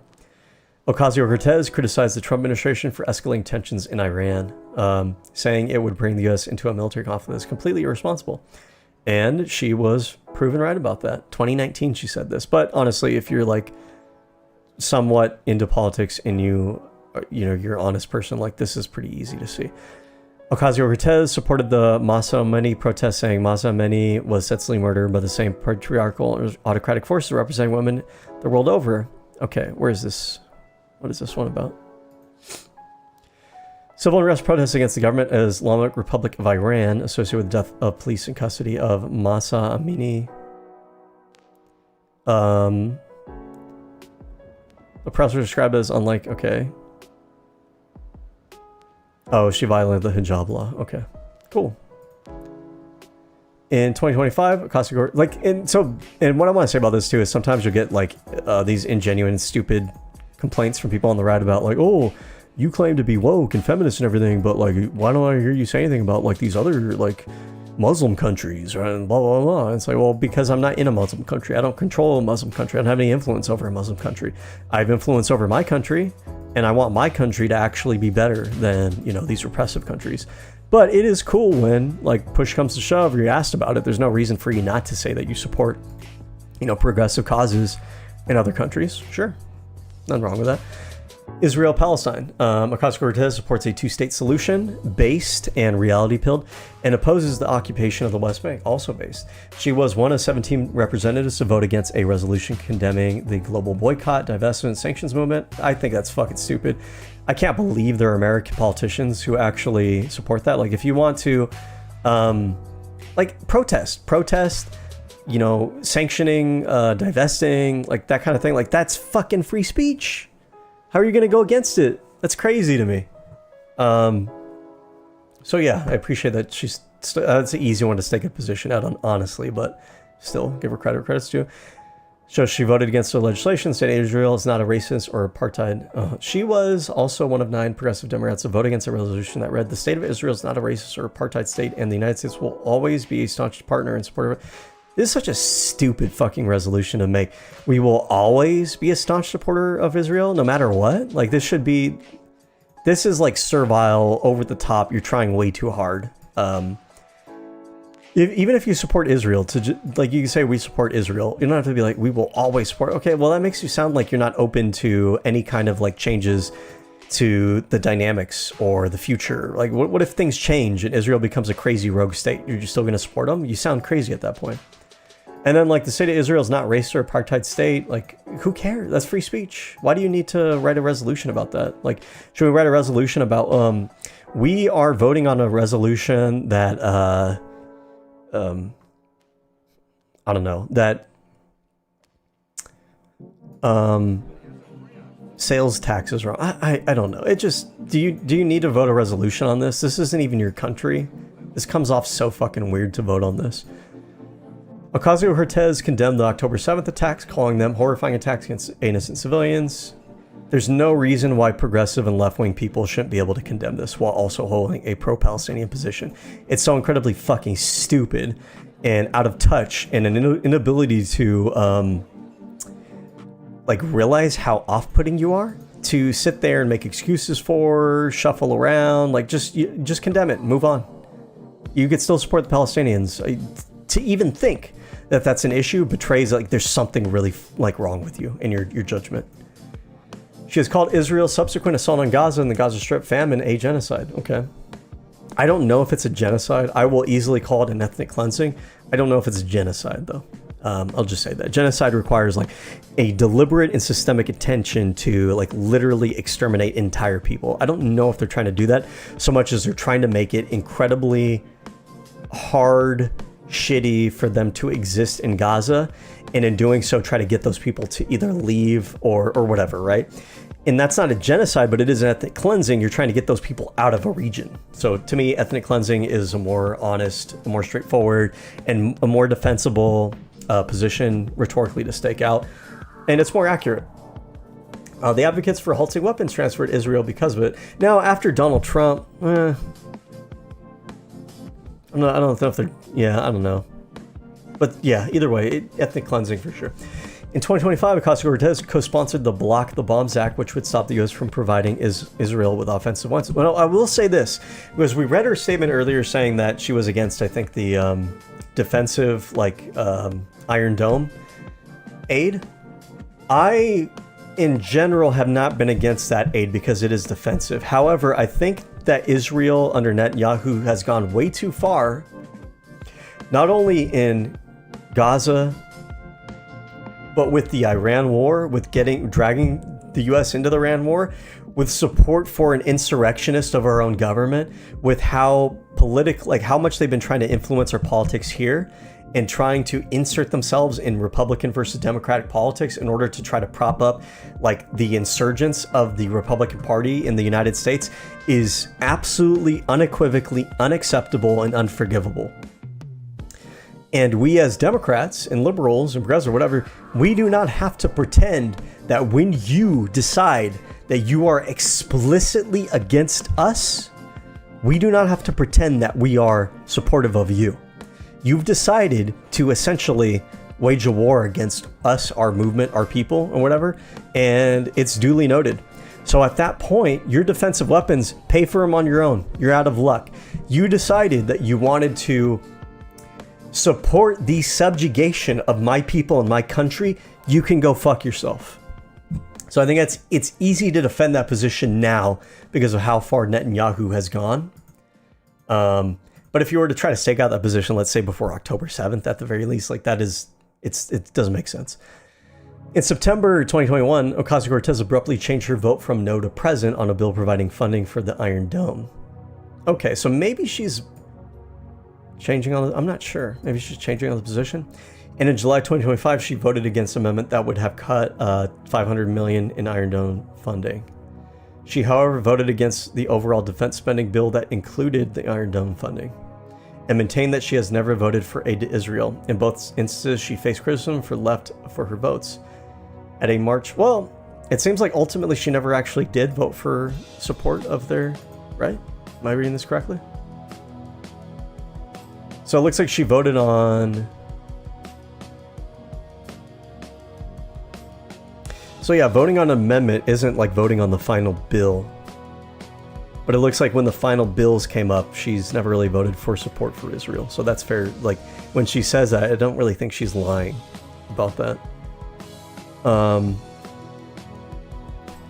I know she's recently said that she's against, she's vowed to vote, or to not vote for weapons and aid to Israel. And I think at this point, that is, maybe 4 years ago, you could have asked me, I would have said, you know, there's a better way to thread that needle.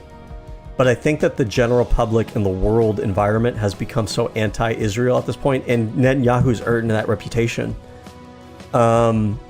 that she can safely actually stake out that position and just point to what Netanyahu and Israel is doing and just say, like, hey, you guys want to have the United States support you guys? Like, you guys need to get your shit in order. Like, we look at you guys have like a weird authoritarian, like crazy warmongering president, and we're not going to get dragged down with you guys. Like, get your shit together and you can come back and talk to us. But until then, that's the way you frame it. Until then, looking at what you guys are doing and how crazy and how Netanyahu's basically been in a corrupt relationship with the Republican Party, no, we're not going to support you. Get your shit together.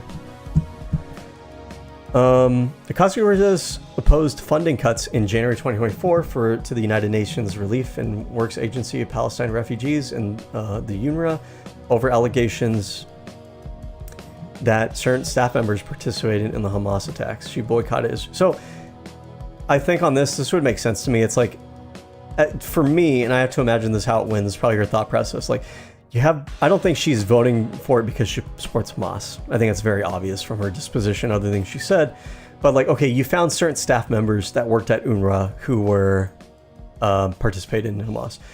My reaction and my actions going forward would be like, hey, did you kick those guys out of your organization? What are you doing to make sure that doesn't happen again?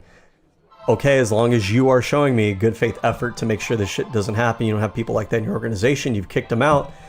I don't want to defund your organization because like your organization is providing necessary humanitarian relief to like refugees. It'd be like throwing out the baby with the bathwater if you were to just cut off relief funding for Palestinian refugees because there was issues with some of the staff at this organization. It's a whole organization. As long as they get rid of those particular staff members, it doesn't mean the entire organization is bad, right? She boycotted Israeli Prime Minister Netanyahu's 2012 speech to Congress, calling him a war criminal. She condemned the Lebanon electronic device attacks. I don't think I agree with that. I'd have to look into this again, but I believe those electronic devices were electronic devices being used by a terrorist organization. I think that's fair game. You know, they can go fuck themselves. Just because I don't like Netanyahu in Israel doesn't mean I'm gonna be over here and be sympathetic to, other far right, because that's what they are. Let's be real. These terrorist organizations from Muslim countries, they are far right, authoritarian, fascistic, patriarchal, anti-progressive, anti-liberal, anti-democratic, anti-women organizations. They can also fucking go fuck themselves. I don't give a fuck about it. Fuck them. Right? Too many F's in one sentence, but you get what I'm saying. When asked what the Biden administration could have done better in the situation, Ocasio-Cortez said it could have enforced its red line on the Rafah offensive, investigated its weapons shipments to Israel, provided heavier sanctions in response to occupation of the West Bank, and rein in Netanyahu. Now, some of these criticisms are fair. But I also think, so I think there's a lot of people in the establishment that don't want to acknowledge that the Democrats were a little bit too easy on Israel. But at the same time, there's a lot of people on the left end of the political spectrum that do not give credit that the Biden administration did actually get concessions and did compel changes to Israel's behavior in the war by leveraging aid as a leveraging point. Those are both true, right? Ocasio-Cortez has criticized AIPAC, calling it racist and bigoted. Okay, I mean, I don't really like AIPAC either. I don't know if... I mean, I'm assuming there's reasons for this. I don't know enough AIPAC lore. To me, I've already written off AIPAC. Like, I don't really give a shit about AIPAC. I don't like AIPAC. But I'm not super duper into, like, to me, they're a microcosm of bigger issues that are out there. Some people think that everything comes back to AIPAC. I don't. But there's probably a reason she said this. I'd have to look at it. There might be like leadership in AIPAC that have said like anti-Muslim things. I wouldn't even be surprised.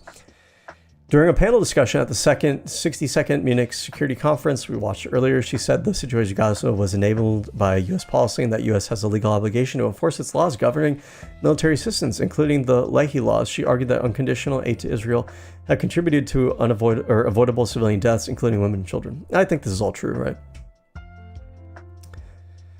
Governance, judiciary. After the contentious confirmation of Supreme Court Justice Amy Coney Barrett, AOC urged Democratic presidential nominee to expand the court if he won and their party achieved a Senate majority. In 2021, she supported a bill to increase the court size. I support this as well. I think that the Republican Party has very deliberately skewed the balance of the court. And I think if you look at the Supreme Court rulings that have gone into effect, especially United States versus Trump, like I don't even need another argument. United States versus Trump is that bad that the entire Supreme Court, you can just look at it as a corrupt organization that it's lost its way. And it's due to the corruption of the Republican Party to manipulate and abuse our political system in order to skew that political, or to skew the judicial branch of our government into a political tool of the Republican Party. It's unacceptable. They've stolen Supreme Court nominations from us. So if we expand the court, that's legal. When we point to Republicans cheating and corrupting the system and they say, well, technically it's all legal, expanding the court is also technically legal. So if you guys want to play dirty games, then us expanding the court is not us trying to corrupt the system. It's us trying to balance out the corruption that you did by doing what we can legally do in order to balance it out. We don't want to do it, but you guys have pushed us in that direction, and that's your fault. She again called for the expansion in September 2021 when the court overturned the emergency stay on Texas heartbeat bill. So that's like anti-abortion bill, basically. In March 2022, Ocasio-Cortez called for Justice Clarence Thomas to resign over his wife's text urging President Trump's chief of staff to overturn. Yeah, I think that's fair. Well, it's his wife, so it's not him, but I would need very clear statements by Clarence Thomas that he disagrees with his wife. Otherwise, because the whole problem is your wife's texts seem like a reflection of your thought process, your mentality. And if you were for the overturning of the 2020 presidential election, you were for like a coup against the United States government. Let's just be clear. And so it is, I think, a fair question to ask you, Clarence Thomas. Your wife said this. Do you agree with her statements or not? And if your answer waffles on that, if your answer is anything but no, I disagree with my wife, then you are not fit to serve on the Supreme Court. You're not. Serving on the Supreme Court is not a right, it's a privilege. And you don't have the temperament for it. Raising a possible impeachment effort if he did not. After the Supreme Court overturned Roe v. Wade, she called again for, Gorsuch and Brett Kavanaugh. I mean, I think you can make this argument on the point that they lied, and they did lie under oath, saying that Roe was like They were evasive about it. If you go back and watch those hearings, you could tell that they were picking and choosing their words in order to give the impression that they weren't going to try to overturn Roe v. Wade, but they could overturn it in the future and point back to what they said and go, well, technically I didn't say that I wasn't going to vote, against it or whatever. But either way, it was dishonest. It was intentionally misleading the public. And to me, that's corrupt.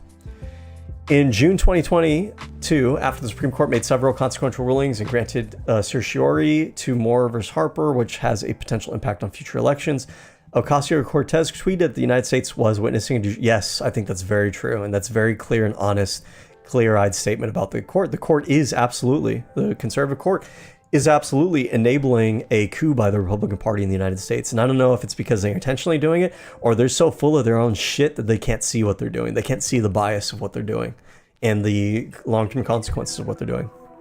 But either way, it's just they're unfit for office. The next month, she claimed the court had gone rogue and that impeachment, expansion, introduction, yes, all true, all based. 2 days later, and by the way, she's picking the right time to make these points. Because if she would have made this case, I don't know, 2017, 2016, the court wouldn't have gone far enough yet for that to be a compelling argument among the general public. But I think the general public at this point is ready for the argument that the Supreme Court at this point is corrupt and it's enabling corruption and it's beyond like the point of no return, basically.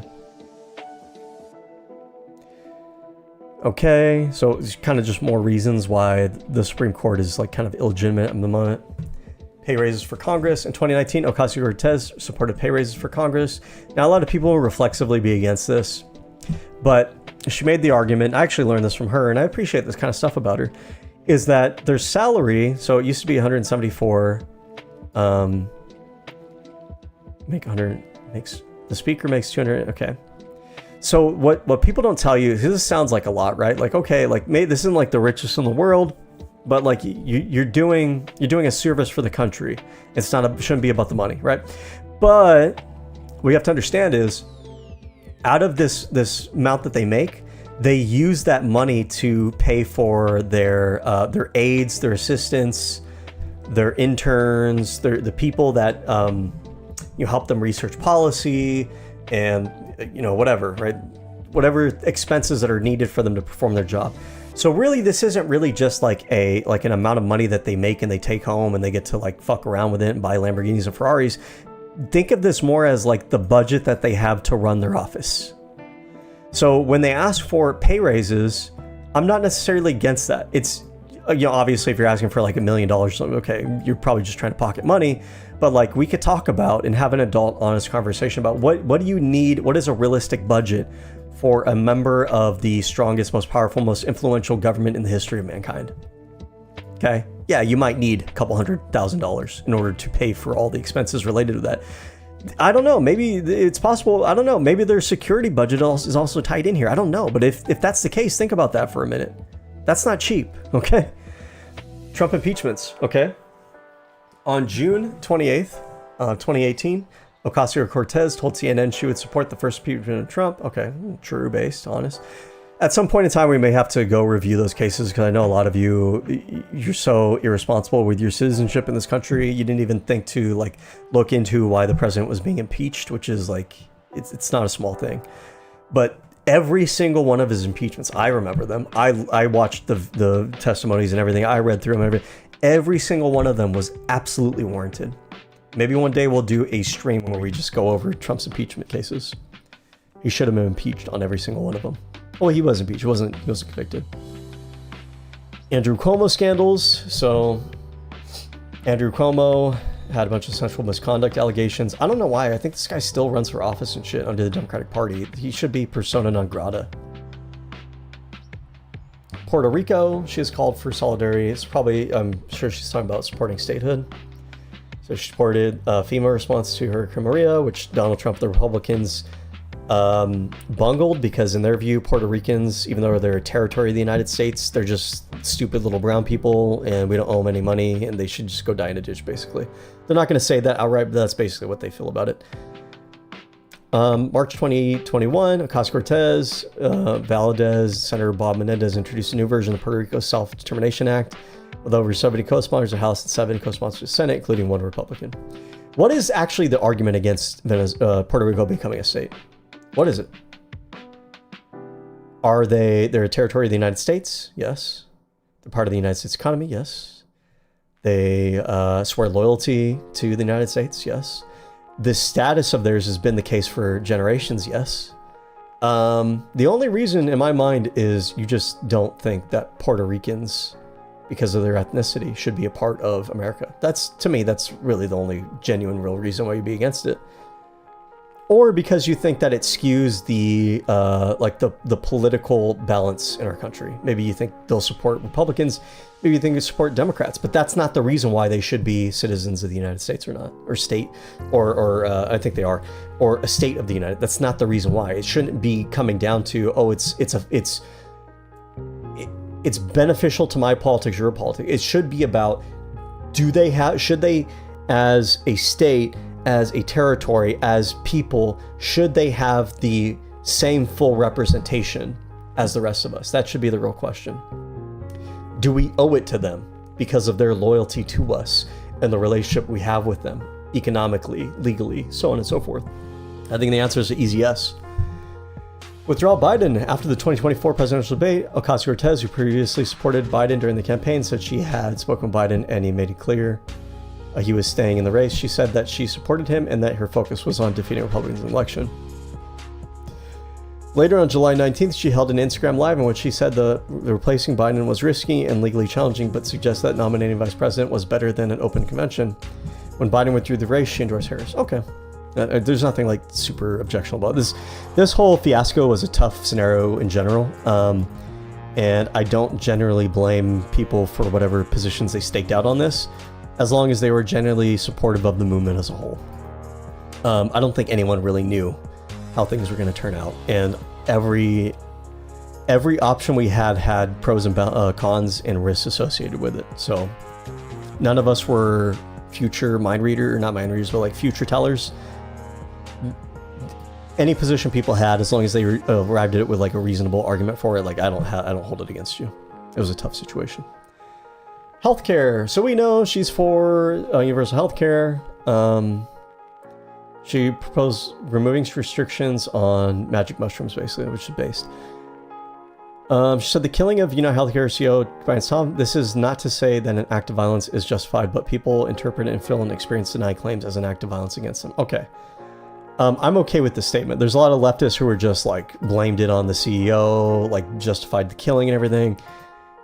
At least here she knows like this is a responsible adult thing to say. Like even if you want to make it about healthcare, because I know that's like your big thing, and you want to make sure that you appeal to the people who support you on that issue, like you're still saying like, hey, I just need to make it clear, okay, we should not support violence. So I like that. I appreciate that. Ocasio-Cortez is a vocal opponent of efforts to cut Medicaid. She said that the bill Republicans introduced would result in providing... Okay. All right. Social issues. So abortion rights. Okay, we already know she's going to be supportive of abortion rights. Education. So she supports tuition-free public college. I think I have like a more pragmatic position on this, which is like, I actually do think that public colleges and trade schools should be subsidized. The subsidization of that, and it's part of like me using that word versus tuition free, which is when you talk about subsidization, it's more of like a sliding scale, I guess, where we can talk about like rich, ultra rich people. Do they really need to subsidize this schooling? Not really, right? And there should be some means testing. Like if you're making a lot of money, if you have parents that make a lot of money and they're contributing to your education, like we could have it on a sliding scale. But if you genuinely are like working class, middle class, your parents don't really have the money to support you through college, yeah, let's make it tuition free, public and trade school. You choose one or the other. You get, you know, whatever it may be, your 4 years public college paid for, or whatever your typical trade school tract is, and that's what you get. And then if you exhaust that, then you have to figure it out, you know, by other means. I think that's fair. I think that's good investment in the future of our country. I think that should be an America First nationalist policy. I'm not of those things, but I'm just saying it should be actually broad supported. Immigration, okay. She's expressed support for defunding and abolishing ICE. She was early supporter of it. She visited that detention facility. People said that she was acting. I don't think she was acting. I think that I think if you listen to the way that Republicans talk about immigrants, I think you look at the way that they treat them.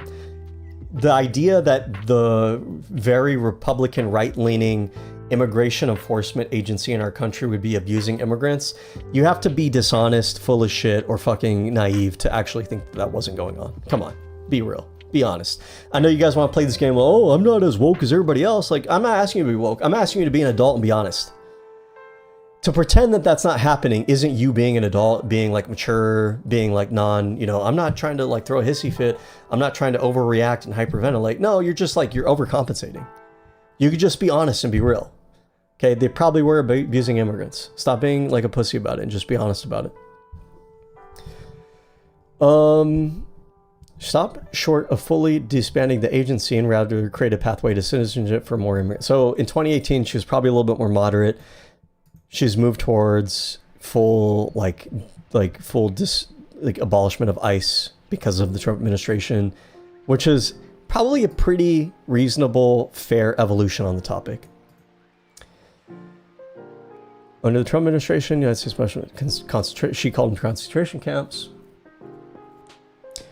The public really wasn't ready for this, but this is probably, it might be a fair thing to say, but you have to make the case for it because people aren't used to that terminology.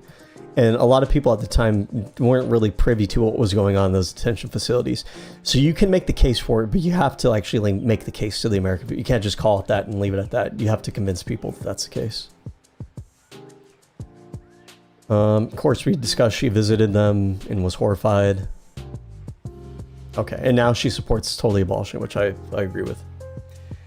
She's a proponent of LGBT rights, okay, which is based. Okay. She's supportive of transgender rights, specifically saying trans rights are civil rights and human rights. This is also very true, very based. If you disagree with me, you're welcome to argue with me about it. I'll debate you on that topic. You can go watch my videos on it. This isn't the stream for it right now, but this is true, and it's a reality. By trans individuals is a biological reality. I'm not just saying that. I'm not just saying it because I'm woke. I'm not just saying it because I'm tree hugger. I'm saying it because I'm scientifically literate and I actually bothered to look into it. And if you want to debate me on it, we'll debate on it, and I'll win. Later, she appeared on a reality will win. The truth will win. The stuff that you're afraid of will win. Sorry. Later, she appeared on a video game live stream to help raise money for Mermaids, a UK-based charity for transgender children. Okay. I'd have to look into this organization more. I know some of you get triggered because the trans kids exist, but they do. I'm sorry, they do. Okay. I know a lot of you are not ready for that, but it is true. They do exist. Now, whether or not a particular child is trans, that's a whole conversation. We'd have to look at case by case to actually know whether or not that child is legitimately trans or not, but they do exist. They do. I'm sorry, they do. And trans adults will tell you that a lot of them knew that they were trans when they were children. Okay. I'm sorry, it just is a real thing. I know a lot of you get like weird touchy-feely, kind of creeped out, and you don't know about this, and it sounds like, child abuse and everything, but like, it doesn't have to be child abuse for children to actually just be different than what you're used to. Okay. It doesn't have to be an adult, forcing them to do that. Kids might just turn out a little bit weird, a little bit different from what you're used to, and it doesn't have to be conspiracy. And it might be hard for you to accept, and it might cause like issues in our world, and it might be kind of weird, and we might have to, have a lot of controversy in how to deal with it and everything, but that is reality. That is reality. And part of being an adult is accepting reality and dealing with reality as is. At the House Committee on Oversight and Reform in February 27, 2020, Ocasio-Cortez argued for LGBT equality in the context of her religious background, referencing a Catholic hospital that refused a hysterectomy for a transgender man. And she argued, there's nothing holy about rejecting medical care for people, no matter who they are, on the grounds of what their identity is. There is nothing holy about turning someone away from the hospital. Hysterectomy, hold on. To be honest, I don't entirely know what this is. Surgical removal of the uterus and cervix. Okay, so what happened here? Okay, so we have a transgender man. They want to have the removal of their cervix. I'm assuming this is like gender affirming care. Now here is where I diverge with some of you. I believe in the right for trans people to have access to gender affirming care that is, regulated properly. It has good research behind it. We're not just like experimenting on people. We're using our best knowledge to provide the best care for transgender people. Most medical organizations are not tied to a political or religious organization. Those medical organizations that are secular, they're just medical organizations, that's it, period. I believe they have a duty to provide the medically necessary, best, good faith, current literature, best, whatever the best research is telling us is the standard of care. So whatever that standard of care is for transgender individuals, that is what my expectation is for regular medical institutions. However, if you are a hospital as a subset of a religious or political group, those, I believe, should have the authority, the right to decide what kind of things that are in accordance with their values or not. Because at that point, yes, they are kind of like a medical institution, but really you need to view them as an extension of a religious or political organization. Our system, however, should be such that most of the medical organizations are just medical organizations. If you are choosing to go to a particular religious or political, whatever organization for your medical treatment, you are deciding to do that.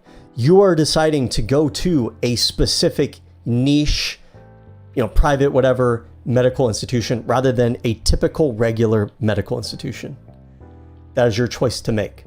We want to have a system and a society where people are free to kind of sort themselves out within reason. And this is one of those situations where you should be able to sort yourself. If you're a trans person, don't go to one of these religious fucking medical organizations. Go to a regular ass medical organization to get your treatment. There's a boundary there where you can't tell them what to do. But that medical religious organization hospital, they can't tell you that you can't get transgender care at another facility. That is the balance of rights and responsibilities there. Police funding. When asked what America would like if it defunded the police, she responded on Instagram, "It looks like a suburb. Affluent white communities already live in a world where they choose to fund youth, healthcare, housing." So she's recognizing that really the real issue are these underlying problems, socioeconomic problems that exist even before you get to the police. More than they fund police.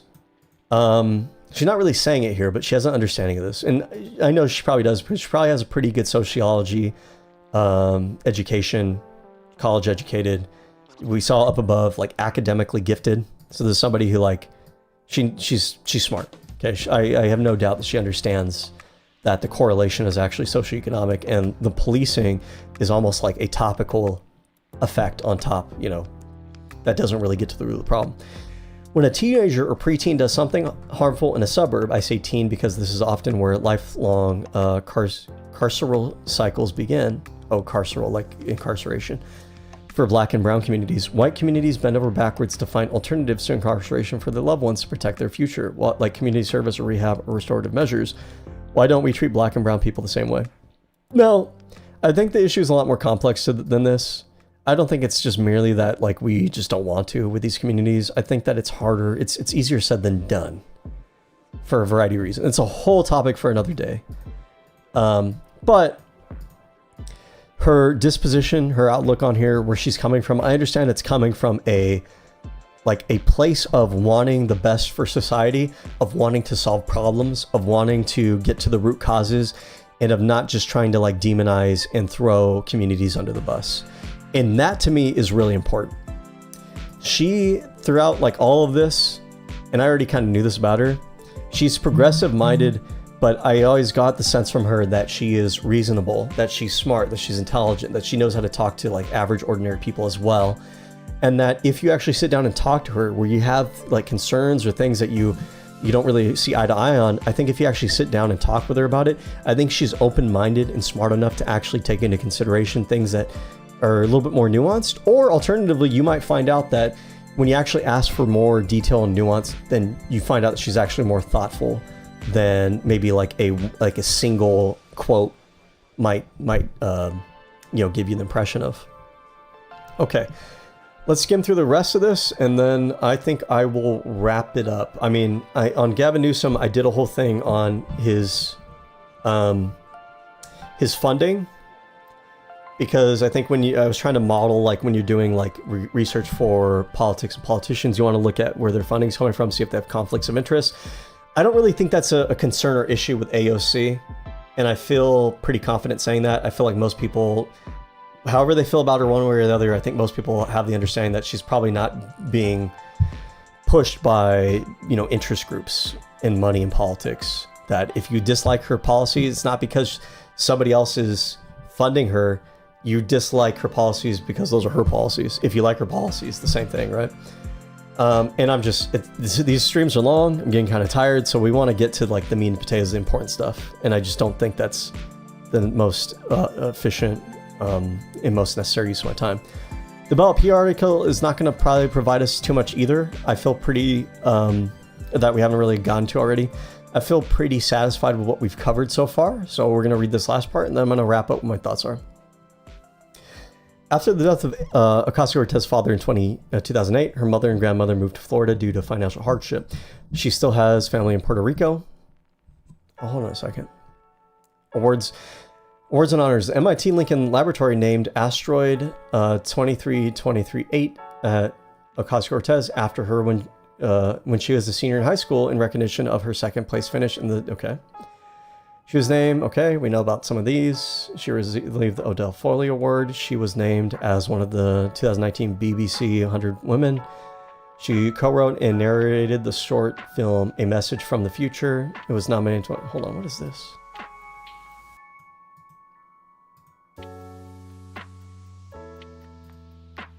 Okay, I haven't seen this. Oh, this might have been another short film that I've watched.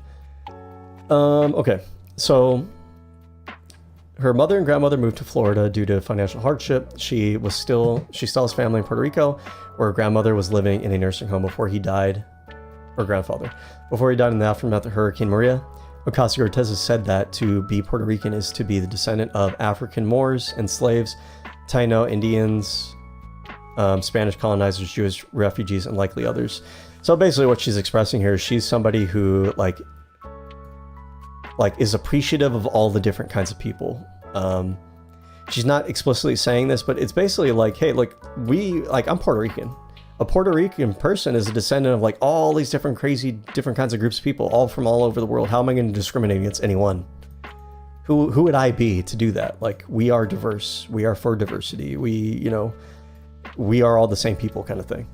We are all of these things and something else all at once. We are Boricua. I don't know what this means. I guess it's their word for being a Puerto Rican. Okay. She has said she has some Sephardic Jewish ancestry traced to the 15th century. Ocasio-Cortez is a Catholic. She discussed her faith and its impact on her life in her campaign for criminal justice reform in a 2018 article she wrote for America, the magazine of the Jesuit Order of the United States. Okay, so she's Catholic.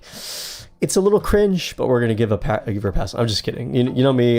If you know me, I'm not a religious person at all whatsoever. And I'm not one of those people that like pretends like I'm super appreciative of religion and everything. I don't really care for religion. I think there's a lot of people who are vaguely, generally religious who I don't have a problem with. But like, push come to shove, I'm not raising my kids religious. I don't want to spread religion. I don't want to pretend like religion is a positive force in the world. I don't think everybody who is religious is like a big problem or anything. I'm just saying religion in general, I'm not really super supportive of, but nothing to hold against her. This is frankly speaking most people. Okay, most people are religious or spiritual at the very least. During her 2018 election campaign, Ocasio-Cortez resided in Parkchester, Bronx, and her partner, web developer Riley Roberts. They became engaged in Puerto Rico, lives in East Elmhurst, Queens. In 2021, the watchdog group Open Secrets, analyzing financial disclosure reforms, ranked Ocasio-Cortez as one of the least wealthy members of the 116th Congress. Okay, Open Secrets was where I was going to go to. So, I said earlier, like, I'm not even going to bother. It's nice to know that Open Secrets itself is even confirming, like, what we already know. So, there we go. We already know. She's not a person that's getting a lot of... she's not one of the wealthiest. And... yeah, and she's probably not getting crazy money from like interest group and stuff. In February 2021, Ocasio-Cortez said she had been sexually assaulted. In 2022, she elaborated that she had been raped when she was 22 or 23 years old by a man she was dating at the time, and that the assault had been pivotal in leading her to run for office. She did not report the incident to police, but she confronted her rapist who denied any wrongdoing. In May 2021, she said that she had been in... I know a lot of women who have been sexually assaulted in their lifetimes, There's like guys who deny that it's prevalent. I don't know if it's a majority of women, but it doesn't matter. The numbers is high. Like if the number was 25%, which I feel like is probably a reasonable estimate, like at least a lower estimate, that's still too high and that's still significant. And just like look out and just think like one in every 4 women around you that you should care about, right? So it's a serious issue we need to consider. But it's also just a thing that, like, stepping outside of yourself as a man and just putting yourself in the shoes of a woman.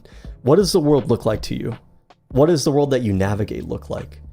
What is your experience like? How do those things affect you psychologically? How does it affect the relationships that you have? How does it inform the way that you look at society? Like, all those things are just, there's a lot there. There's a lot there to unpack. And I can't even like do that right now. But just to make the point, like to impress upon you to like, just, I don't know, put yourself in those people's shoes and think about that. And think about that not only is something like that the experience of 1 or 2 or 3 people in society, but like it's a significant portion of our society that's experiencing this. It's crazy, right? And when you think about like where these people are coming from and the positions they have and what they need to feel like a valued, respected member of our society, what does that mean? You know what I mean? Anyways, in May 2021, she said that she had been in psychotherapy after the January 6th Capitol attack, which she called extraordinarily traumatizing. Did not know if she was going to make it. One thing that stands out to me is she's had like, and she's very honest about these fears that she has and these vulnerabilities that she's had. And yet, despite all of that, like, you have to acknowledge that she is one of the bravest, most boldest members of our government.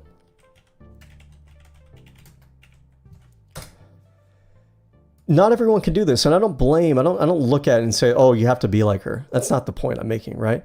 But it's admirable that through all these things that she's been through, these things that she's experienced, or she continues to experience, she chooses not to shrink from the spotlight, to run away from it, but to confront it head on.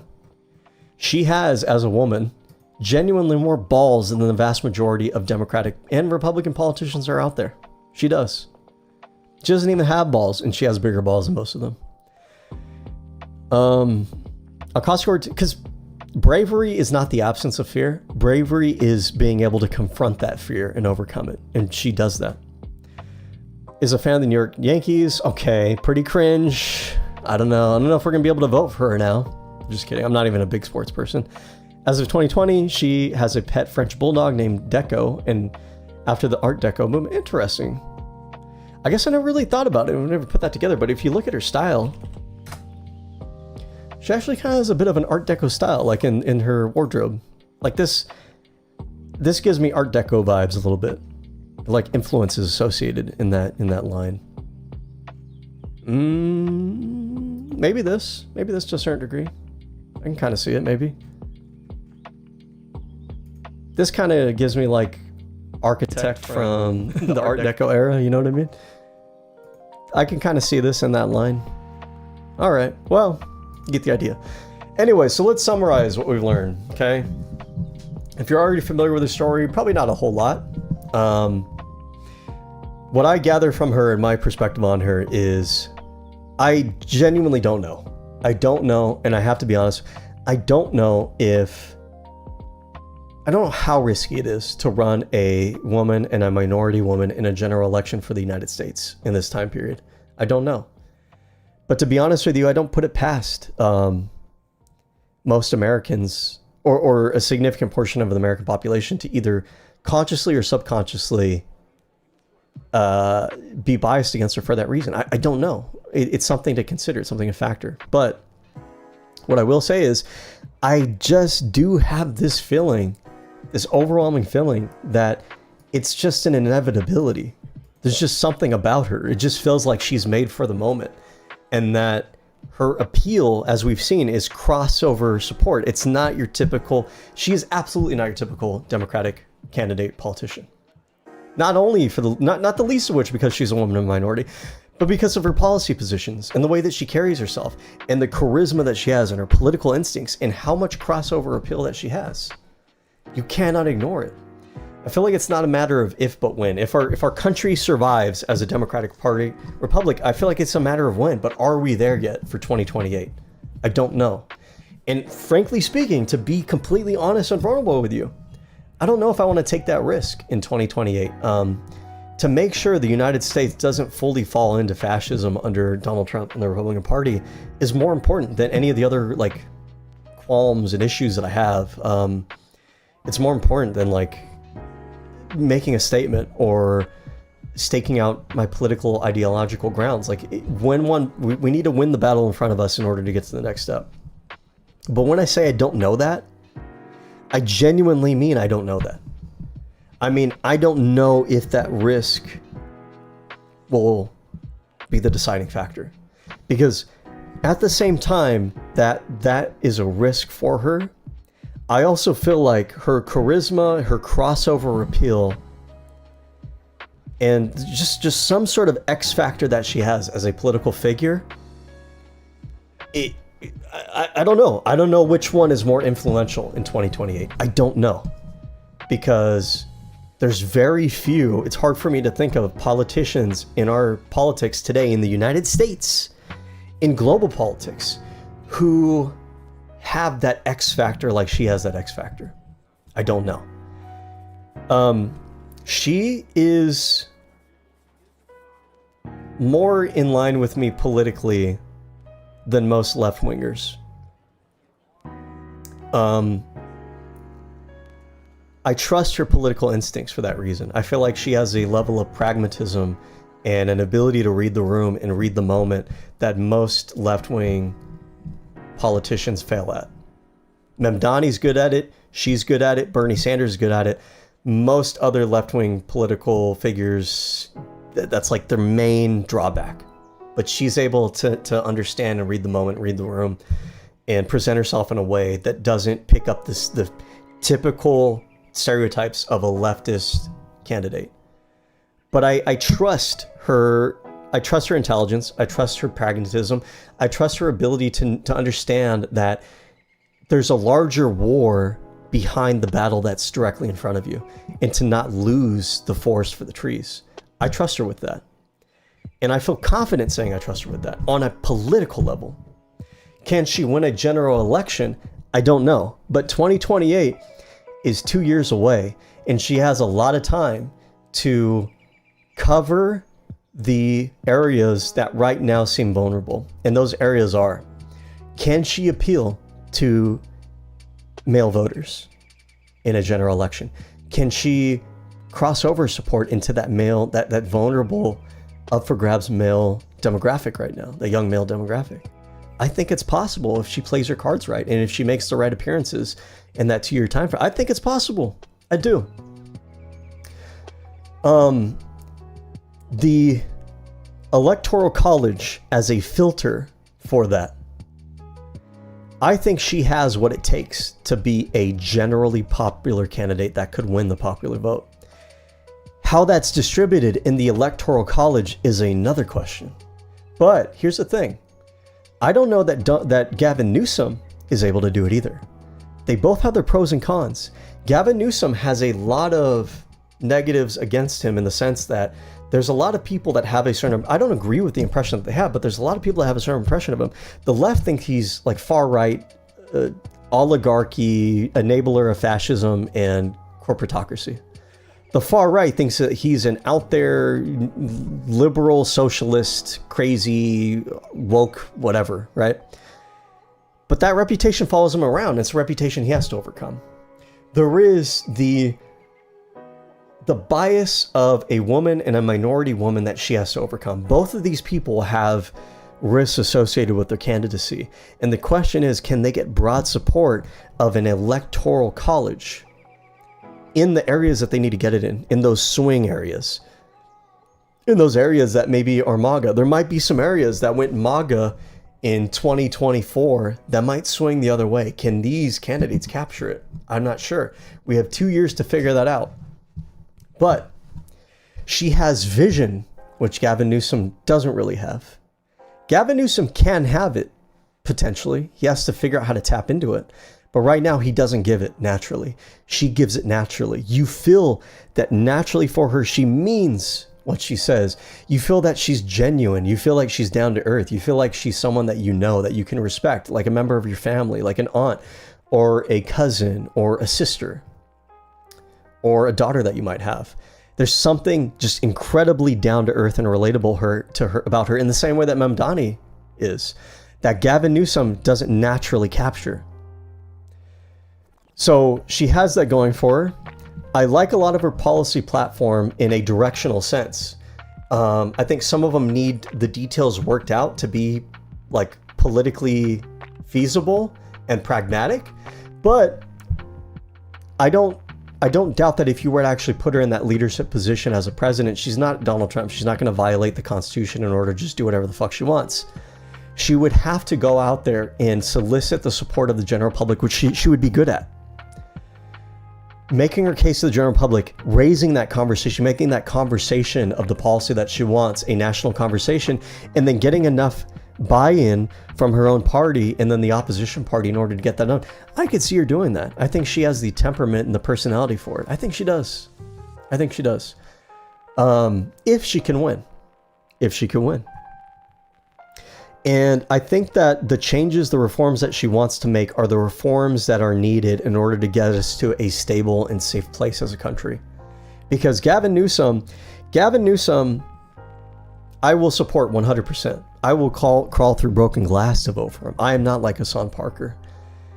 This is not a game to me. Your rights are not a game to me. The rights of trans people, not a fucking game to me. The rights of black people, not a goddamn game to me. Now, the rights of immigrants, Hispanic people, not a fucking game to me. The rights of women and abortion and all these other things, it's not a fucking game to me. I will crawl through broken fucking glass to vote for Gavin Newsom or AOC in a general election. Anyone who says that they don't, or they wouldn't, you're fucking fake to me. You're fake. You're not really about it. It's not real for you. This is a game to you. It's not real to you. I will call through broken glass for it. But either one of these candidates I could vote for, and they bring different pros and cons to the table. They have different risks associated with them, and we have 2 years for them to iron out the weaknesses that they may have, or the areas where they need improvement, or to show or to raise public confidence in some of those areas that they might seem vulnerable with. I think right now these represent kind of the two main runners of the two factions within the party. Gavin Newsom represents the more moderate, more institutional establishment end, and AOC represents the more aspirational, progressive, young end of the party. And man, if you had a ticket that was both of them combined, I don't know. Might be a crazy ticket to try to run against. I don't know. I think, man, if we can get something like a Ro Khanna AOC, I think that combination of somebody who has the personality, the look, the temperament, the rhetoric of someone who appeals to that older establishment, moderate group of voters in the country, combined with somebody who has the confidence of the progressive young leftist wing of our party, I think that is unstoppable. Unstoppable. But we shall see. Anyways, I'm a little bit meandering at this point, so I think that kind of wraps it up for today. There's obviously there's more to talk about in the future. We got 2 more years to go, so there'll be more topics to talk about. Different things will come out about AOC and Gavin Newsom. Different things that they'll say.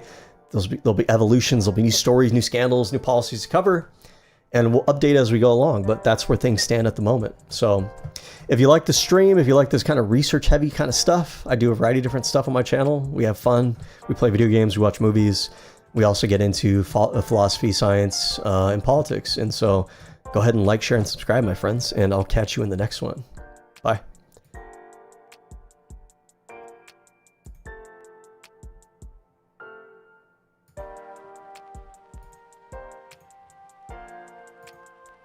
Holy crap, what is going on here?